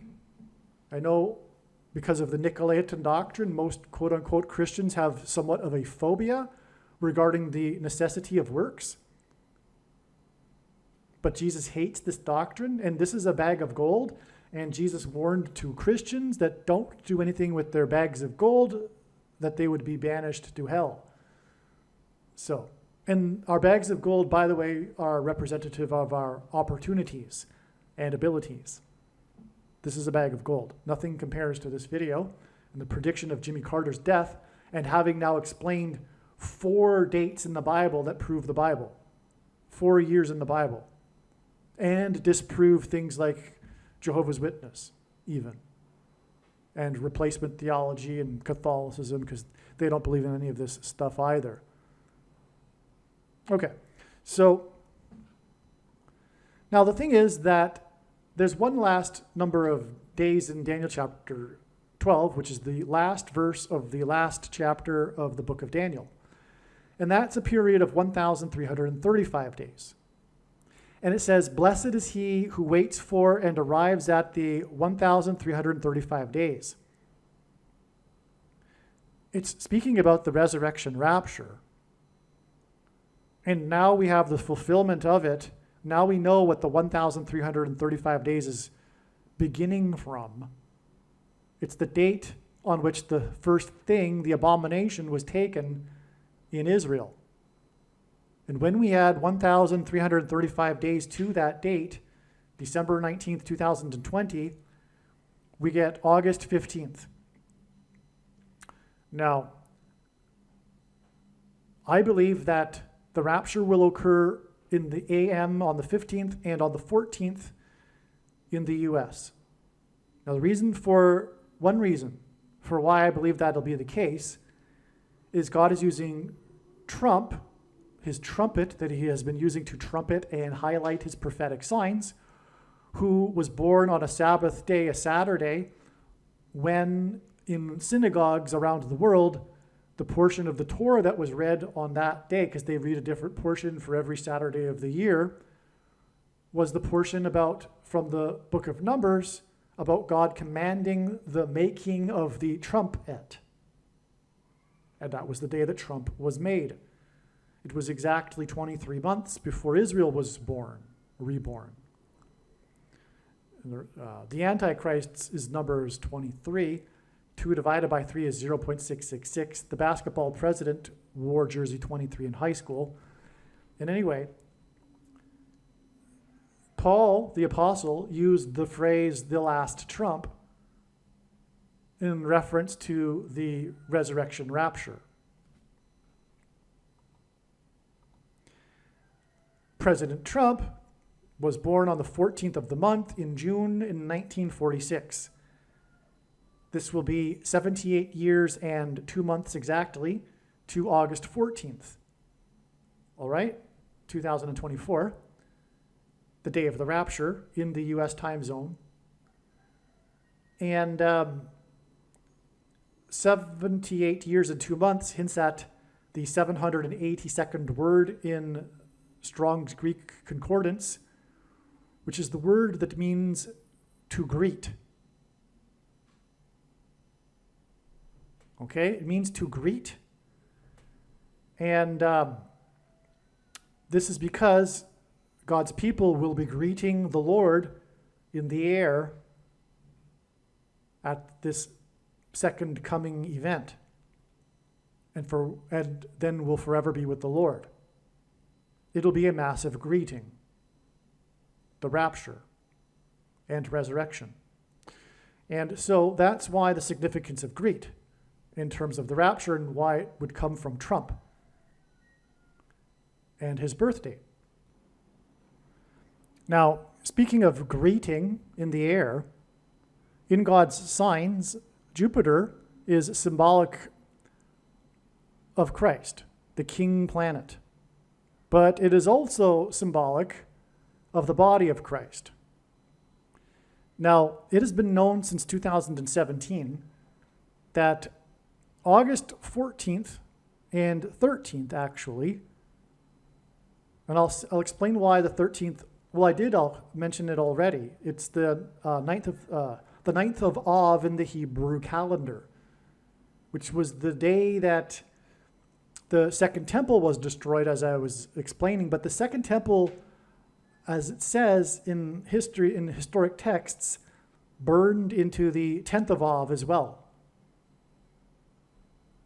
And so the 9th of Av is the 13th, the predicted date of the solar flare, which will hit later, I believe, late on the 14th and early on the 15th, depending on what time zone you are in.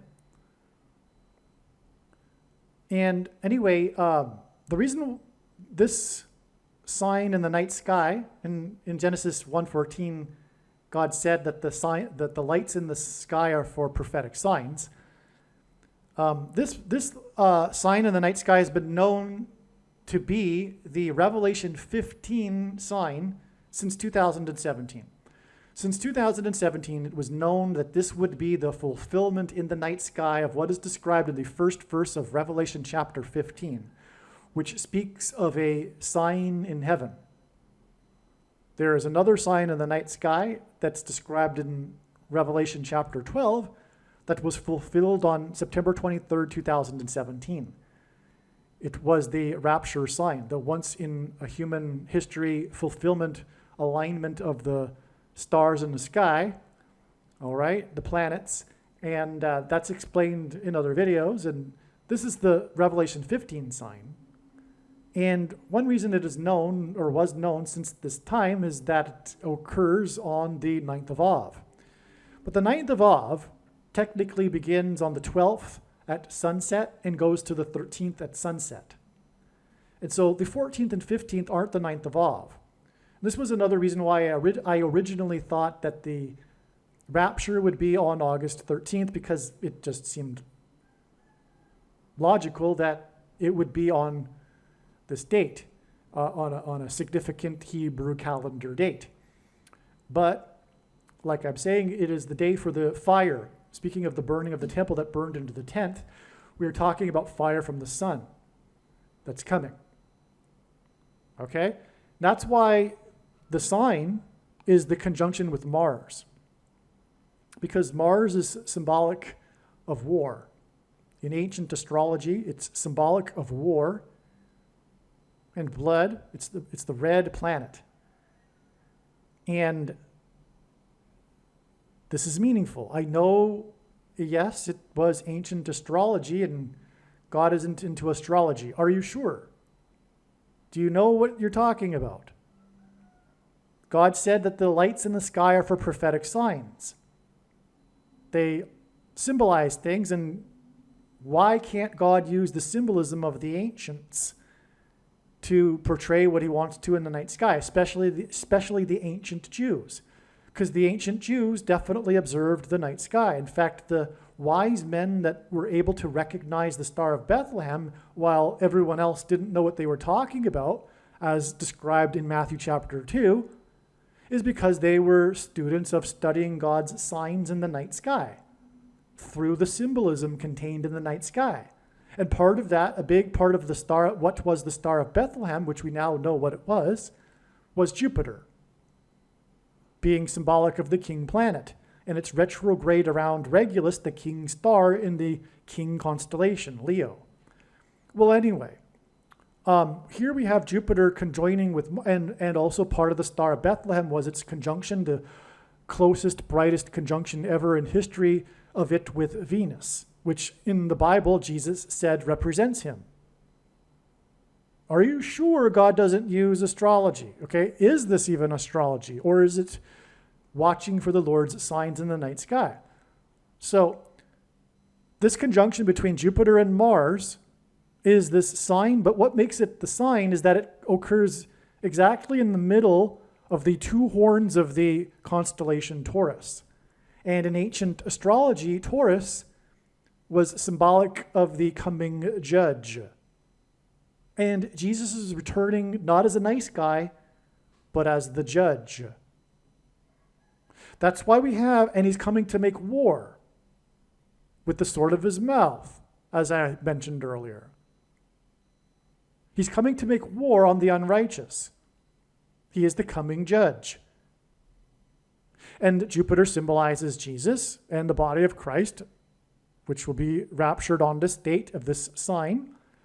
But he's coming to make war, and that's why it conjoins with Mars in between the two horns of the constellation that means the coming judge. All right? Now, if we look at it, the date, so here's the date, right? Arguably, the 13th is also a close conjoining with it, right?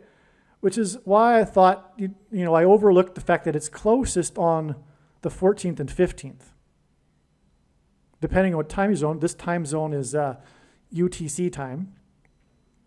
But on the 13th, too, we have something interesting. It's in between part of the constellation Taurus, which is the Pleiades grouping of stars, which is symbolic of the seven churches, which is what makes this the Revelation 15 sign. Because in Revelation 15, the sign in the heavens is, as it says, I'll just read it in a second here.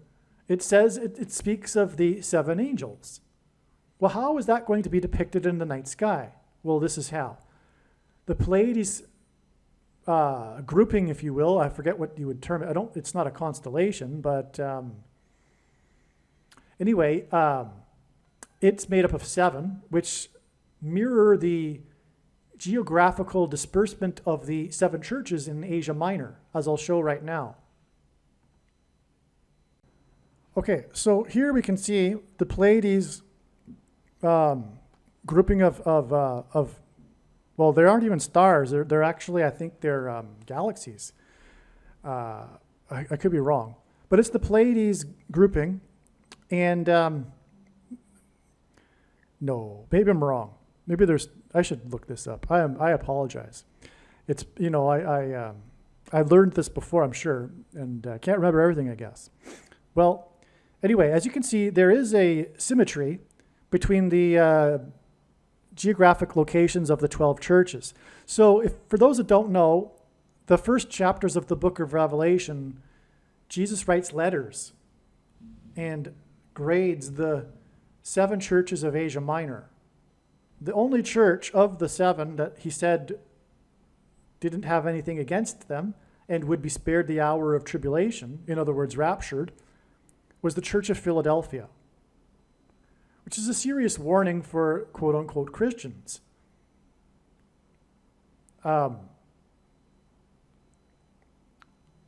Saying that they're not quite up to par here and that they're not going to make the escape from the tribulation.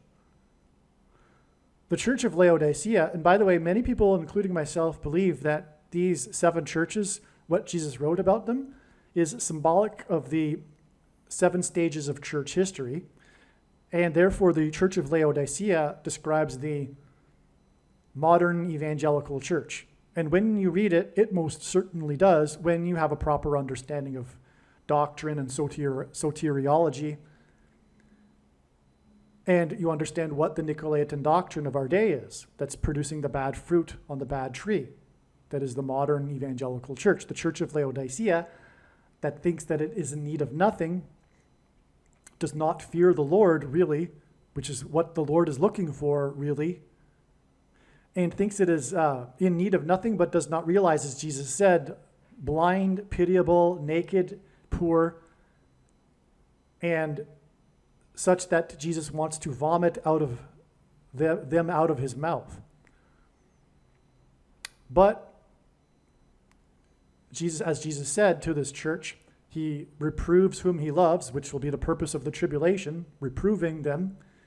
He reproves whom he loves, and he is still knocking at the door, which is quite something because it says that, in other words, Jesus isn't inside this church. He is knocking on the door, and this church isn't letting him inside. They think he's inside, but they're not letting him inside the church. He's knocking on the door.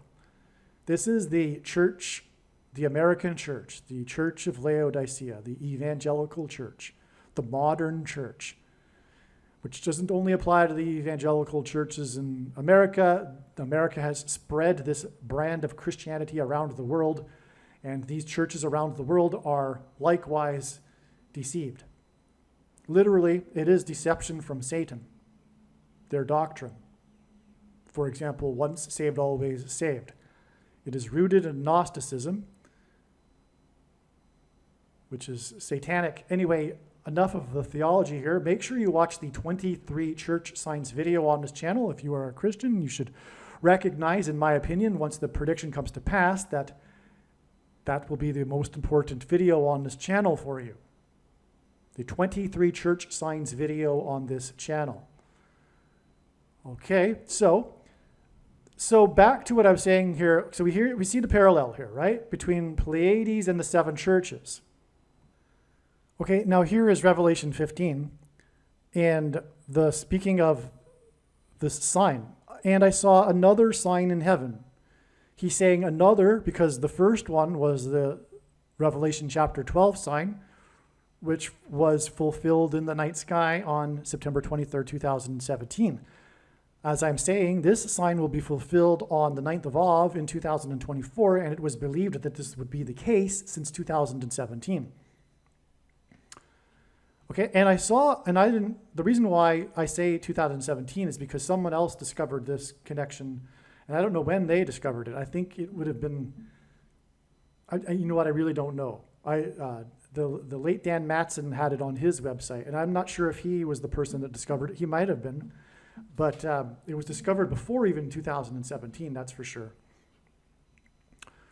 And I saw another sign in heaven, great and marvelous, 7 angels having the 7 plagues, the last plague. So it's talking about seven angels and them having 7 plagues.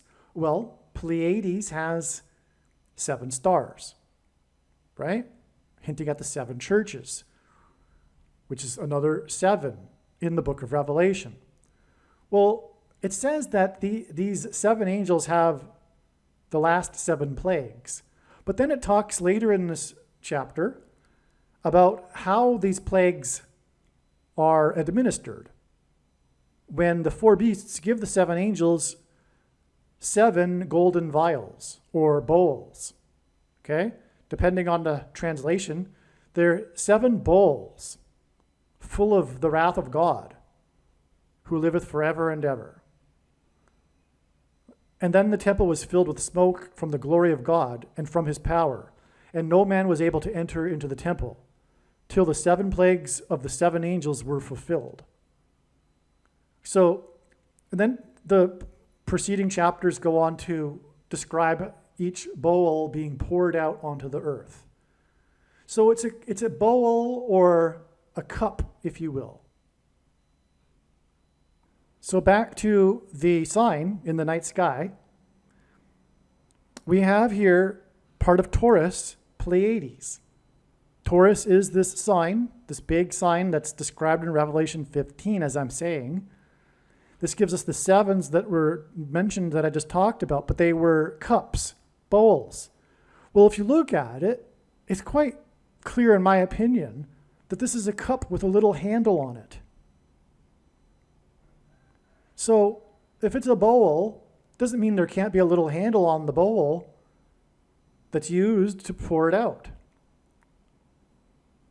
Because it's the angels that are administering it. These angels have hands, and they would be pouring them out. So how does the angel pour it out? Well, I believe it's because it's like a cup. This is symbolic of this. All right? And this is the beginning of judgment. Now, this will occur at the beginning of judgment, but the thing is, a lot of people that are interested in prophecy make the mistake, a very big mistake, of interpreting the events in the book of Revelation in chronological order. There's no such thing as the chronological order that the people claim there is. These 7 trumpets and 7 seals and the 7 bowls, they overlap. It's all allegory. It's all symbolism. I respect Chuck Missler, but the one thing he missed a lot. He was not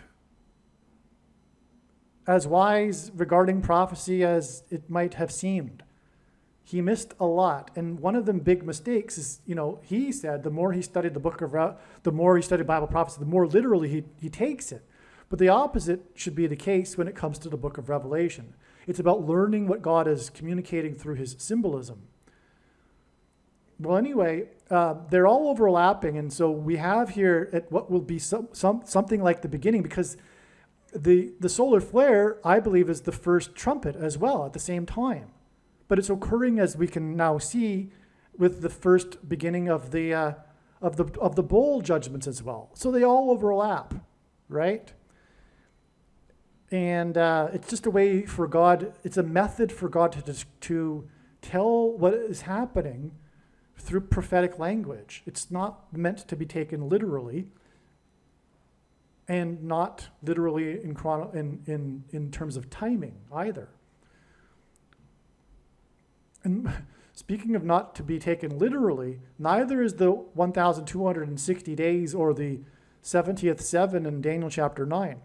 The 70th 7 began, there were a number of symbolic beginnings to the final 7 years in 2017, including the inauguration of Trump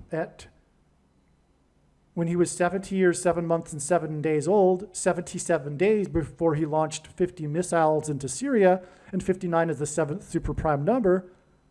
And his inauguration was 73 days, which hints at 3 sets of 7, after he was elected by 77 electoral votes, which was exactly 73 weeks after he first symbolically descended the escalator in his Trump Tower, which was exactly 188 months after the 7.0 earthquake in Joshua Tree, California, because the Israelites, led by Joshua before the walls of security collapsed, blew trumpets, and Trump's presidency was synonymous with his border wall of security, which, by the way, the walls of security in Jericho collapsed due to an earthquake, hence the 7.0 earthquake in Joshua Tree, California.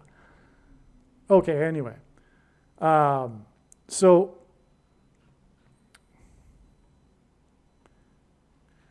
you get what's going on here. This is the Revelation 15 sign. Now, the 9th of Av is this date here, but what's neat about it is that Mars is in between Pleiades and Jupiter, but on reconsideration, that doesn't mean much. It's closest on the 15th and 14th.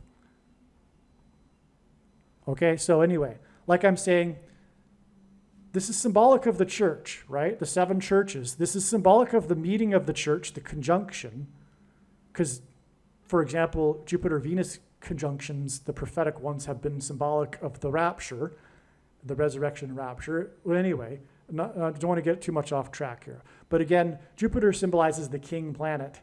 It's it's the largest planet, but it's also got what astronomers call the giant red spot. That's literally its name. And it's got stripes because it hints at Isaiah chapter 53, and by his stripes we are healed. And Jesus was flogged, and also the spear was stuck in him, and out of which poured blood and water, and that's why the giant red spot on Jupiter.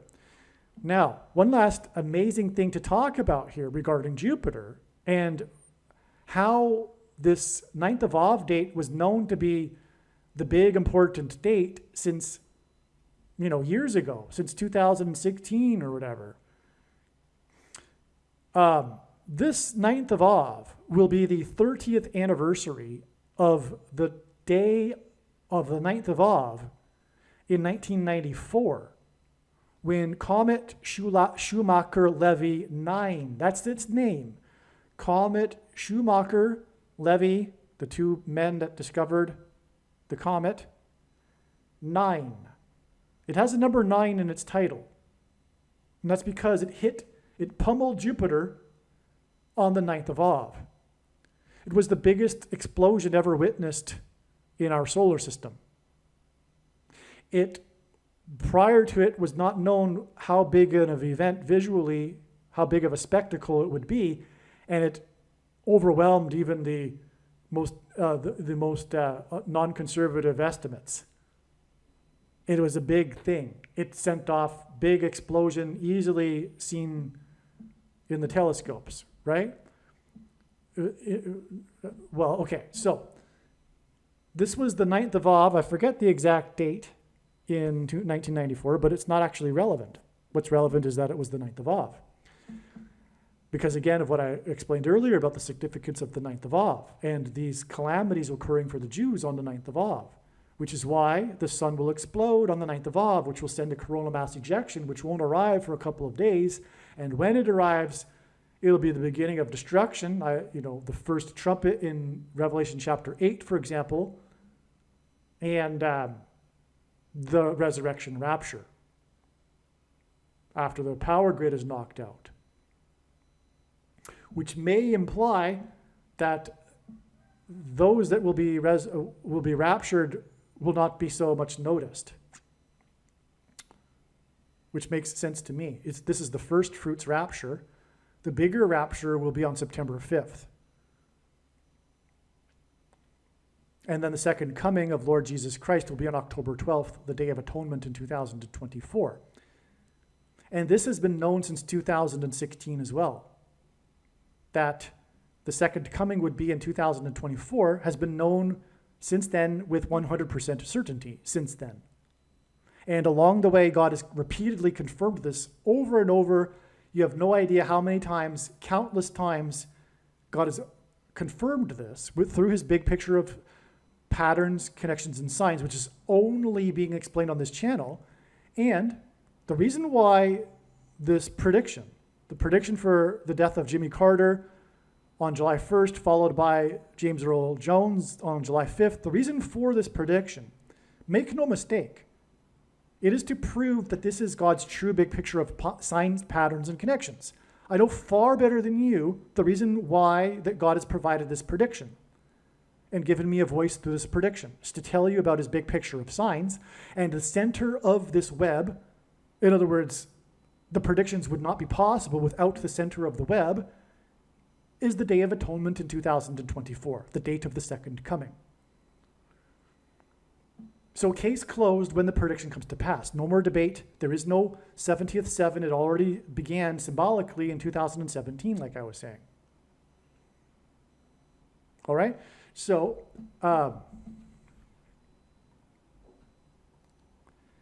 now, this 9th of Av sign here, the Revelation 15 sign, exactly 30 years after the 9th of Av, when, and by the way, it was the comet prior to it hitting Jupiter broke up into 21 distinct fragments, and they labeled them with the letters of the alphabet, and there were 21, which is 7 plus 7 plus 7, and the Israelites enacted a symbolic 3 sets of 7 before the walls of security collapsed on Jericho, which is symbolic of the walls of security collapsing on America, God's Gentile nation that he has blessed and had his hand on.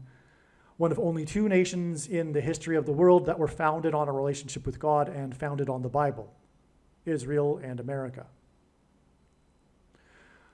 Okay, so 30 years, because in the Bible, 30 years is symbolic of a king.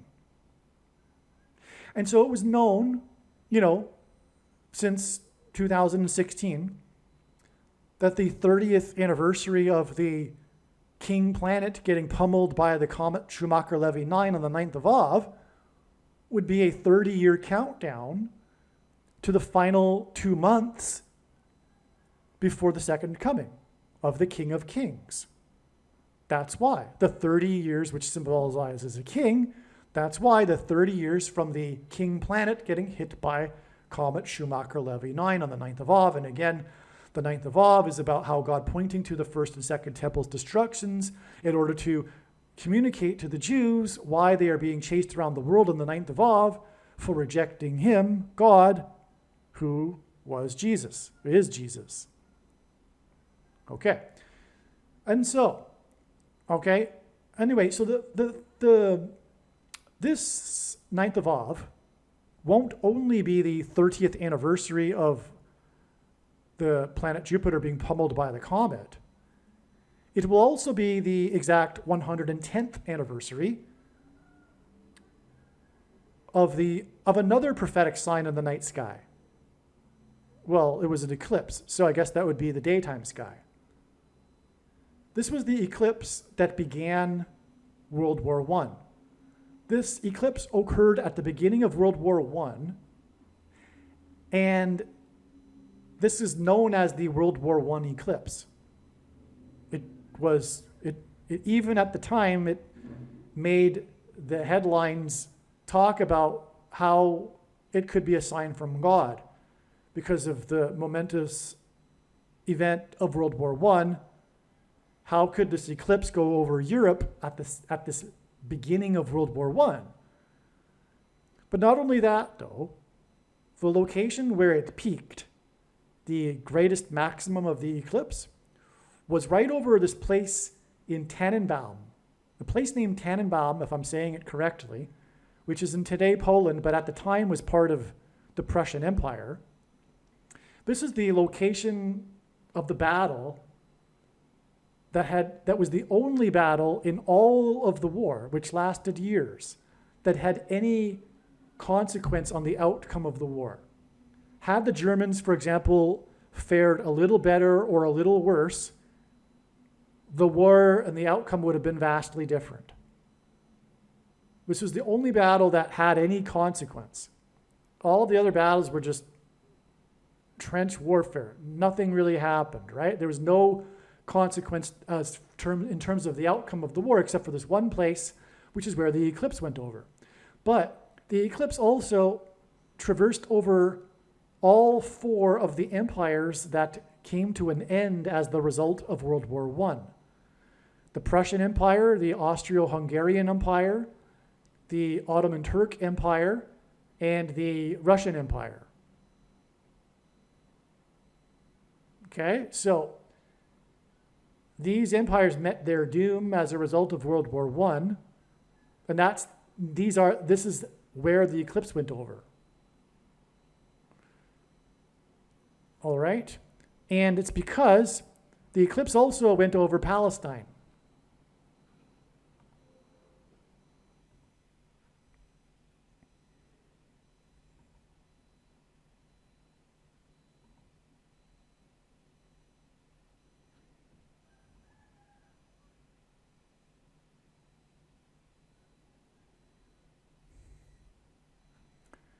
No, I'm sorry, it didn't go over Palestine. It went over the Middle East. It went over the Ottoman Turk Empire, which as a result lost the territory of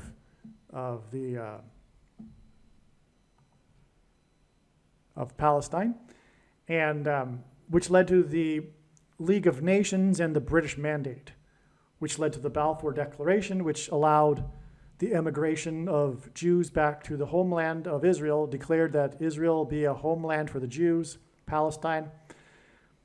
And that was the beginning of the restoration. It wasn't really the very, very beginning, which actually was in 1867. That's another story, though. And anyway, so you have the collapse of the Ottoman Turk Empire as a result of this World War I, which was pointed to with the eclipse, all right? Now, that was on the 9th of Av. This will be the 110th anniversary of that, this symbolic beginning of the restoration of Israel. When the disciples asked for the signs of his return, Jesus replied, talking about there being rumors of wars and nation rising up against nation. He was speaking of World War I, and he mentioned how it would be the beginning of birth pains. And when a child is born, prior to it, there are these contractions and these birth pains that gradually become more and more frequent and more intense. So that's why Jesus used this metaphor of birth pains. This was the beginning of the birth pains of the restoration of Israel, which is birthing the Messianic age and the 1,000 years of peace, during which Jesus will rule while he dwells in Jerusalem in the Temple Mount, in the temple on the Temple Mount, for the 1,000 years of peace. And so that's this, process of this restoration of the Jews back to Israel, which really began with the Balfour Declaration, which was the result of the Ottoman Turks losing their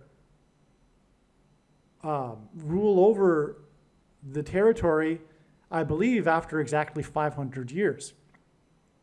But so anyway, that was why World War I was so significant, and why the signs pointed to this, including the eclipse. Well, again, we are talking about another sign in the sky exactly 110 years later. Now, 110 is a very important number in God's science, because the Israelites crossed into the promised land on the 10th day of the first month, the date 110, which hints at 110. Jesus' triumphal entry into Jerusalem, when he officially arrived as the King of the Jews, was also on the 10th day of the first month, Nisan 10, which again hints at 110. All right, and by the way, this is the reason why the Twin Towers, the World Trade Center towers, were 110 stories high, and why there were two of them. 110 stories high is symbolic of the second triumphal entry, if you will, the second coming. And also, Joshua died in the Bible at the age of 110 after he led the Israelites into the promised land on the date 110. And Joseph, who was also a type for Jesus, also died at the age of 110. Okay, so the number 110, in other words, is symbolic of Jesus. And that's why this 9th of Av is exactly 30 years after the king planet was pummeled by the comet Schumacher-Levy 9 on the 9th of Av, and why this 9th of Av is exactly 110 years after the beginning of the birth pains. Now, in God's signs, he pairs certain numbers together to confirm his signs, patterns, and connections. And this is how God's true big picture of signs, patterns, and connections works, which is only being explained on this channel. It works on the principle of second and third and multiple witnesses that confirm a matter as the Bible says is required.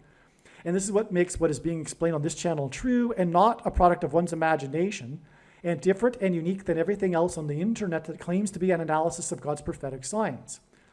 And one simple way in which you would provide a second witness for us, if we think about it, is through pairing certain numbers together, such as 9 and 110. And I know this because I've been studying his big picture of signs from morning until night for more than full-time hours for more than 6 years. But 9 and 10 because the number 9 is the most important number in God's signs, as from the Bible it symbolizes God's judgment. And Jesus is coming to return as the judge, and we're talking about this sign on the 9th of Av in the constellation that in ancient astrology was symbolic of the coming judge. It's the conjunction with Mars which further confirms this. And so 9 and 110 are paired together too, which is why the 110 stories on 9/11 collapsed and engendered an earthquake that cracked the foundation of Federal Hall, where George Washington was first inaugurated at the symbolic beginning of the nation, on Wall Street. And Wall Street, as in Joshua and the Israelites that marched around the walls of security before they collapsed in God's judgment, and Joshua died at the age of 110, hence the 110 stories that cracked the foundation of Federal Hall and Wall Street. Wall Street was named after the 9-foot-high wall of security that the Dutch built to keep the British and the Indians out. That's why 9 and 110. On the prophetic 20th anniversary of the collapse of the towers was the collapse of Afghanistan, and the iconic images of the big cargo plane taking off down the runway with Afghanis running after it and hanging onto it and falling from it. But if you look at that image again, you'll see a big number on the side of it. Its serial number. It's 1109, which is a pairing of 110 and 9. Which is why it was the 20th anniversary that Afghanistan suddenly collapsed. It pointed to 9/11 and the collapse of the 110 stories that cracked the foundation on Wall Street, named after the 9-foot-high wall of security. Furthermore, the Israelites blew trumpets, and they were led by Joshua, who died at the age of 110, and they went into the promised land at the date 110. And they blew trumpets in one long last trump before the walls collapsed in God's judgment. And on 9/11, God's trumpet, called into Channel 9 News and mentioned how his tower on Wall Street had become the tallest tower in Lower Manhattan. Okay, so this is like the ultimate pairing of 9 and 110. This 110th anniversary on the 9th of Av, of the beginning of the birth pains, which in other words symbolizes the end of the birth pains and the second coming of Lord Jesus Christ. All right, now I think we have just one more thing to talk about here, which is also amazing. But we have a prophecy in Revelation chapter 17 that speaks of 7 kings and an 8th king. And it says that this 8th king was, is not, and will be again. And when he comes again, or when it becomes again, people will marvel at it. Now, the primary fulfillment of this The seventh king is Pope Francis, and the eighth king, which is described as being a beast that was, is not, and will be again, is a revived Roman Empire, a conglomeration of the Western nations with Rome as its seat of power. Rome was stripped of its temporal powers by Napoleon, and so it was, and then is not, and will be again, when Rome becomes politically powerful again, with the rise of the apostate Pope Francis. That's described in 2 Thessalonians chapter 2. Okay, so that's the primary fulfillment of it. I won't get into any more details. I've already done it, in fact, in another Jimmy Carter video. But there's a secondary sub-level, a different level, simply a symbolic, because God is very creative and he can do whatever he wants with his signs, and he can have multiple layers. This isn't the literal primary fulfillment, but it's a secondary fulfillment on a lower level, if you will, okay? So just take it for what you will, but it is true, which is that Jimmy Carter is symbolic of the first of the seven kings, which is why he was inaugurated in 1977. This leads us to the seventh president since then, Jimmy Carter 1, Reagan 2, Bush Sr. 3, Clinton 4, Bush Jr. 5, Obama 6, Trump 7. And Trump was inaugurated, Carter was inaugurated in 77, and Trump, the seventh of these kings, was inaugurated at the age of 70 years old. 70 years, 7 months, and 7 days old, 77 days before he launched 59 missiles into Syria, and 59 is the seventh super prime number. And his inauguration was 73 days after he won by 77 electoral votes, and I just went into that. So it's in other words a confirmation that Trump is the seventh king here, symbolically. Okay, just symbolically. And the reason for this symbolic secondary sub-level fulfillment, if you will, is simply to point out how Obama, the eighth king, was, is not, and will be again. He was the president, isn't the president, and will be the president again. And that has been what Trump has been trumpeting essentially all along in terms of God's signs. He's been trumpeting the end times and the Antichrist. How did Trump become popular? What coincided with Trump's rise politically in the first place? It was calling out Obama for not being born in America and for demanding his birth certificate. Trump was trumpeting the unconstitutional president and Antichrist, which is why Obama becomes the eighth. Now, okay, Biden is, the so-called president, but he isn't. He's just a puppet. He's just a figure person, and everyone knows that now. But I've known that even before he was elected, that he would step down because of his age and make his old pal Obama the president again. I knew that even before the 2020 referendum, okay? And because of God's signs.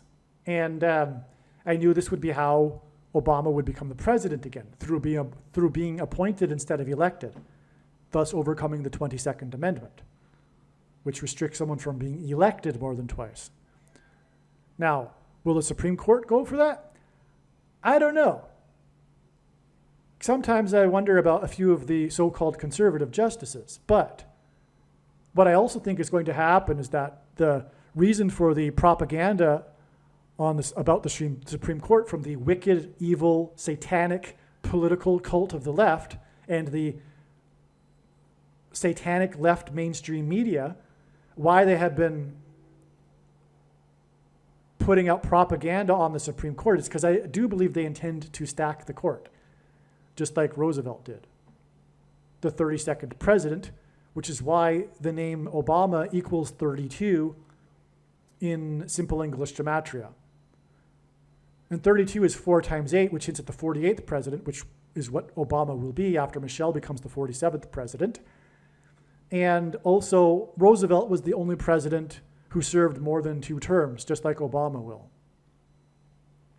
And so Roosevelt stacked the court in order to push through all of his New Deal agenda,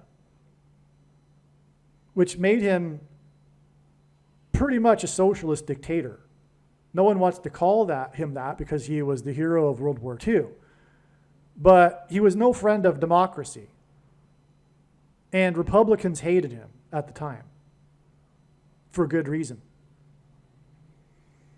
And so anyway, so what I'm saying is that what's very interesting is this secondary layer of this prophecy. And it points to the 7th king, trumpet, God's trumpet, President Trump, who was the 45th president. And this is why this 9th of Av, well, it's not the 9th of Av. The sign of the Revelation 15 sign will be on the 15th of August, and the power and the coronal mass ejection will hit late night on the 14th or 15th. Okay, so, and August 15th is 45 days after the predicted death of Jimmy Carter. Okay, so again, with this 7 kings secondary fulfillment of this prophecy, Jimmy Carter is pointing to the 7th king, the 45th president, which is why the beginning of the end times, if you will be 45 days, or rather I should say the last trump, the resurrection rapture, will be 45 days, as in the 45th president, after the death of Jimmy Carter. Because Jimmy Carter, again, is pointing to the 45th president through this prophecy.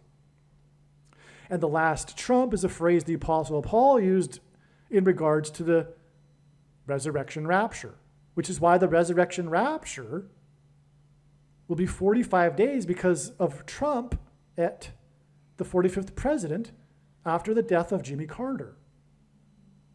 Now, also, August 15th, and I've known this long before this video, and I'm making this video on the day of all of this being discovered, the same day. But what was known for quite a while now is that, because again, at the beginning of this video, I said that I believed the sun would erupt on the 13th and that this would also be the day of the rapture. But now I know that it takes a couple of days for the coronal mass ejection to reach Earth, and that will be when the rapture is. But anyway, what I have known and didn't quite know how to fit properly into the puzzle is that August 15th will be the 45th anniversary of the release of the movie Apocalypse Now. The movie Apocalypse Now is pointing to the now beginning of the apocalypse, which is now known to be 45 days after the death of Jimmy Carter, and August 15th, 45 days after the death of Jimmy Carter, will be the 45th anniversary of the movie release of Apocalypse Now, which cost $45 million to make. The movie Apocalypse Now first came onto my radar in terms of prophetic signs after the prophetic sign involving P. Diddy on March 25th, 2024, when the FBI raided his homes, which is explained in the Apocalypse Now video on this channel, the details of all of this, which is amazing. You need to watch that video. But it made me look at P. Diddy, and it was discerned that his epic video named Victory was a prophetic sign. This video, Victory, is 8 minutes long. It's known for being a long video. It's like a mini movie, if you will, and it's apocalyptic. P. Diddy is being chased around. It's nighttime. It's apocalyptic. It's in the future, in an apocalyptic future. It's a reminiscent of the movie Running Man. So this movie is apocalyptic, and in this video, the video is apocalyptic, and in this video stars Dennis Hopper. Dennis Hopper, who starred in this apocalyptic video named Victory, starred in the movie Apocalypse Now. Okay? And that's how the movie Apocalypse Now came onto the radar, because I realized that through P. Diddy, he was pointing to his apocalyptic video starring Dennis Hopper in order to point to the movie Apocalypse Now. And that was realized, within a day or two after March 25th. Then came April 5th, the date 4-5, which hints at 45. And on that day, P. Diddy posted on social media a link to his video, Victory, which points to Apocalypse Now, which cost $45 million to make. And P. Diddy posted his video, Victory, and that's all his post was, because he was posting it in defiance of the ganging up on him in the media, rightly so, now we know. But anyway, him being charged, he was,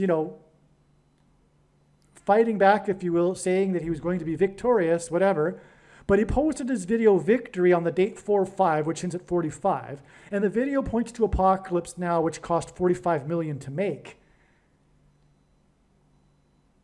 And not only that,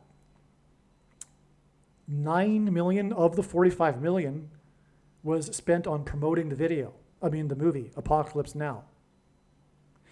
The number 45 is the 9th triangular number. In a triangle of numbers, the last number in the 9th row is 45.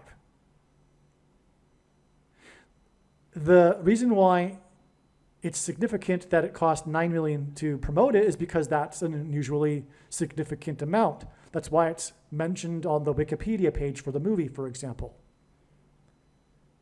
It's designed by God, in other words. And so on the date 4-5, which hints at 45, P. Diddy posted his video Victory, which hinted at the Apocalypse Now movie starring Dennis Hopper, which cost $45 million to make, 9 of which was spent on promotion.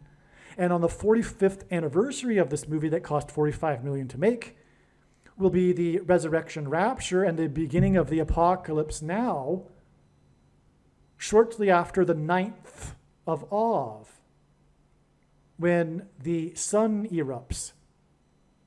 And the movie poster for Apocalypse Now is a blood red sun and a sunset river, which could be interpreted as a river of blood. To close here, I just want to make sure that I said it. Maybe I forgot. I think I might have explained this, but we were talking about Daniel chapter 12 and these numbers of days until the end. We have a 1,290 days period until the end and a 1,335 days period until the end. When we add the 1,290 days to the day that the abomination was first taken in Israel, December 19th, 2020, we get July 1st, the date of the predicted death of Jimmy Carter, as was explained. When we add 1,335 days to the abomination first being taken in Israel, we get August 15th. The date of the resurrection rapture and the beginning of the Apocalypse Now. Again, the last verse of the last chapter of the book of Daniel is, "Blessed is he who waits and arrives at the 1,335 days." It's speaking about the resurrection rapture. And again, we've confirmed the significance of adding the 1,290 days, or it will be confirmed when Jimmy Carter dies as predicted on July 1st. Therefore, this is confirming that the resurrection rapture will be 45 days later, and 1,335 days after the abomination was first taken in Israel. All right, there is actually one more thing that I need to add that's very, very important, actually. I alluded to, or I started to get into this, but then reconsidered, but I've reconsidered again and remembered that this is very important and is relevant. Because just last night, so this information that's in this video, this 1290 days connection, which by the way, I owe credit to Steve Fletcher 222 YouTube channel, and him and the people that he's collaborating with that have pointed out this 1290 days connection. They don't know that Jimmy Carter is going to die on July 1st. They're expecting something though. And so the thing is that last night, just last night, I was inspired to look up Laura Branigan, the singer from the 1980s whose hit song was Gloria, a very prophetic, important song that God used in his prophetic signs in 2019 with the St. Louis Blues and their Stanley Cup run, and how they used this song in their locker rooms, and it became the anthem after their wins, became the anthem of St. Louis during this period, Gloria. There's so much to say about that. I could talk to you about an hour about the St. Louis Blues sign or more. It's very, very important, but that's already been explained in the hockey heart attack video. If you are able to find it, I highly, highly recommend going and searching for that video. But anyway, so Laura Branigan came to mind, and I looked, and I had earlier learned that her other hit song, Self-Control, was important. But now that the bigger picture has become clearer since I last thought about Laura Branigan, which would have been late last year, I thought to look it up again, and sure enough, it's very important. So the song Self-Control, which is a very dark, hedonistic song, and so you get if you don't remember the song, it's, you know, she's losing her self-control. She's a creature of the night. She hasn't got the will to try and fight. Okay, and apparently I just read on Wikipedia that someone said that the song was written about searching for.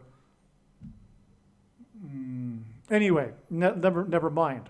So the point is, though, is that this is symbolism for what is coming, which is demonic possession, people losing their self-control. And those that will be demonically possessed are those that have taken the thing. And today it was learned, courtesy of Steve Fletcher, it was brought to my attention with a video that he made, that December 19th was the first date in which someone in Israel took the thing. I had prior to this been focused on the first date that someone took the mark of the Antichrist in the US, which arguably, I'm sure, is a more important date in general in terms of God's prophetic signs, because there's so many profound connections. Anyway. So December 13th, 2020 is the date that the first Israeli took the thing, including, I believe, the leader of Israel. And what I was about to start explaining was that was a date that I already knew was a prophetic sign. And coincidentally, last night I was thinking that it's so amazing how God works, because just last night, literally, before I went to bed, I was thinking there should be another prophetic sign on that date, but I don't know what it is. And then the next morning, a friend of mine sent the Steve Fletcher video, and then this happened. This is how it works. Over and over, God aligns these things like this learning. Okay, so the sign that occurred on December 19th, 2020 that I already knew about which I was starting to get into, which was the double. This was the time in which there were two SpaceX Dragon capsules docked at the International Space Station. That was news. It was news at the time. This was still 2020, so it wasn't like an everyday thing that a SpaceX Dragon capsule had docked at the space station. But there were, at this time, two docked at the space station, and this made it especially newsworthy. And that was symbolism for the two antichrists that are described in Bible prophecy. Revelation chapter 13 speaks of two antichrists, for example. Okay, and so of course the dragon is a metaphor for the antichrist used in Revelation chapter 12 and Revelation chapter 13, because the second of the two antichrists, Barack Obama, is said to speak like a dragon.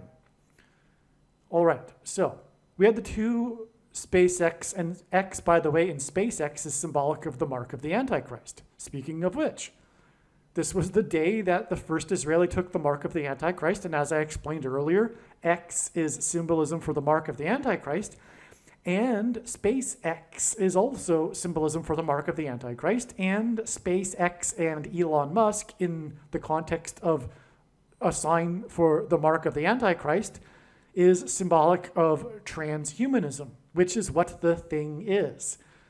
Okay, and, well, okay. Changing one's chromosomes, which are symbolized by an X. Okay, but there was more to this. On December 19th specifically, on this precise date, because I believe the SpaceX Dragon capsules were docked together at the space station for more than one day. But December 19th, 2020 specifically was this very interesting sign in which there was this new device, not a device, but it was a I don't know, a thing, okay? It was a thing. It wasn't a device, it wasn't a contraption, because it was a large thing that is being installed or was installed on this date for a new method of docking at the space station.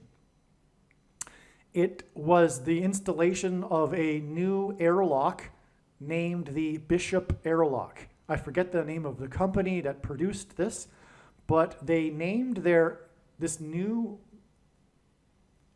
innovation for docking at the space station. They named it the Bishop Airlock.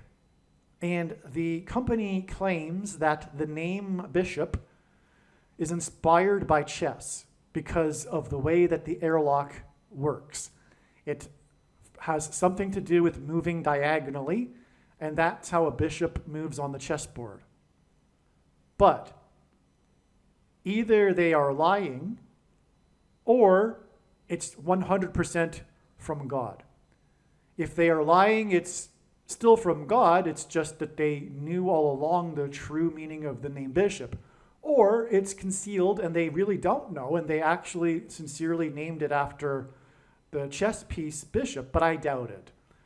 I think it's a tongue-in-cheek thing that's a secret within the company, but I could be wrong. They might be completely oblivious to the fact that the name bishop is the name of the character, the android, artificial intelligent character. Well, you know what an android is. It's a robot that is like a human in science fiction. In the movie, the most, the biggest, most important aliens movie of all of history, the movie Aliens. There was Alien, and then the sequel was Aliens, which was far bigger than the original, although the original was a popular movie too. But the movie Aliens, I believe, may have been the biggest movie of the year in terms of sales. I could be wrong about that. I forget. It's not relevant. I mean, it is relevant because God works that way to confirm his signs. This was a historic movie in terms of horror. well, you know what? Maybe I should just read it a little bit from the Wikipedia page for Aliens. Okay, so Sigourney Weaver was nominated for Best Actress at a time when science fiction genre was generally overlooked for this this category of award. The movie was one of the highest grossing films of 1986, and Aliens is now considered among the greatest films of the 1980s and among the best science fiction, action, and sequel films ever made, considered equal or better to Alien, the first movie in the series. It is credited with expanding the franchise's scope with additions to the series' backstory and factions such as, okay, so anyway, it's a significant movie in American movie history. Now, and it was directed by James Cameron, another man that God is using in his prophetic signs, including his movie The Abyss, which is also about aliens. God has used this, but I have already written the script for another video regarding how his movie The Abyss is prophetic. Also, James Cameron directed Titanic, a very important movie in God's prophetic signs. Okay, so anyway, the point is that the climactic scene of the movie Aliens is when the last alien, the mother of the aliens, because it's in the plot, there is the queen, you could say, of the aliens who's laying the eggs which hatch and later hatch aliens, but she's the queen. So anyway, Sigourney Weaver is having a battle with the queen of the aliens species on the ship in space. And as a last-ditch effort to survive this battle, Sigourney Weaver tells the android character, who no longer has a bottom. He's only, his bottom part was cut off. He's just arms and a head and a chest. But he drags himself across the floor, the android, and pulls the lever, opening the airlock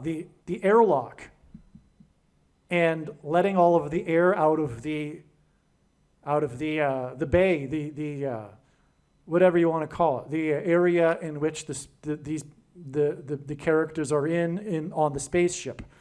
And this thus flushes everything out into space that's not locked down. Sigourney Weaver is hanging on to something, and so is the android named Bishop, while the alien is flushed out and then is spat out into space, and this is the climax of the movie Aliens. Okay, so in other words, in the movie Aliens, the character Bishop saves the day with the airlock. Okay, and that's why I have a hard time believing that the company didn't name their airlock after Bishop from the movie Aliens, and instead named it after the chess piece, okay? But the point is that it is a prophetic sign. That ultimately is communicating, like other signs in God's big picture of signs, that demons will soon make them manifest themselves openly, pretending to be aliens. And the Antichrist, Pope Francis and Barack Obama, will be all for this. And Pope Francis will claim that the aliens have made him the ambassador for the world.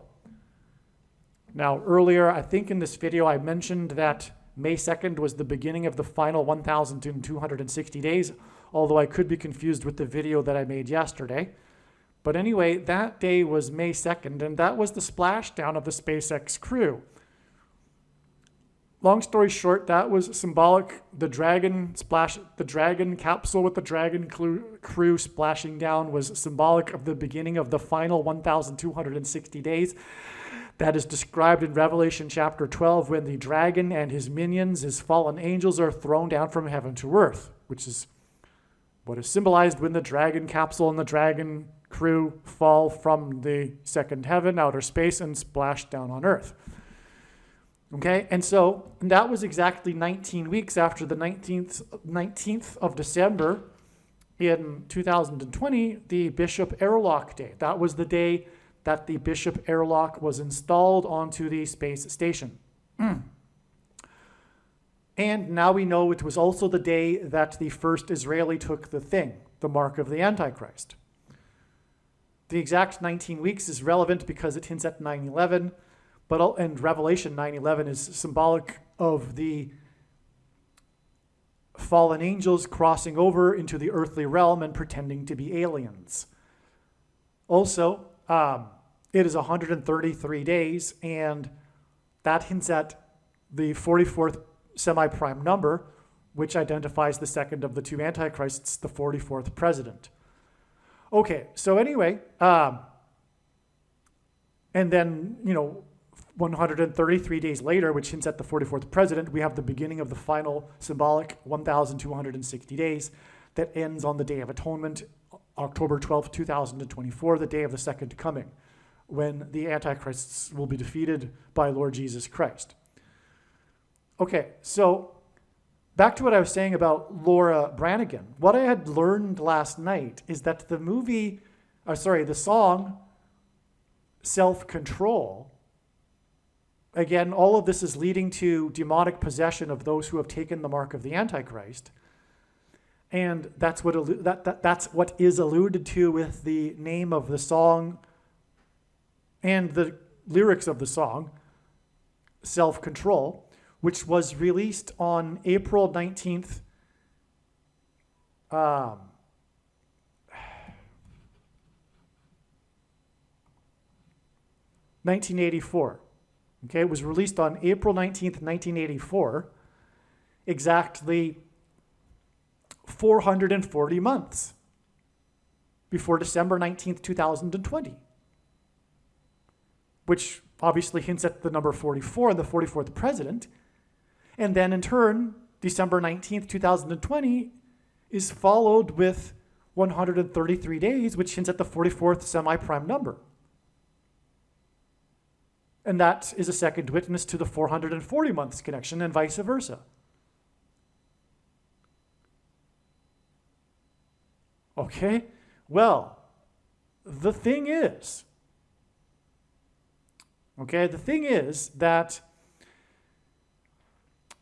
in God's signs, the number 188 is used in the correct context, in the relevant context, for connections, because the 188th word in Strong's Hebrew Concordance is the word woe exclamation mark. It's the word that means woe exclamation mark, used in the Bible in the context of extreme judgment from God. And when the aliens arrive and when the Pope announces that they have made him the ambassador for the world, that will be a massive woe. And 188 weeks exactly after December 19th, 2020, is July 27th, 2020, Aliens Day.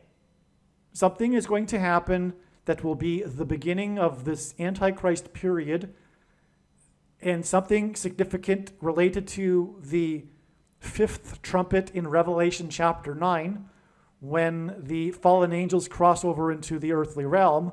Something is going to happen. I don't know what it is. It may even only be something symbolic. And what I mean is that although God is pointing to this date with demonic possession symbolism, such as this song, Self-Control, it doesn't mean that everyone is going to become demonically possessed on this date. Just something to that effect that will ultimately lead to people becoming demonically possessed will happen on July 27th. My guess is that Pope Francis will announce that aliens have arrived. Somehow, that's what I think is going to happen. But, okay. And that date, July 27th, 2024, will be exactly 188 weeks after the Bishop Airlock prophetic sign, on the day that the first thing was taken by an Israeli, and it is the thing that is leading to demonic possession. Even Revelation chapter 9 says that only those of the certain group will be affected by the sting, which is the symbolism for the mark of the Antichrist, the thing that's, thinged into people, right? It's like a stinger. Think about it. It's like a stinger, right? That's why the locusts are stinging and the scorpions are stinging. Or the horses with tails like scorpions that sting in Revelation chapter 9. It's because it's hinting at the mark of the Antichrist. Anyway, and also it says that these people will wish and seek death but won't be able to find it, and that's because they will be demonically possessed. They will be like zombies. They may even want to die, as the prophecy says, but won't be able to. Okay. And that something symbolic to this effect will happen on July 27th, exactly 188 weeks, which is after the Bishop Airlock sign day and the first day of the thing in Israel. The reason why all of this is relevant and why it needed to be brought up in this video too with Jimmy Carter is that, as explained in the other videos, especially the must-watch Jimmy Carter UFO video on this channel, it's the video titled "The UFO President, Jimmy Carter." He is the UFO president. He filed an official report with International UFO Bureau in 1973 regarding his UFO sighting. As a supposed Christian, Jimmy Carter should know better, and that there aren't aliens, because that's impossible. Because if one has a true biblical worldview, which those that believe it's possible for there to be aliens don't have, they'll know the truth is that it is impossible because God became a man, and the center of God's creation is man. God didn't hopscotch around the universe, dying on crosses for the sins of aliens also.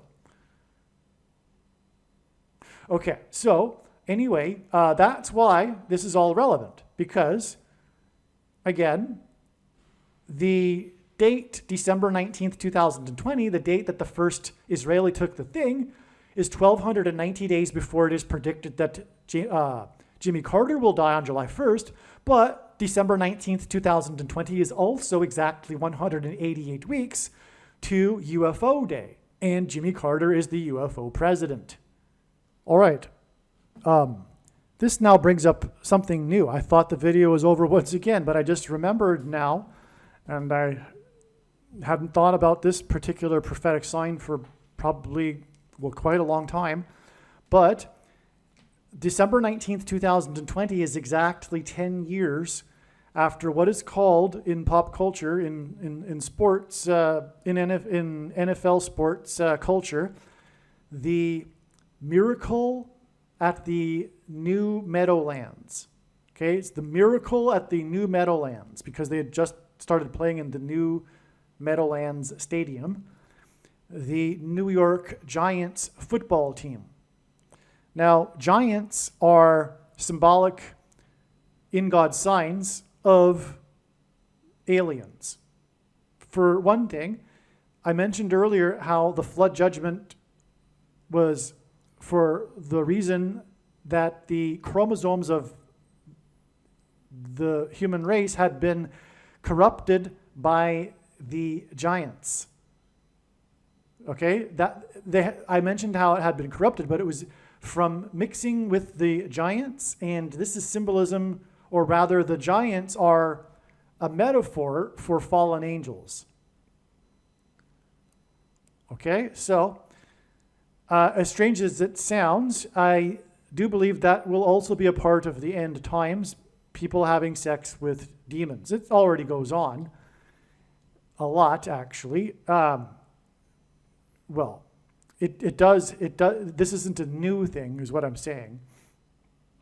But this will come out more with the masses in the culture soon enough. That said, that's giants, okay? So giants in God's signs are symbolism for the demons that are fallen angels, pretending to be aliens. That's what giants symbolize.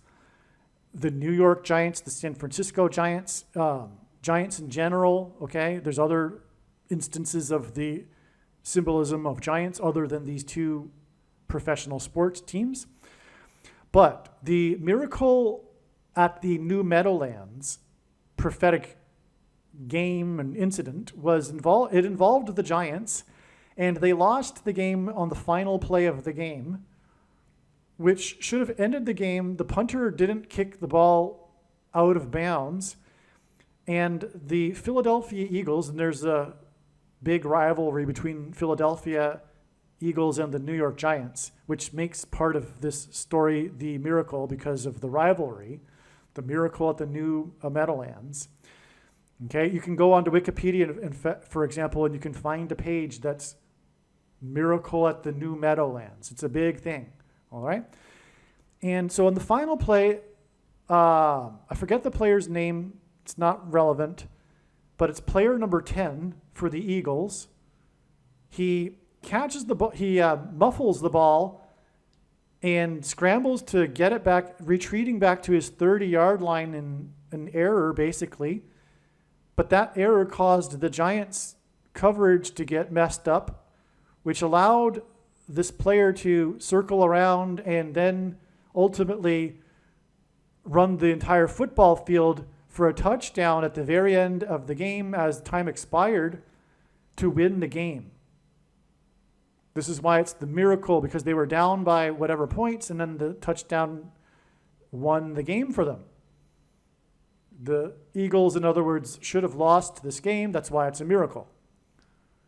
Now, the thing is that Philadelphia is one of the 7 churches that are written to by Jesus in the book of Revelation. The Church of Philadelphia, incidentally, is the only church that said by Jesus that would be spared the hour of tribulation, in other words, raptured. And in the book of Revelation, the number 144 is symbolic of those who will be raptured. Well, December 19th, 2010, the date of the miracle at the New Meadowlands, is exactly 10 years. You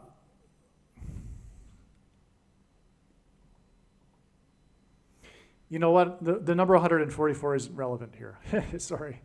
It's actually 10 years, but it's 120 months, okay? That is relevant in terms of giants, though, because in that beginning section of Genesis chapter 6 that's describing the